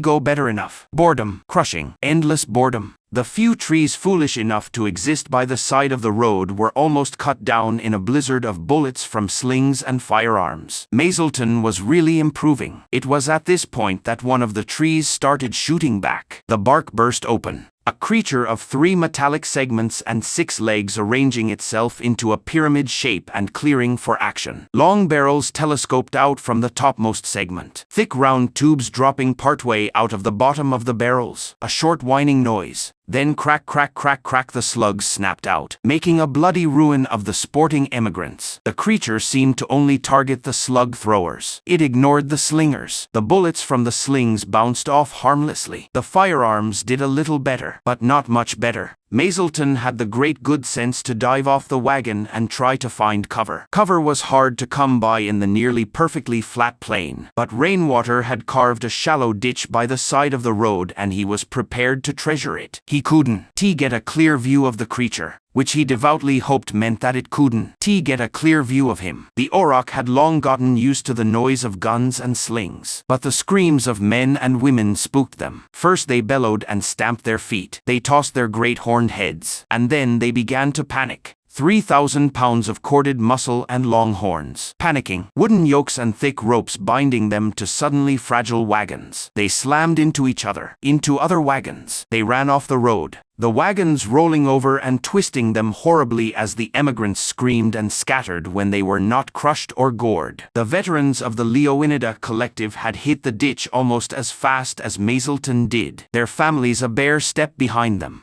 They called out to each other in short bursts of their strange language. Disciplined shots cracking out and slamming into the creature. It didn't seem to do much good, but at least they were organized about it. Some bright sparks figured to take it in melee, since it seemed to prioritize slug throwers. It was unlikely they survived long enough to understand the creature also prioritized things that got too close to it. The machine was starting to scuttle around, shifting to get better angles of fire. Mazelton couldn't think. He knew that the ditch was safe, but the creature was moving, and soon the ditch would be not safe. It would be a trap. He would be trapped and there would be nowhere to run. His sling was worthless. He had never fired a slug thrower, and they looked worthless too. But as a polisher, he did have another option. He ran, crouched down as low as he could go. The ditch was shallow. He had broken cover, but the wagons and auroch were still mostly between him and the creature. He made his way back up the caravan to his wagon. Dwayne wasn't burdened with auroch, so he just drove the thing clean off the road and settled it down well out of the way. Mazelton ran up to the back of the wagon, rolled inside, and dove for the chest with the large black trifolium painted on it. The weapon was disassembled. Of course, an accident was guaranteed if you left it ready to fire. But it wasn't hard. Slot this into that and turn, engaging the catch. Attach the stock, flick up the aiming reticule, and try to remember that it wasn't as worthless as it looked. Drop in the sack of core dust and close the breech. It was basically just a long tube with a very, very smooth interior, a stock, a flip-up sight, and a detachable breech chamber. No trigger, no other moving parts. The whole thing weighed barely a kilo, and most of that was the stock and the core dust. Mazelton took the weapon and dropped back into the ditch. The creature had moved to try and flank the veterans, but they were moving too, using the wagons as cover. The sheer weight of fire was having some effect. The creature was thoroughly dented and no longer moving smoothly. Still, every second or so, another crack would snap through the air, and another emigrant would drop. Mazelton got as low in the ditch as he could, his barrel half hidden in the grass and his head barely peeking up over it. He reached out with his other senses, the heat sensitivity that defined a polisher, and let them work their trade. The humble wagon still lit up like a bonfire. So did his own, and a few others scattered about caught his attention. The creature's heat was mostly hidden behind its metal plating. Mostly. Mazelton lined up his shot for what he figured was the core of the creature, letting heat call to heat. It was a crude, rough job of aiming, but since he was literally a stone's throw from the target, it should do. He swirled the heat running through him into a storm, then slammed it into the weapon. It ran through near invisible channels into the breech chamber, and excited the core dust into a final splendor. All the invisible flames started slamming around, bouncing off the interior walls until they finally funneled through the hair-thin hole at the front of the chamber. Down the thin, brightly polished barrel they went, a thin needle of searing heat. They crossed the distance fast as anything, and most of the heat splashed away harmlessly on the metal skin of the creature. The most potent of the energies, the most dangerous of the invisible flames, slipped through the armor and ignited the cores within. The creature's weapons went silent. The barrage from the caravan didn't stop. A minute later, thin flames shuddered out of the joints of the creature. It collapsed in on itself, like a spider killed by a wasp. A cheer went up from the caravan. Firearms waved in the air. Rounds fired off. It almost covered up the noise of the wounded aurochs and emigrants. Not every round from the creature killed, and so many more were wounded when their wagons went out of control. For a beautiful, brief moment, the caravan rejoiced in a team victory. The caravan was one hell of a mess. Polyclitus got as many of the wagons as could easily move off the road and into a camp. Stretchers were made and the wounded were collected and laid out in neat rows. So were the dead. No official census of the wagon train existed. The Nemu company counted the wagons, and took no responsibility for the lives in those wagons. Mazelton had privately put the population of the caravan at between 1,200 and 1,600. Attrition had taken some 50 people since the start of the journey, which was considered a bit better than average. But everyone knew the mortality curve would only get steeper the further west they went. Some 120 souls returned to the earth before the guns went quiet. Another 100 were wounded, the huge metal slugs leaving shocking wounds. Mazelton picked one up off the ground. The slug was a coarse cylinder of steel, about as long and as wide around as the last two knuckles of his pinky finger. No propellants, no real deformation, no concession made to aerodynamics, just a chunk of metal that tore people apart. The technology rang a bell, but he couldn't really place it. Not from this epoch. He pocketed it, and went back to cleaning up the battlefield. Not traditionally the polisher's job, but he got the distinct impression that if he did try and do his traditional job, he would be killed on the spot. He stayed far, far away from the wounded and dead. The screaming of the auroch was terrible. The animals had no understanding of what had happened, or why. They just hurt. The screams sawed into his ears and tore things inside Mazelton. He could remember how the heart tastes, the feeling of trying to saw through the arteries and veins, his hands slipping and fumbling with numb horror. He didn't want to be the one to kill the aurochs. Not again. Mazelton didn't throw up or look up. He just kept his eyes on the ground, picking up the spilled boxes of food and beans and seeds, picking up the detritus of a hard life to come. An aspirational hard life. Work hard and stake your life for 20 years and you too can be a subsistence farmer in the ass end of nowhere. A spike for the flag in the map planted by the collective. Living the dream. The screaming didn't stop. The teamsters had their hands full with the living aurochs, who were not taking the screaming calmly. Mazelton went and found Polyclitus, who was frowning mightily as he tried to keep his people together. Polyclitus, the wounded aurochs. I am sure some can be saved, but the others, I can bring them peace. Mazelton ground out the words. The screaming was paralyzing. Awful. He just wanted to run away. He wanted the screaming to stop. He had to make it stop. Polyclitus jerked to a stop, and swung to face Mazelton. He gave him a long stare. It's an ugly job. Mazelton and not in your contract. You work with livestock. You get pretty used to putting down sick animals. Nobody likes it, but it is just part of our duty to them. You don't have to carry that weight, though I might ask you to harvest their cores. I am already carrying the weight. Polyclitus gave him another long stare. The weathered stump of a man kept his face empty, but Mazelton had been a hurricane lily. He could read him like a core with his eyes closed. You don't know what to make of me. You are scared, not of me, but for the caravan. This is something new, and you can only rely on what you know. You know everybody needs a job right now, something to focus on, instead of the horror of what just happened. Putting down the aurochs is an awful job, and you would rather someone you don't really care about do it instead of you or your teamsters. And sure enough, Dwayne, take Mazelton around. Check the wounded auroch. Any that can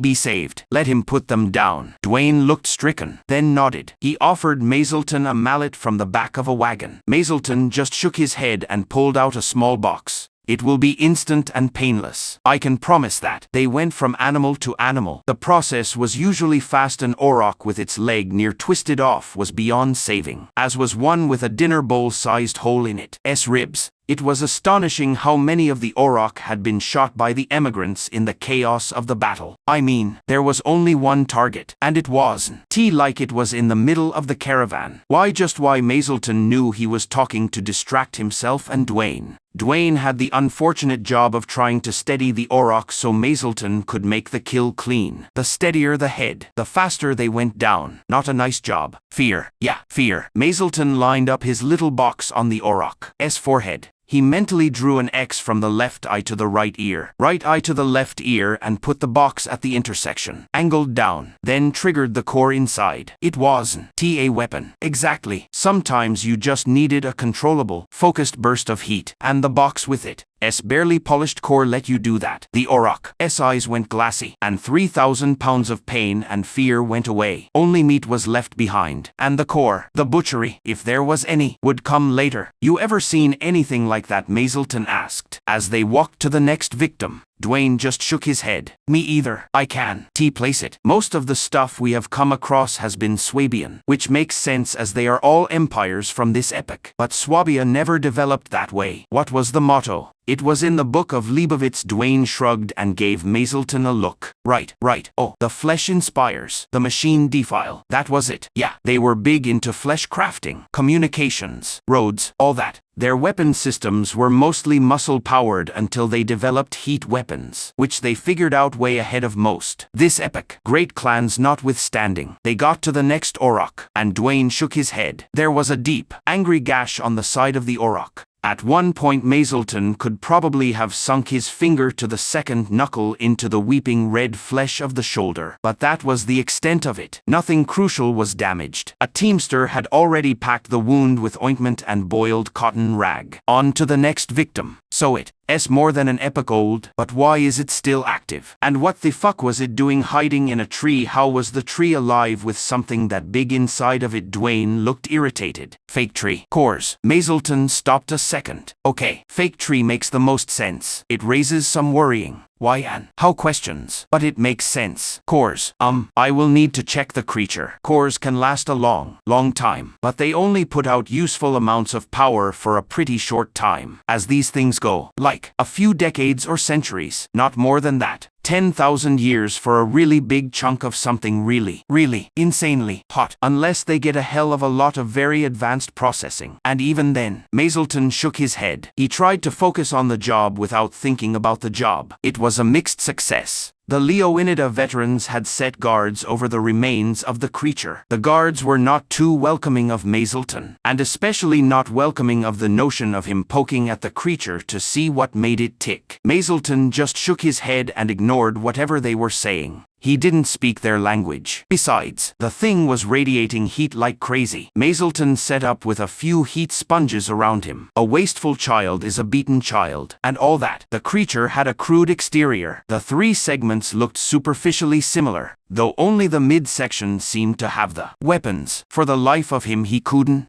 place them. They looked like some kind of slug thrower, but they didn't smell of burnt powder. They didn't smell of much of anything, or nothing he could recognize. Sort of a spiky sort of smell, nothing natural. He didn't feel any heat coming off of them, but the hairs on the back of his hand rose when he reached towards them. Something about the device, and particularly the little cylinders sticking out of the bottom, like hearing a hiss even if you don't see anything near you. He turned away from the weapons and started examining the creature's hide. Sheets of metal, apparently, protecting the insides like a crab. Some welds, but most of the pieces were on the large side and held together with screws or bolts. It wasn't too hard to take the thing apart. The insides were beyond Mazelton. It was a slave machine, as pretty much everyone had guessed. All wires and etched glass boards. Some of the boards were even made from manufactured diamonds, if he remembered correctly. All riddled with poison and superfine bits of wire and stuff. He was stuck at stuff. Little tubes the size of tiny beads held in place on green glass boards with bright copper wire for some reason. Because it was stuff and stuff did the thing. Probably, yeah. On to the power system. Father-son. Did anyone really understand that stuff? Mazelton shook his head. Most of the really thick wires were sheathed in some sort of polymer. No idea what it was. But they all ultimately lead back to a big black box in the middle of each segment. The segment with the weapon had the biggest black box. So he started with that. He reached over to lift the latch, when he could feel his father smacking his ear and screaming at him for being a moron. Mazelton stacked his sponges in a line in front of him, and made a 100-centimeter dirt wall behind them. The guards were looking very puzzled and worried, but clearly decided that standing further away was more important than answers. Smart guards. He rigged the latch with a bit of string attached to a long stick. He got behind his little barricade and yanked the box open. A wave of heat slammed out, but it wasn't too bad. Manageable for a polisher. He stood up and walked over towards the guards. Good news and bad news. Good news is that it is pretty certainly dead. Bad news is that it is radiating a ton of heat. I am going to use, looking around, sticks as markers. He jammed a stick into the ground. It might help if you tie a bit of cloth or something around it. Just keep back of the sticks and you should be fine. I am setting up sponges and will make it safe. But it's not safe for now. Understood? They boggled at him. Right, maybe they didn't. Speak Swabian.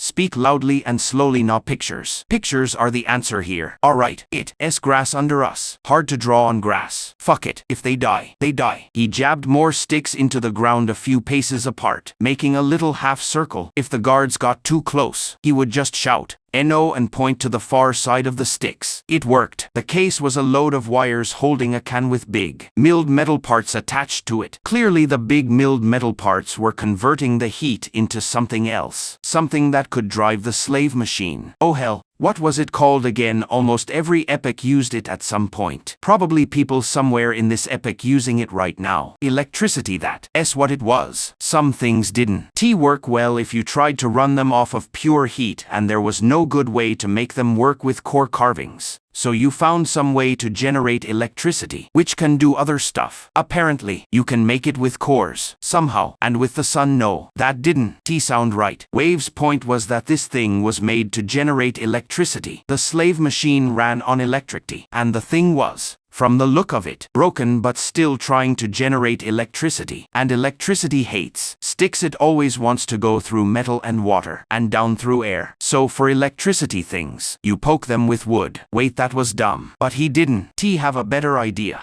The wires were this thing's blood vessels, the little metal can thing its heart, and he needed to sever those vessels, which looked like they just plugged into the heart and weren't welded in place or anything. It took a depressing amount of flailing around with a stick, but he eventually got the wires out. Mazelton used the stick to knock the case closed, then removed it from the corpse of the creature. He then repeated the operation with the other electricity heart things, and set the cases to one side. The heart boxes all had the same thing stamped on them, the black trifolium. Some ixtali-looking letters that weren't actually ixtali, and an enormous feline head. He recognized the feline head stamp. This was another time where 5+ expletives all tried to escape at once, resulting in obscene, heartfelt gibberish. He went off to look for Polyclitus, leaving everything in place, sponges very much included. He was going to spend a lot of time tonight clearing out heat from his flesh, but his core would get a shiny new layer, so that was nice. Everything else Not so much. Polyclitus had convened a cluster of the more influential members of the caravan, not a full congress. Everyone was still too busy for that. More a sort of informal meeting to keep everyone in the loop. Mendeluz was there, as was Humble Beset and a dozen others. Mazelton hovered around the edges, until he was called in by Polyclitus. Everyone is going to hear what you tell me soon enough, so you might as well tell me now. What did you find? Like everyone figured, a slave machine. Dating it is troublesome, but that's going to be its own separate point. The key things are this: it is now dead. I don't think it is completely safe to handle, as there is still significant remnant heat trapped in the metal, and something about the weapon still worries me, though I can explain why. Just like a wasp that only looks dead but still has one sting left in it. Mazelton shook his head and got back to the point. Still worth salvaging with care, as I suspect a lot of it can be made to work again by an expert, and at the very least, the sea people will want to take a look at it. A bigger power. He looked over at Mendeluz. May wanted to recover the technology. One dawn. Tino, not my field, but I would bet that way. What technology? Exactly, Mendeluz asked. That leads me back to the dating issue, and it's a pretty tricky issue. Remnant tech, even if very well preserved, feels old. I have handled tech from previous epochs and they all look worn. Even the ones that lay untouched for tens of millennia still look worn down. This stuff doesn't. Everything is crisp and sharp and clean. It looks a few years old, a decade, tops. The cores are very potent. The hottest I have ever seen for something that small. Call that problem 1. Problem 2, it was hidden in a tree. Now, I figured that it was an artificial tree of some kind. Because, what else would it be? But that was only partially true. Some bright spark figured out how to make the tree grow on and around this thing's storage chamber, so it was deliberately put there for long-term cover. Why I don't know. By now people were muttering to each other. The mood nervous. Mazelton took a deep breath, having put off the really bad news. So, if this is a remnant tech, it is one that has either been almost impossibly well preserved where it was unnoticed for thousands of years next to a major road, or it is a tech that has been rediscovered and put there for reasons I don't want to guess at. But on the cases that the cores are stored in is the tiger head totem. This drew blank looks. Polyclitus coughed. For those of us without a big city education, what's the significance of that? Mazelton looked around for a moment to gather himself. Tigers are mythical animals. 2 smoots tall at the shoulder. He waved his hand above his head. They could turn sort of invisible, more like they could camouflage themselves really well, and liked to eat humans. They would eat any animal, but humans were their favorite. The only person who could scare them off was the 2-faced woman. A woman with 2 faces on either side of her head. The significance of all this is that in the last epoch, the last great power on this continent before the collapse was the Nakon civilization, who believed that their god, a giant warlike bird with a long, stabbing beak, transformed into a tiger when it was sleeping. So their 2 totems are a bird with knife-like wings and a long stabbing beak, and a tiger. The group digested this for a moment. So it is remnant tech from the Nakon civilization that is valuable, Mendeluz said with a frown. Right, except it can be. The Nakon civilization went down in the last grand collapse, same as everyone else. Usual story, their tech base was lost in a generation. 2 tops. Which means that there has been approximately 10,000 years or so since the last people who knew how to make this stuff died. And this stuff looks to be no more than a decade old. Call it problem 3. Mazelton showed his teeth. I should add that the whole thing runs on electricity. And while I can identify what part of it is the brain, it is a slave machine, so there is a dry brain in there somewhere. I don't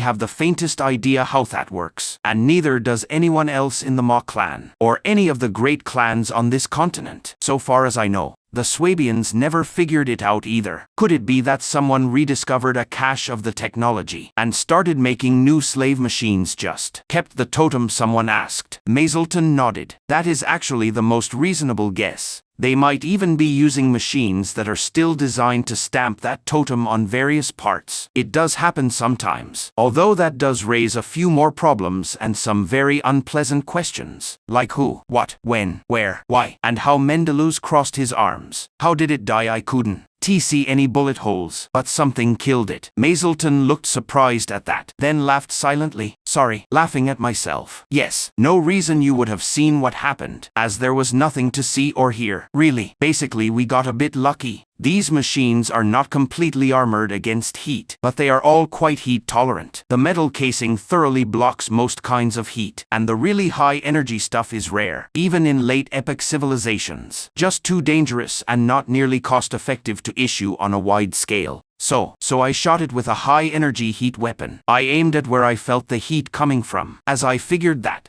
where its heart was. I missed, but I did manage to kill off some parts of its brain and heart. That started the fires which wrecked enough of the machine to basically kill it. Mazelton spread his hands helplessly. So the guns did nothing, Mendeluz asked. Not nothing. It was moving worse before it died. Just not enough. You would need better armor penetration for them to be useful. Sorry, can you make more heat weapons? Not that can be used by non-polishers. No. Not being difficult. I just don't know how. I can, however, make detectors that will pick up high levels of heat. This thing wasn't hostile until we shot it and blew its cover. It was clearly meant to be there for a long time. We haven't seen any other signs of battle around here, at least. So, we send out people with detectors and we make sure we stay away from places with higher than usual heat levels. Mazelton shrugged. Best I can do. Maybe someone else has a better idea. Nobody did. But that didn't stop them from yelling.